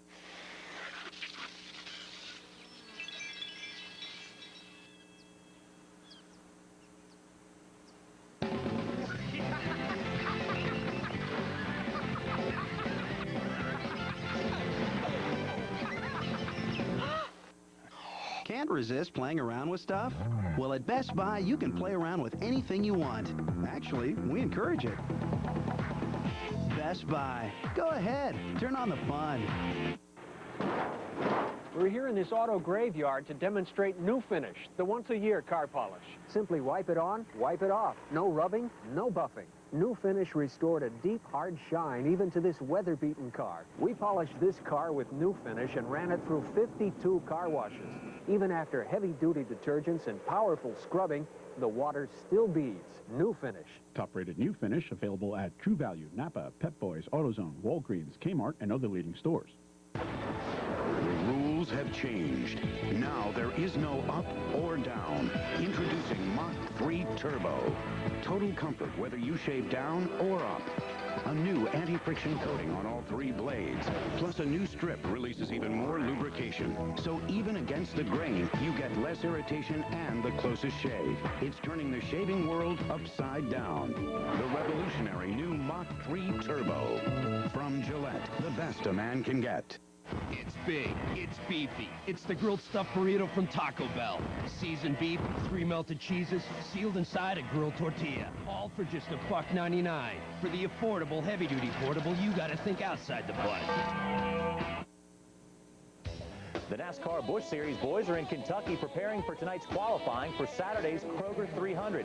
Jack Sprague comes off his first career Busch win with a 100-point lead in the point standings. Jason Keller leads the series with 4 wins. Rookie and new father Scott Riggs sits in third, followed by Greg Biffle, Bobby Hamilton Jr., Kenny Wallace, and Randy LaJoie. Let's check who was fastest today when the cars hit the track for practice. Scott Riggs gets out of the gate quickest this afternoon. He clocked in with the fastest time at a brisk 173.717 miles an hour. Larry Foyt looks good for a run Saturday night. He had the next best practice session. Jason Keller's third best lap of 172.701 miles per hour was strong as well. Jamie McMurray gets a lot out of his car, and Todd Bodine is also running well in his Chevrolet. Going down the list, number 7, Randy LaJoie ran 7th fastest. Points leader, Jack Sprague will be strong again in his Chevy, and Scott Wimmer and Bobby Hamilton Jr. continue to be impressive. Both look to have good cars for tomorrow night. Now, there's a lot of good young talent in the Busch Series, and so far it's been a season where some of the Winston Cup's youngest drivers have not only held their own against the veterans, but also have gone on to win. Let's go out to Michigan, where Dick Berggren is standing by with one of those young guns, sophomore Kurt Busch, who looks to bounce back after a tough day last Sunday at Pocono. Dick? Well, it has been an interesting adventure over the past several weeks. Second in points, and now we're dropping back. What's happening to Kurt Busch?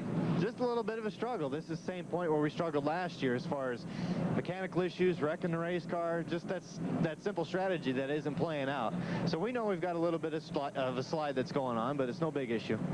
What goes on in your mind when you see a situation like this? I mean, you came so close to winning the California race, just narrowly missed it, and then from there it starts to go back. How do you keep your focus when things are not going as well as you might like? It's just the finishes that aren't there. I mean, we almost won Charlotte. We were in second place with a cylinder that dropped with 70 to go, and it was good to see my teammates win there. And then at Dover, we had a flat tire that put us back, gained 2 laps back, came up to 12th. So we've known we've had good race cars. Pocono, we were running 5th when we had our slide issue, so to speak, but it's just been one race after another where it's just been bad luck, bad preparation on my part, or just bad circumstances that we haven't been able to control. So we've got to look back at the situations we can control and fix them. Last year here at Michigan, we only made 60 laps total, so we've got to fix that. But in the truck here at Michigan, you also finished in second place. Can that help you a little bit? Does that help you with the setups, or do you more lean on Jimmy Fennick here? You've got to lean on the experience. I can go back and look at tracks that I've been successful at. Like at Fontana, we dominated with the truck there. We dominated with the Winston Cup car. So here with the truck, we did well, but I think it's more the setups that Jimmy Fennick's been putting underneath me, making me understand the racetracks better. So we know we've been sliding a little bit, but it's no big issue. You've come awful far, awful fast, and people already are talking about you as a multi-time Winston Cup champion. What do you think? Are they right? We'll see how it shakes up. I mean, this is just one step at a time. This is only our second year. Championships usually come your third or fourth year, except for Jimmy Johnson's case. He's going after it. So we'll see how it shakes up. Really, there's no real set goal that we've got for championship mode. We're just working on one race at a time, seeing how the points lay out. And if we know that we do our job well, we're going to get that Rubbermaid forward to where it needs to be. Thanks a lot, Dick. Kurt Busch has cemented himself as a rising star in the Winston Cup Series with his win earlier this season at Bristol. Kurt turned heads in 2000 when he was named the Craftsman Truck Series Rookie of the Year. Busch set a rookie record by winning 4 races and that season, and that is our number of the day.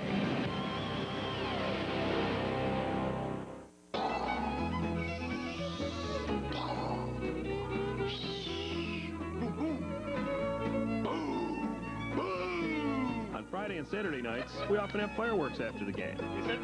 This is White Sox baseball. Fox Sports Net and Miller Lite want to give you the keys to the fastest cars in Chicagoland. Presenting the Miller Lite Ultimate Driving Experience Sweepstakes. To enter, just stop in at the participating locations where Miller Lite is sold and complete an entry form. You could win tickets to the race in Chicago, laps in the pace car, or even a Rusty Wallace pit pass. It's the Miller Lite Ultimate Driving Experience. Brought to you by Miller Lite and Fox Sports Net. I want a good job right out of school. I know that the employers are going to see the DeVry name on my resume, and that's going to be really important. I want employers to court me. Employers are looking for competence, and that's what DeVry delivers. I want to make a lot of money. I'll have an education that employers will respect. Respect. At DeVry University, you're getting the skills that companies across North America want. I've got all the business connections I need with DeVry. For information about DeVry University, call 1-800-DeVry-11. Start your Sunday with NASCAR This Morning. Get all the breaking stories trackside. NASCAR This Morning, Sundays at 9 on Fox Sports Net. Mark, hey, get balanced and use your wrist a little bit more, okay? Use that wrist. Come early, and you just might get a Sox player's autograph. Let's go. This is White Sox baseball.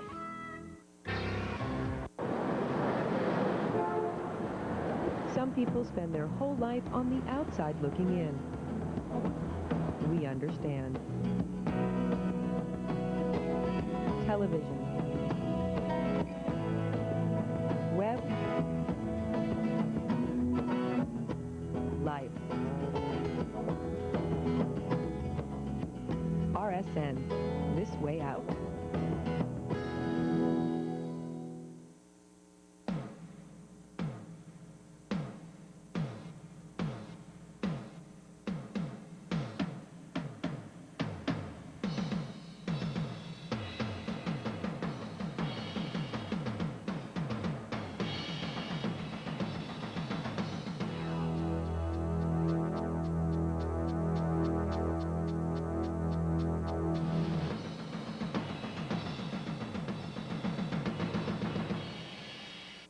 Racing across the Fox networks continues Saturday with NASCAR Winston Cup practice on FX, followed by the Kroger 300 presented by Oreo from Kentucky on FX. Sunday, start your day with NASCAR This Morning presented by Smirnoff Ice on the net, followed by NASCAR Winston Cup Racing presented by Circuit City on Fox. Then get a full wrap-up of all the day's action. It's NASCAR Victory Lane All Access John Andretti on Fox Sports Net.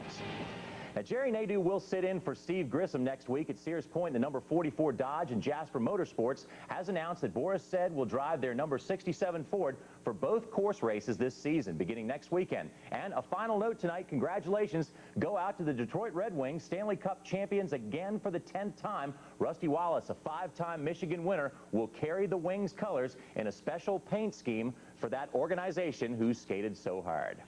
That's going to do it for tonight's show. Enjoy all the racing this weekend on the Fox Network. Steve Burns will be back here in the big chair on Monday. Have a great Father's Day weekend, everyone, and I'll see you on NASCAR This Morning on Sunday.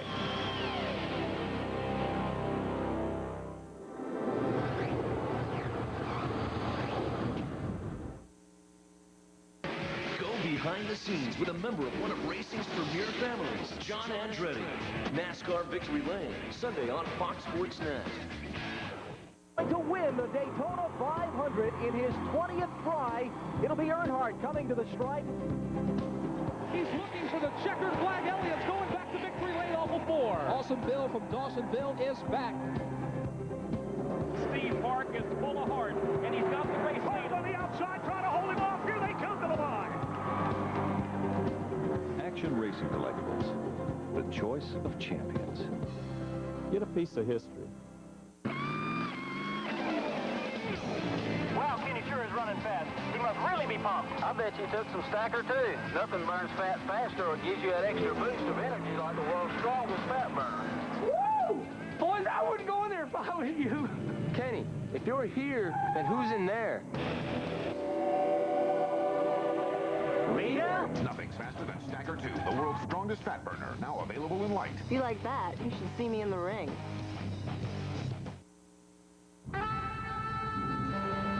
In Charlotte, there's a remarkable place where engineers, PhDs, metallurgists, and the best drivers in the world team up for one reason.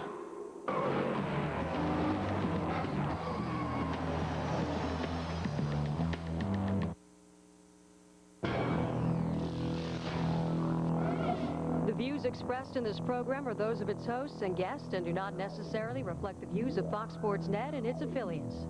You're telling me when I'm hitting a ball in the court? I mean, people like you are absolute idiots. What did I say, umpire? Tell me. Please tell me. Please tell me. The reincarnation of Harry Houdini. No mistakes so far in this match, right? You haven't overruled anything. No mistakes whatsoever. Answer my question! The question, jerk! There has never been anybody quite like Johnny Mack, and one of our all-time favorite guests makes a return appearance tonight on The Last Word.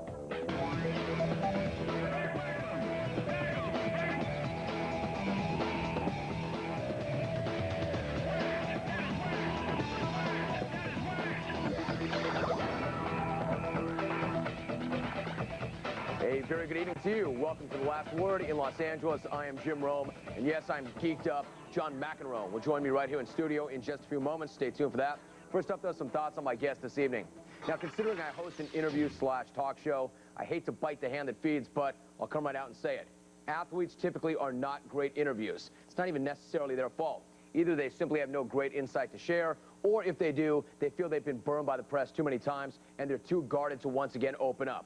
Honestly, I can count on one hand the number of guys that I could sit down with who would be interesting for more than 5 minutes. That fraternity includes Charles Barkley, Karl Malone, Arizona Diamondbacks Curt Schilling and Mark Grace, and Andre Agassi. Guys who are intelligent, interesting, and aren't afraid to speak their minds. Add to that list tonight's guest, who despite having not played more than a decade, is still the single most compelling presence in his sport. In fact, John McEnroe, to me, remains one of the most captivating figures in all of sport. Brilliant, charismatic, abusive, tortured, honest probably to a fault, and always compelling. Tennis, especially men's tennis, will never be what it once was. Its heyday has come and gone. Advances in technology and the cyborgs who play the game have assured that. This sport will never be what it once was when Mack, Jimmy Connors, Ilie Nastase, Bjorn Borg, and Yvonne Lendl were getting after it. But as long as Johnny Mack is still around with a mic in his hand or an official position of any kind, the sport at least has a puncher's chance. All right then, Johnny Mack's triumphant return to The Last Word is next when we come back right after this. 18 points to 16 for Johnny McEnroe.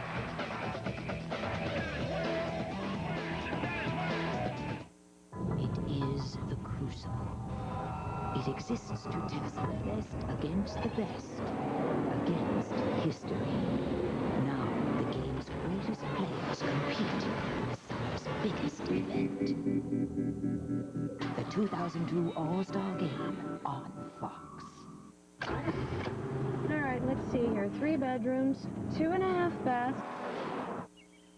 A real fixer-upper for artistic creative types. Formal dining room with sweeping staircase. Oh, honey, a fireplace. Isn't that so fabulous?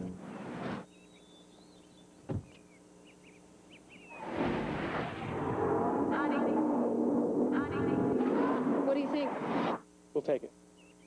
The new 6-speed Acura CL Type S. The year's most intense journey is about to take place. On a deserted island. Is there anyone here? In the middle of nowhere.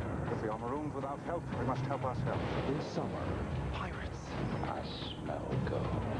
We must make plans. prepare yourself Run! for the ultimate game of survival. Anything happens, you're in charge. The Hallmark Channel original premiere, Stranded. The adventure begins this month on the Hallmark Channel. The rules have changed.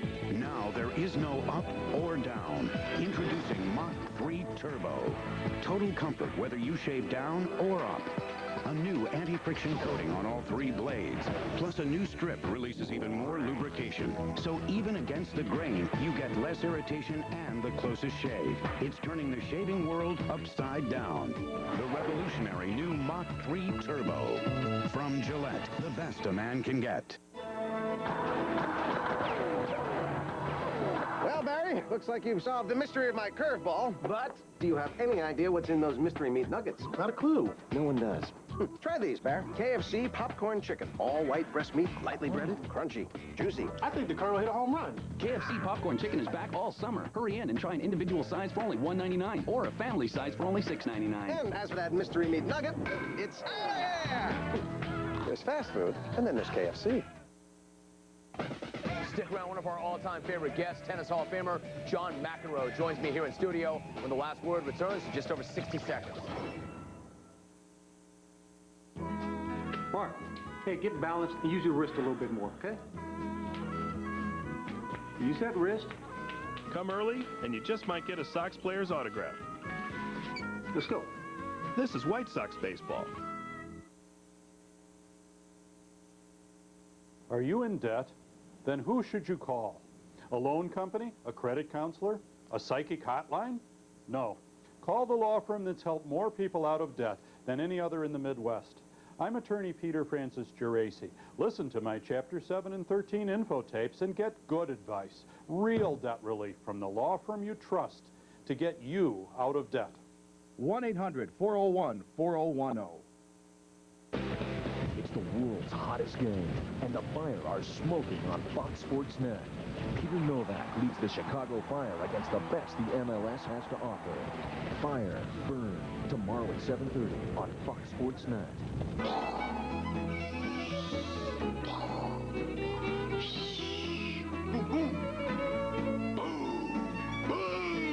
On Friday and Saturday nights, we often have fireworks after the game. This is White Sox baseball.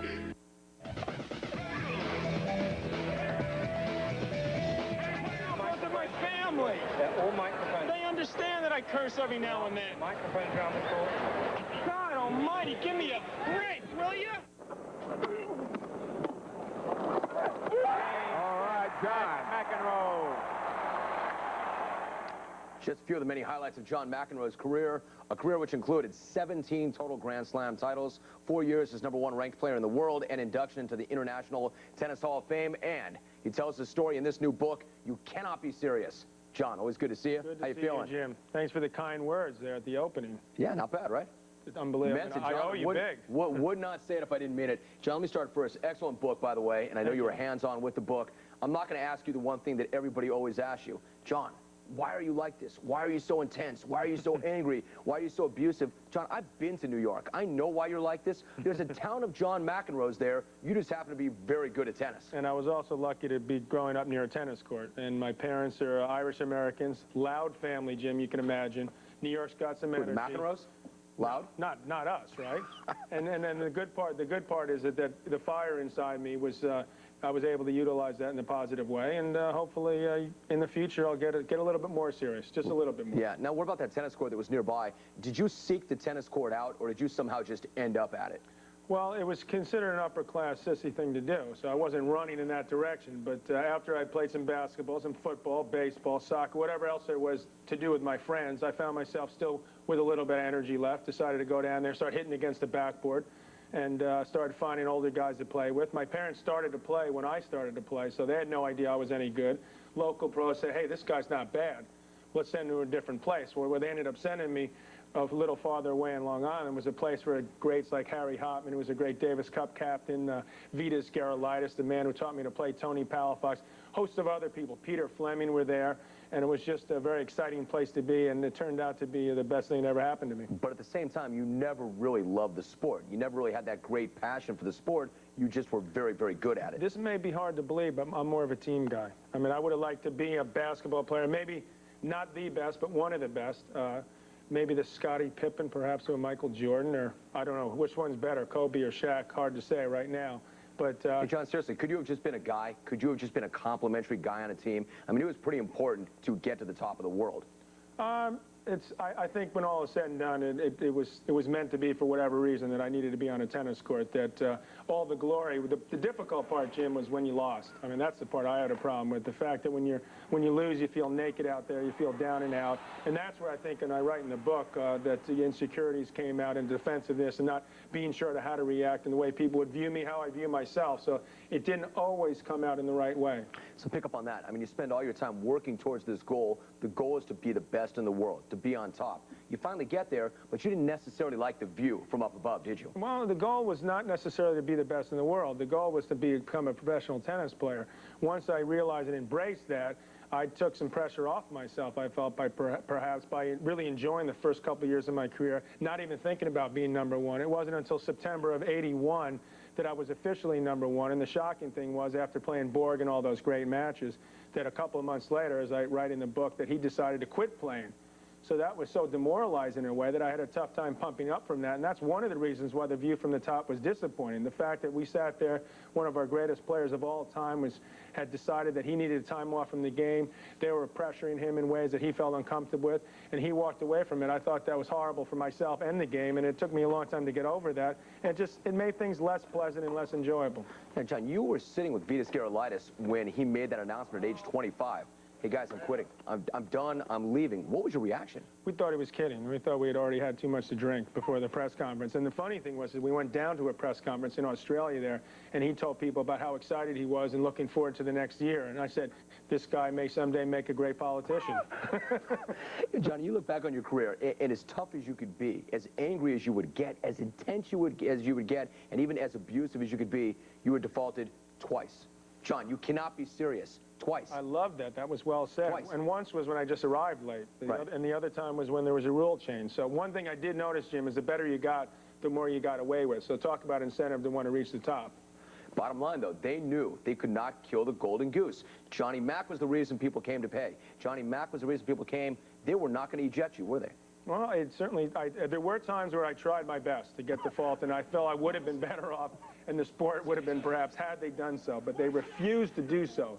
So because of that, things went over the edge at times. But I think people like it when they see athletes that are giving 110% and on the edge, and that there's going to be mistakes, man. I think people relate to that more than they relate to. I love Bjorn Borg, and I wish him well, his third marriage last week. But nonetheless, when they look at me as the warts and all, the good, the bad, and the ugly, I'd like to think that they can relate more to that than most other athletes. John, no question. But if somebody had stood up to you at some point, would that have been better for the sport and for you personally, your game? It's difficult to say. I mean, hindsight's 20/20. I think it would have been better off. I kid around. My dad used to say that to me all the time. Listen, you don't need to do this. You're better than these guys. Just go out and play. The way he said it is, you don't need to do this. You're better than these guys.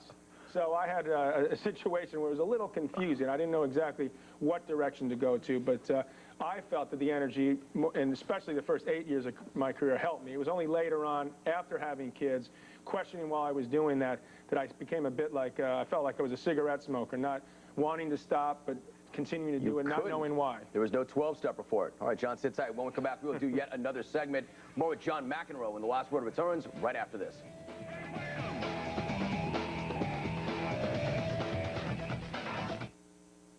Innovative, dependable, hard-working.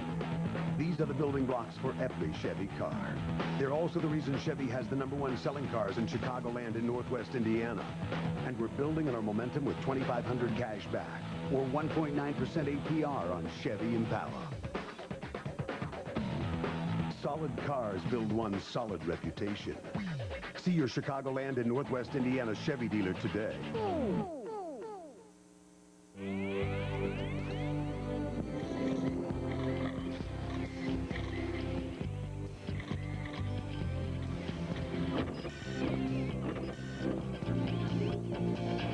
V6 Nissan Altima, North American Car of the Year.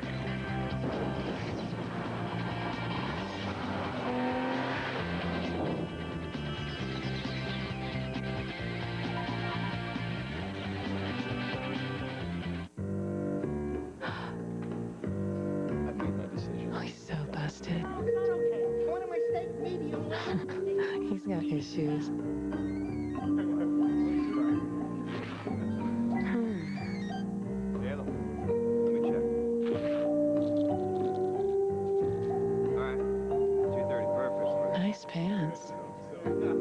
These things are amazing. Introducing Dockers Mobile Pen. Well, I just sent some cash to my kid brother in Dallas. Yeah, for his new pizza place. You'll get it before you can say pepperoni. When loved ones need to send or receive cash, location really is everything. My mom's throwing a party in Philly for my dad's 75th, so I just sent some money to help out. I can't get there, but I know the cash will. Only Western Union has over 90,000 agent locations worldwide, so chances are there's one near you. I just picked up cash for an air conditioner, and getting here was no sweat. Western Union, the fastest way to send money worldwide.